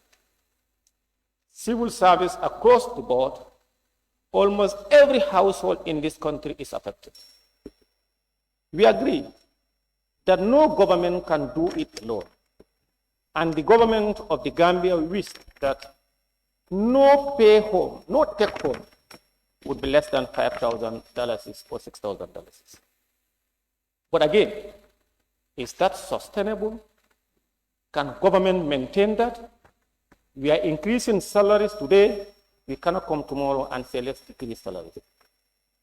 The very people who are advocating for 100% increment would stand to criticize and castigate government for being so irresponsible. We want to commend the minister and the government for being very responsible and responsive to the people. When you look at the issues, some members talked about more increment under the office of the president. Let's not lose sight of the fact that when you talk about the office of the president, it's not the president only. You talked about the office of the president, the office of the vice president, and other satellites, including the National Disaster Management Agency, the National Population Affairs, and other institutions. So therefore, the increment on people's emolument of salary under the office of the president naturally will increase more than where you have, for example, if you have 50 people in the office of the president, and there is a ministry or department, you have 10 people, it wouldn't be the same. So therefore, on those bases, that this is how the minister and his technicians came up with that conclusion to get us 30% to increase salaries of the civil service. Agree that the disparity is very high between the grade 1 to grade 6 and grade 7 to grade 12. But when this is approved by this August Assembly, every Gambian who enjoys 30% of this salary, whether you are grade 1 or grade 3, at the end of the month, when you go to the bank, you will realize there is addition. And it is government commitment to continue on the civil service reform, which of course salary increment and study of the grading system overhaul of the grading system is the topmost priority of the President and this government. Because the Honorable Minister is telling us, and in fact in the civil service, that is they want an effective and efficient civil service. That is why on the civil service sector reform, government is taking it very serious in addressing the welfare of Gambia.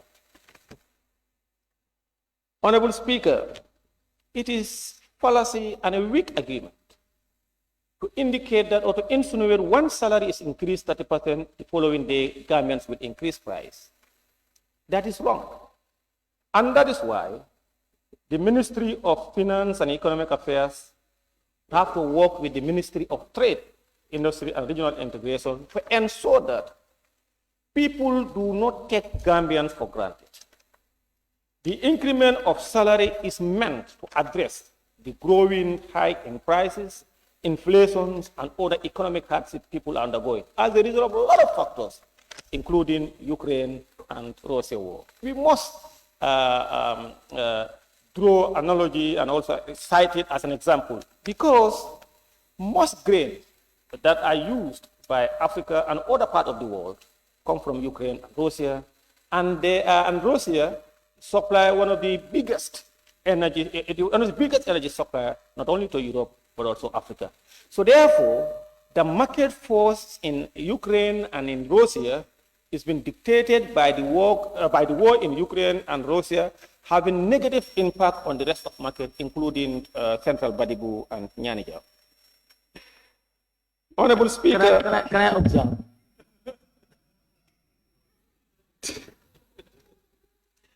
Honorable Speaker, can I observe you? Honorable Speaker, some people talk about farmers and fertilizer. This government is committed to the welfare of all Gambians. Farmers, there was an outcry of 2,500, and government is subsidizing millions of dollars only to ensure that farmers get bag of fertilizer $2,000. It's a common knowledge. And that, additionally, every farmer's household or company you go to in this country, they have civil servant. Government have taken care of part on that and also ensure that everybody also additionally is catered for who are middle earners or the movers and shakers of their families. Honorable Speaker, I want to say this. It behoves on all of us to support this all-important revised budget for prudent macroeconomic policy and also for the welfare of the Gambian people under whose charge we are here. I want to thank you, sir. Thank you, Honorable nominated member Chidin Gai.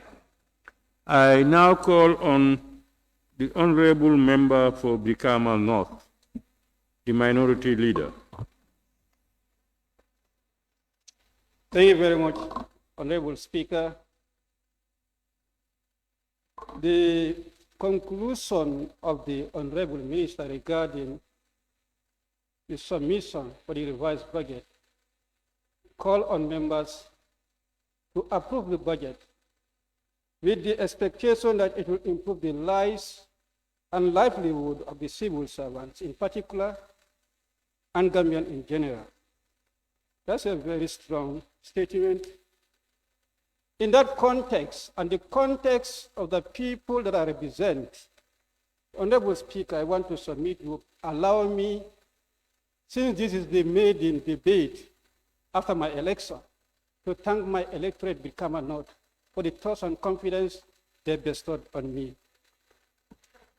Having noted so, the points that were advanced regarding the reasons for the revision of the budget, no realization of the budget support, the impact of the Russian-Ukraine war, the new ministries created, and the increase in the salaries of the civil servants and the subvented hospitals and schools, as well as the revised numeration for the cabinet ministers.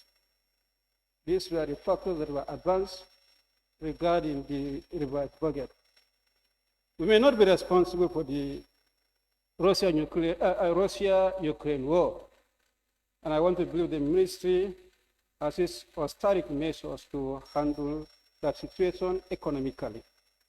Regarding the no realization of the budget support, I will put to the minister or ask the minister to inform us what were the factors that caused for the finance ministry not to meet the requirement for the budget supports as a result of the failure to acquire the no realization of the budget support.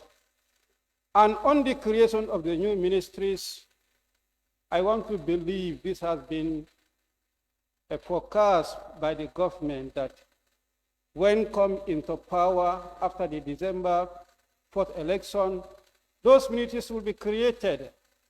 And in doing so, I want to believe the president, when he was sworn in as the president on the 19th of January, he assumed that position as the president and indeed occupied that sofa of the president of the republic. It would have been better or proper that if that was at the back of the mind that this means is supposed to come in order to meet the desire of his new government, including all other ministries, to avoid the current predicament that we find ourselves in, midway in the execution of the budget, to revise the total budget, for the president to appoint the cabinet to get started, rather to have a caretaker cabinet. It was not a caretaker president on the 19th January. First week after that, we are not expected to get a caretaker cabinet. When we do so, these shortcomings that were observed by your ministry will have been earlier observed. Remedial measures can get started immediately. But now we are halfway in the execution of the budget. The thing like this is coming. I have this belief is that one factor that contributes is the late appointment of the cabinet contributed to this dilemma that you are confronted with. Any government should avoid that in future, or any president should avoid that in future. As soon as you are elected, you are sworn in as president, elect or appoint your cabinet, and let your ministers be tasked with responsibility seriously, and let them start their work effectively, seriously. No caretaker president, no caretaker cabinet. Having submitted that on salary increment, if you look at the rationale that was advanced, improve the lives and the livelihood of the civil servants in particular, and Gambians in general. 30%, I don't think that commensurate with the statement that you have given. I don't think that commensurate with the statement that you have given. 30%, a low-scale earner, what will 750 do increment? What will $900 increment do? I think let's be realistic. What will commensurate the statement that you have given? Let's get that. In my opinion, that is not 30% for a low-scale earner. At least 50%, if not 100%. One will say there was increment in 2018. There was increase for the salaries, and then pensions were also increased 50%, 100%. Honorable Minister, I think right now we need to take the holistic approach. Let's try to look at the budget, the salaries holistically. What we need now is not the piecemeal increment all the time. Let there be total budget restructuring. And I want to believe this was the aspect that the PMO was working on. Whether there is actually the submission of the government for the PMO to go with that or not, but I think that was a good move. for the salaries to be restructured. But this piecemeal increment of the salary, 30% increment, is nothing. It doesn't make any significant change as far as the lives and the livelihoods of ordinary Gambians, especially the low-scale earners, Honorable Minister.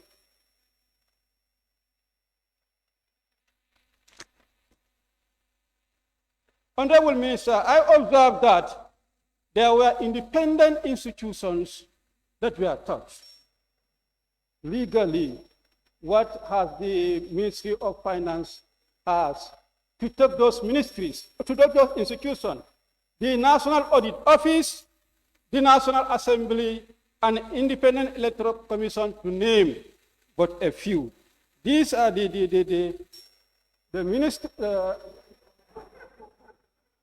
are the institutions that were affected. I believe the ministry should not take those independent institutions. On that, Honorable Minister, I want to seize this opportunity to thank you and your team for realizing that the budget, approved budget 2022, is not realistic, and we are ready to do the remedial measure to make the budget a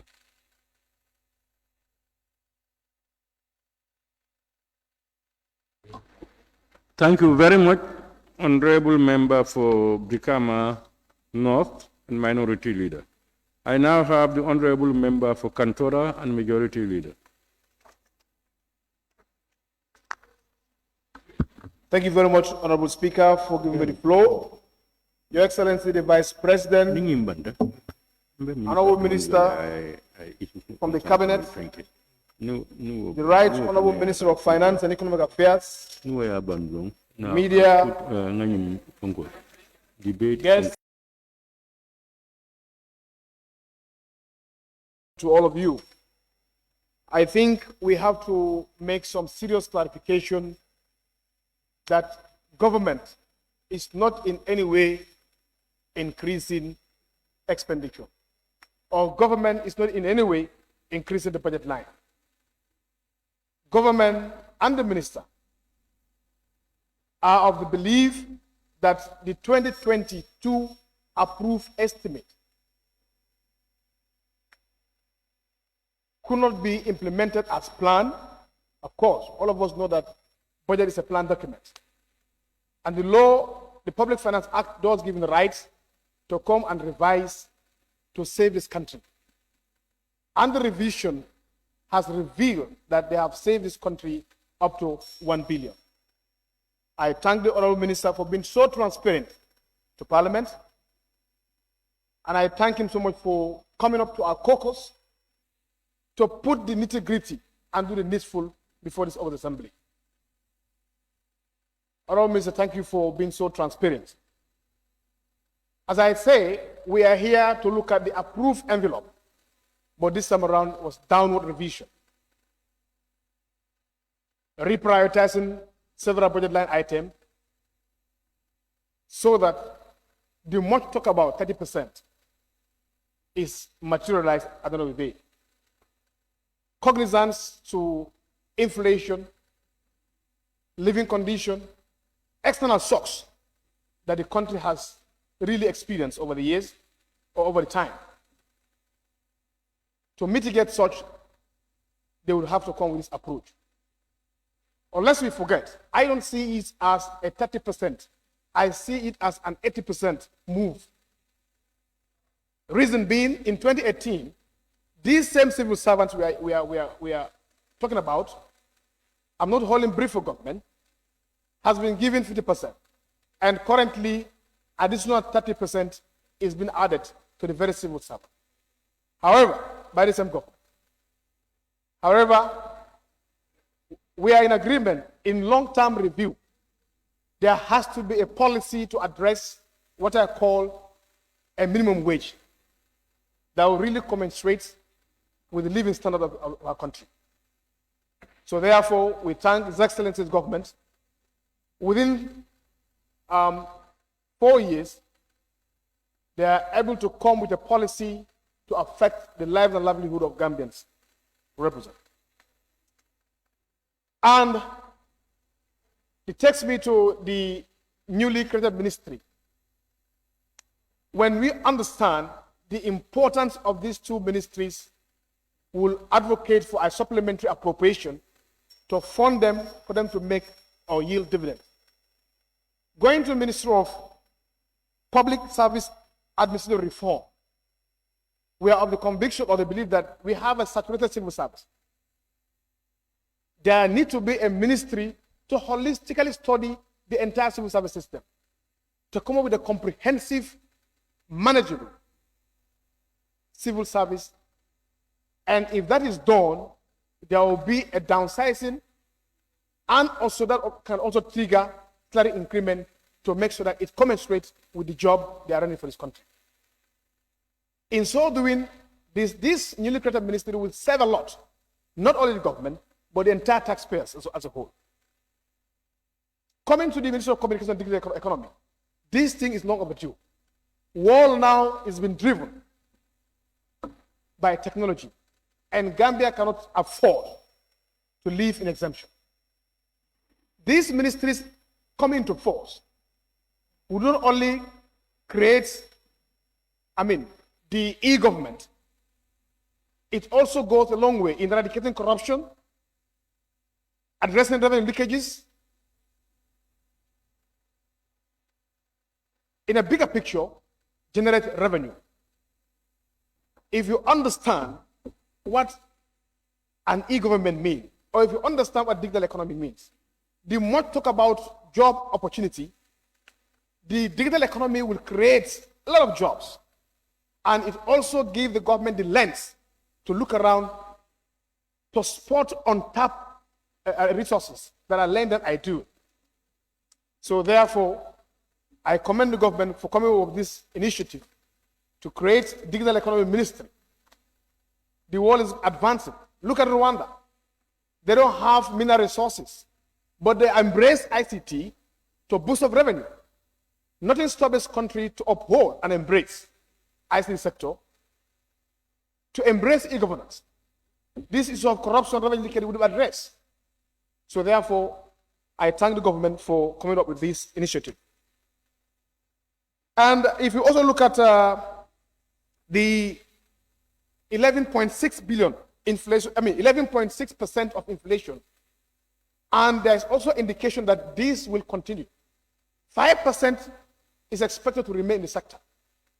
So therefore, there's every reason for this revised budget, as alluded by the minister. Even without 30% increment, we have to come back and revise. I serve in a parliament where our first engagement in 2017 was the revised budget when the economic outlook was not favorable. And it was deemed fit at that moment to revise the budget so that it can sustain the current realities of government. This time around also, it is only prudent and apt enough to come up with this revised budget to save this country, to save our people, and save taxpayers as well. People talk about level of treasury bills. We have to commend the government. We came into this parliament in 2017 where treasury bills were at 24% interest rate. Banks were at their comfort zones to invest in T-bills and then get the money. Now, as we speak, because of strict financial policies, strict fiscal policies, we are boosting to have less than 5% interest rates. These are on record. So therefore, it's commendable to commend the government for taking the stringent measures to make sure that, we reach where we are. So without making much ado, I also want to congratulate the Minister of Finance for creating a directorate unit for tax collection to increase our revenue base in this country.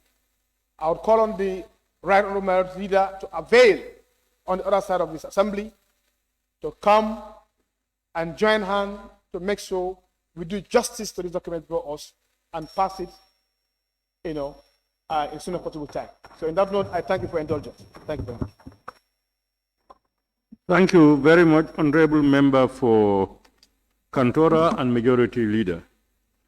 Honorable members, now that we have exhausted the list, I now call on the Honorable Minister for Finance and Economic Affairs, mover of the motion, to respond to issues and concerns raised during the debate and to wind up the debate. Honorable Minister.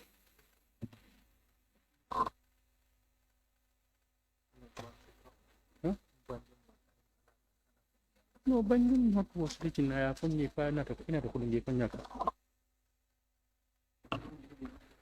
Good afternoon. Thank you, Mr. Speaker. First of all, before I take the floor to respond, I will put on record my sincere appreciation to the contribution of each and every member.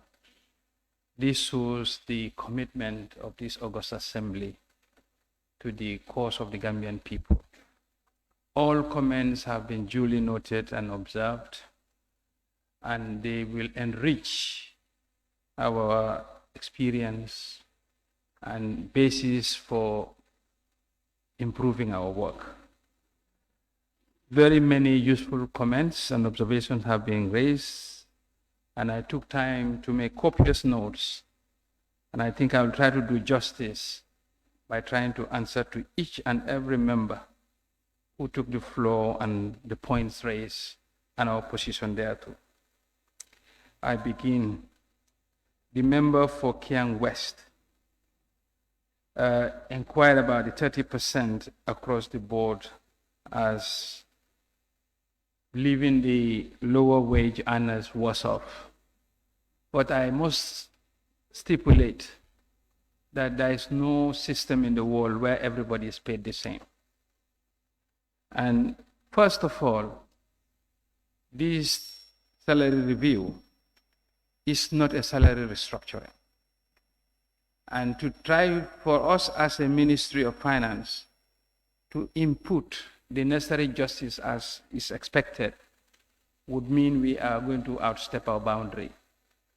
There is an ongoing civil service reform, and to that extent, a new ministry has been created, whose core competence is the administration of the civil service, and they have already and have worked on a revamp of the public service.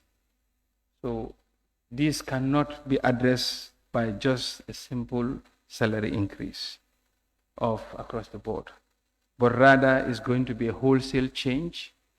And before we get to this, there were a lot of bases we looked at as a ministry. We knew that the civil service reform is pending, not yet finalized.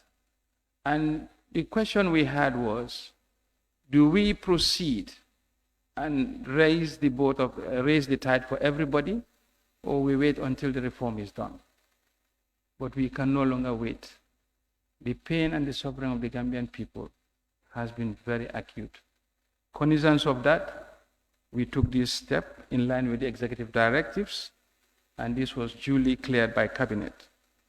That being the case, this is not the only augmentation of the civil service that this government will embark on. Once the civil service reforms are implemented and the economic wherewithal is harnessed, for sure, this government will ensure that every civil servant is paid a living wage. And I'm not saying this for politics. His Excellency, the President himself and the Cabinet have always been discussing this, and it's not corridor talk. But we are living in times which are very challenging, and we cannot just do what we want ourselves. We had to do what we call a sustainable review of the remuneration.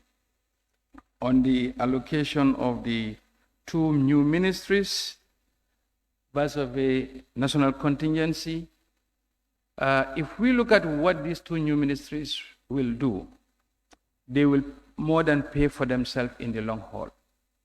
The new Digital Economy Ministry is going to usher in an e-government, whereby it will close all these tax loopholes that we have been talking about, all this corruption that we are talking about. And for your information, when we go digital, government revenue will be collected properly, there will be no discretion, and we will not be accusing any government civil servants of having unfettered access to public resources. So I think that's a water course. It's long overdue. And for the Ministry of Public Service, it's not just the core civil service alone. If you look at government investment in the parastatals, it's more than $3 billion. Today, until very recently, has government ever started receiving dividends from these? Even if we get a return on assets of just 1%, that should have gone on to supplement the core civil service expenditure.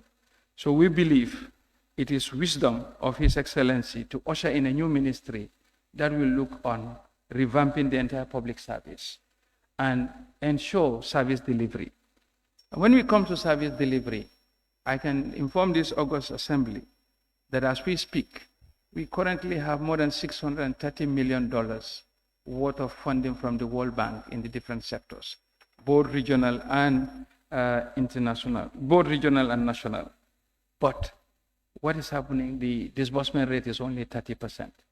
We believe if the delivery component is implemented, once we elevate those disbursement and implementation rate, even by another 30%, we'll see a lot. And this is, again, why we cut or we've not increased sectors like agriculture and electricity sector, because these are awash with funds, more than $200 million for implementation. And don't forget, it is not only the government budget that is an operator in the economy. These projects are government projects, just that we have development partners who are funding this. So if we have projects in ministries, government does not need to crowd out investment into those same ministries where we have development partners supporting us. Instead, that's why we have a very narrow and focused approach to that. Revised allocation to ministers. Of course, we will be transparent with you. Government is three arms. You have the legislature, you have the judiciary, and then the executive. As we stand today, of these two or three institutions, the executive are the worst paid. The average minister's salary is less than half of the two branches. And that is not sustainable, and it's not equitable, it's not fair. So it is within that spirit to correct that anomaly that the review of the compensation of the ministers have been taken on board. Member for Brikama South, the implementation of the first 6 months, yes, this was taken on board, and that's why we came up with the projection. We believe it will be very much, will load the National Assembly with a lot of information. That's why if you look at the projections are for the first 6 months implementation and adjustment or outlook for the next, and which we collapse as the revised budget. But we believe to do justice to this August Assembly, we shall be coming here quarterly to update the National Assembly on the implementation of the budget. We are not going to, it was mentioned that these sources of revenue and targeted revenue for dates, year to date,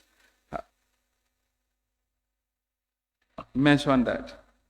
When it comes to salary restructuring, there was a full salary restructuring exercise done. Cabinet sat on it, discussed it, and an option was adopted. But the impact of that option was an increase in the wage bill of 50%. When we look at this 50%, we knew it was not sustainable. We assessed it, and managing an economic system means honesty. You cannot just do things because you said it. When those approvals were done, there were no Ukraine and Russia war. You manage the information, my economy, with the latest information affecting the macroeconomic fundamentals. And if those fundamentals change, you have no choice but to change. Economy management is an experimentation phase, and you cannot, that's where you cannot keep your pride. You change as the fundamental dictate. It is with that reason, government, in line with our development partners, felt that it was not sustainable. We would have wanted to pay even 150% more to the civil service if we had the resources. This government, this country does not have a problem of expenditure. It has two fundamental problems. One is revenue mobilization, and the second is debt service. The current level of debt to GDP of 85% is very, very alarming. And the revenue mobilization, I'm pleased that Honorable Fofana alluded to a statistics that was published recently. In the whole of Africa, revenue to GDP is 16.7%, but in Gambia it's only 11%.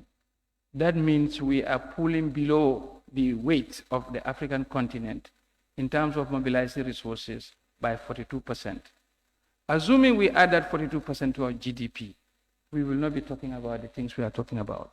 That is why at the ministry, the first course of action we've taken is to look at this very seriously and immediately institute a new directorate to look at mobilizing and strengthening revenue and tax collection. And on those notes, we have started with some low-hanging fruits, as basic as somebody alluded to. Senegambia Bridge, revenue was collected in a haphazard manner. When we went there in the month of May, we insisted it will start in June. June 2022 compared to June 2021 registered an increase of 100%. That it moved from 20 million to 43 million, more than 100%. Imagine we do that in all other sectors. So we are not resting on our laurels. It's a challenge. These are trying times, and the ministry is very cognizant of that. And in so doing, we hereby call on all ST members of this August Assembly to support the government. And let us all be walking the talk. Wherever we see revenue leakage, let's call it out. Let's support the executive to mobilize the resources needed for development. On the issue of, from the member for Bakau, he said it's a time bomb. Of course, any economic system is a time bomb because you are dealing with what you don't know. When this budget was approved last year, nobody foresaw Russia-Ukraine war. Nobody foresaw the number of waves of this COVID-19. Nobody expected the inflation. And again, on inflation, I will inform this August Assembly. Inflation is not only caused by domestic factors. You have import-driven factors. And again, this goes down even to our own exchange rate. We are in an economic system. Whatever happens outside, the US, the UK are dealing with inflation at the highest level in the last 40 years. So if their inflation is at the highest level in 40 years, ours, we don't expect it to be any worse or any better. And for your information, we did a regional review. In the sub-region, apart from the safer zone, where the inflation is subdued because the safer currency is linked to the euro, in our part of West Africa, Gambia has the lowest inflation. We are aware of that, and the budget we have proposed is not inflationary. Effectively, we have cut the total expenditure by 1 billion. That is disinflationary, and we are aware of that. I double as the table Minister for Trade, and we will not allow this 30% increase to pass through to the consumers or the market operators as a form of price hikes. We are aware of the factors that drive this, and this has been closely studied. And the good thing is that the global prices for some of the essential commodities are coming down, like flour. And we are already at advanced discussion with some of the flour manufacturers to bring down the prices reflective of the international prices. So when it comes to issue of sustainability, we are not alone, and we'll ensure that what we are doing, we will always make sure that the best is done for this country. No season strike fertilizer prices. Just walk across the border. Fertilizer prices are not the market prices. We are still subsidizing fertilizer by more than 500 million as we speak, even at their price of 200. But the proof of the pudding is in eating. Just walk across the border. We can know what the price of a bag of fertilizer is in Senegal. And we all know that fertilizer is not manufactured in Gambia. We all take it from international sources. When international prices move, we are going to be affected. And it is on that note that government has taken the full cognizance to subsidize the price of petrol to the tune of 1 billion.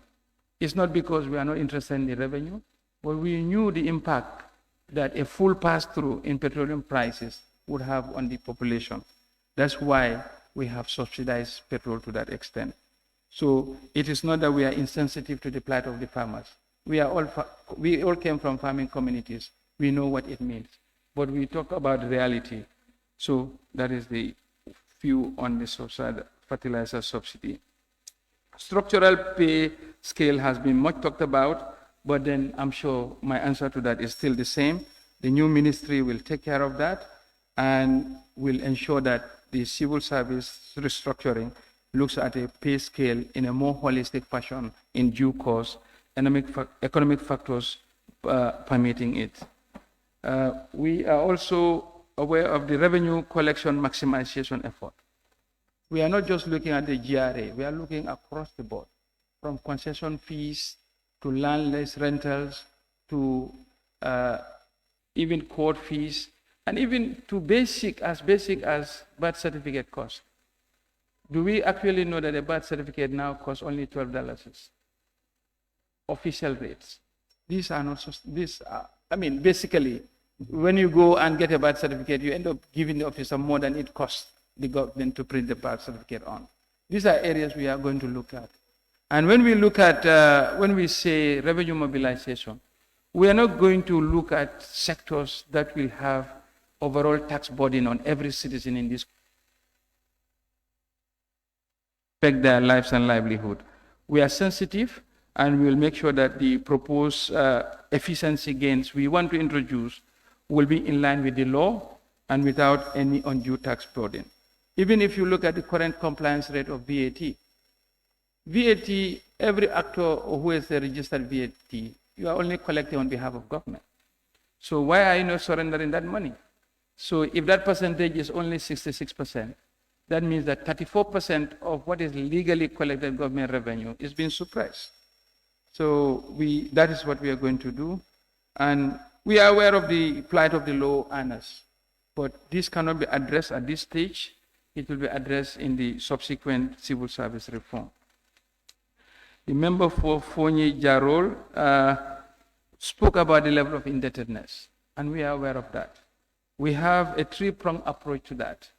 We are going to restructure the debt, we are going to reprofile the debt, and we will also do justice to the GDP, debt to GDP ratio statistics.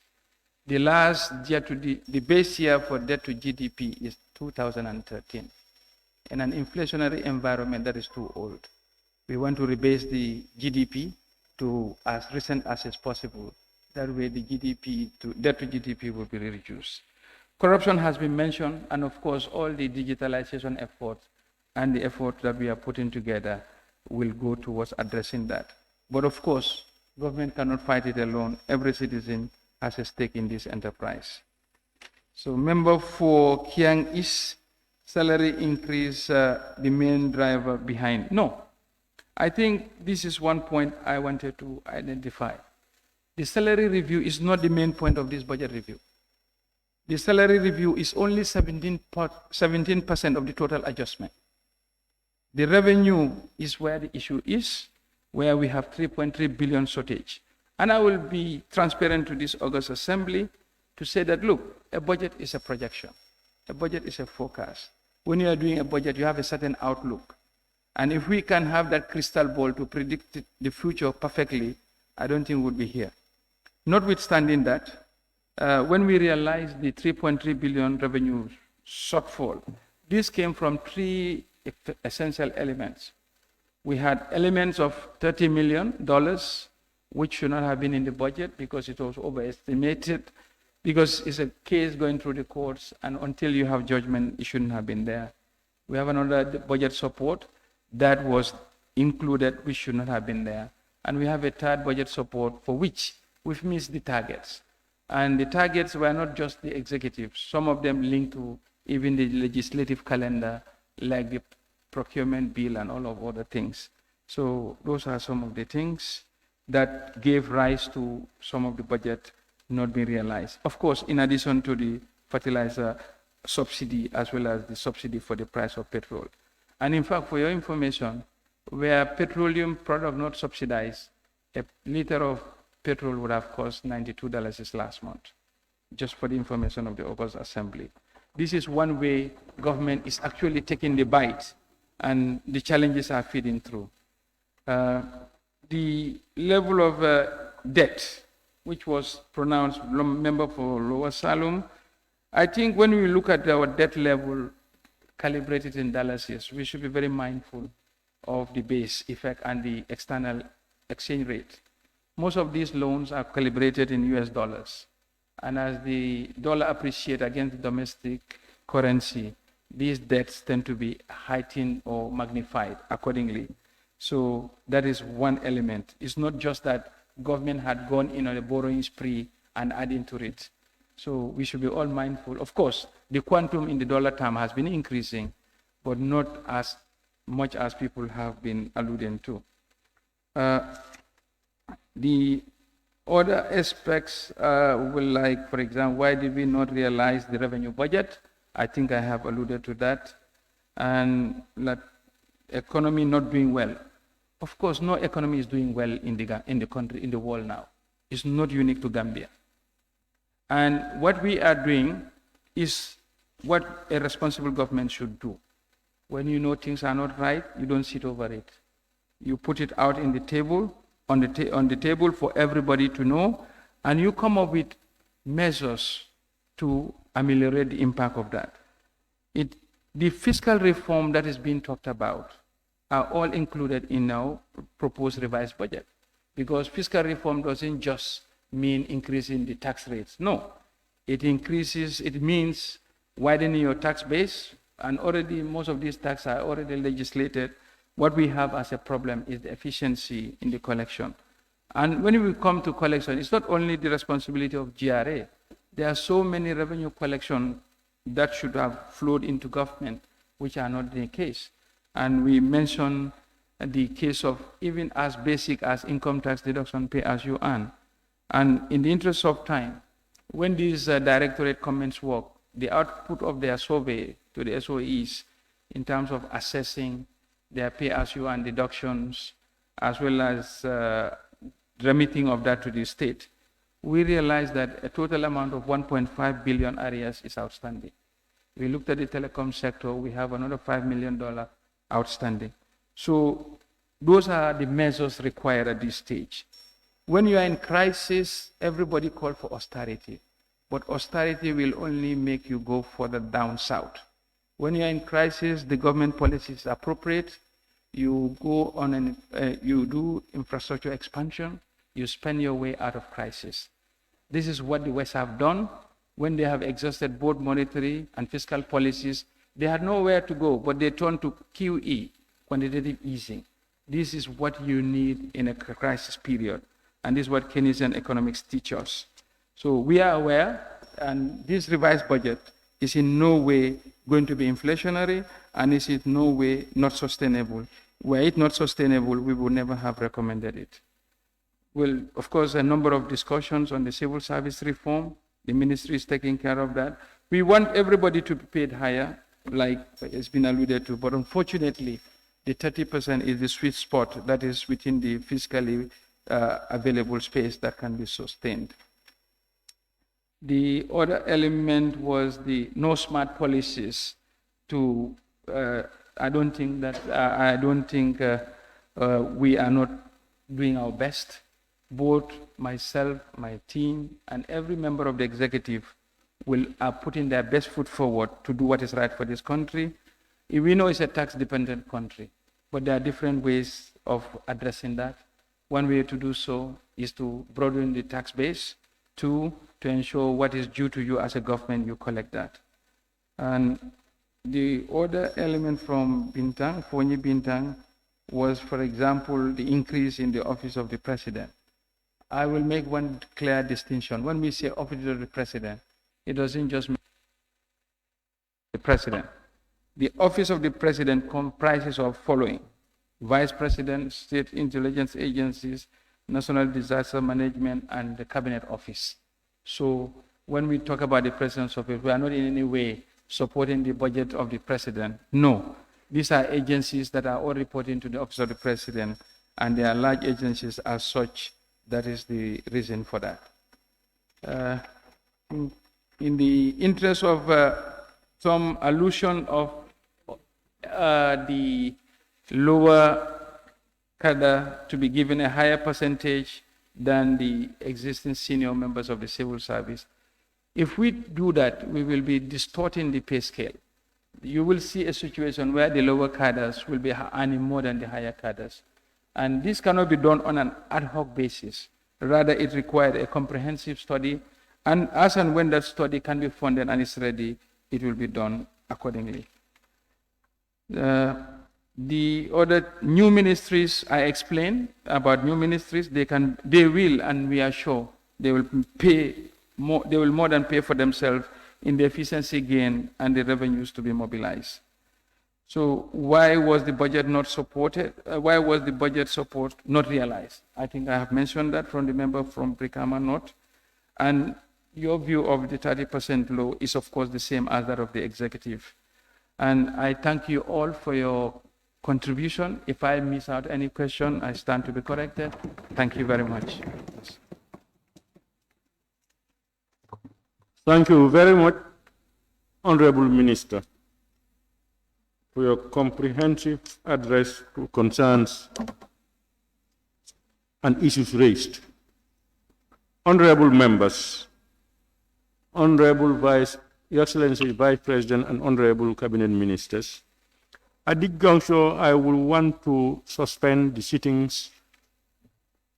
It is now 15:22 until 1600 hours to enable members go and get their lunch, pray, and we come back at 4 o'clock. The House now stands suspended until 4 o'clock.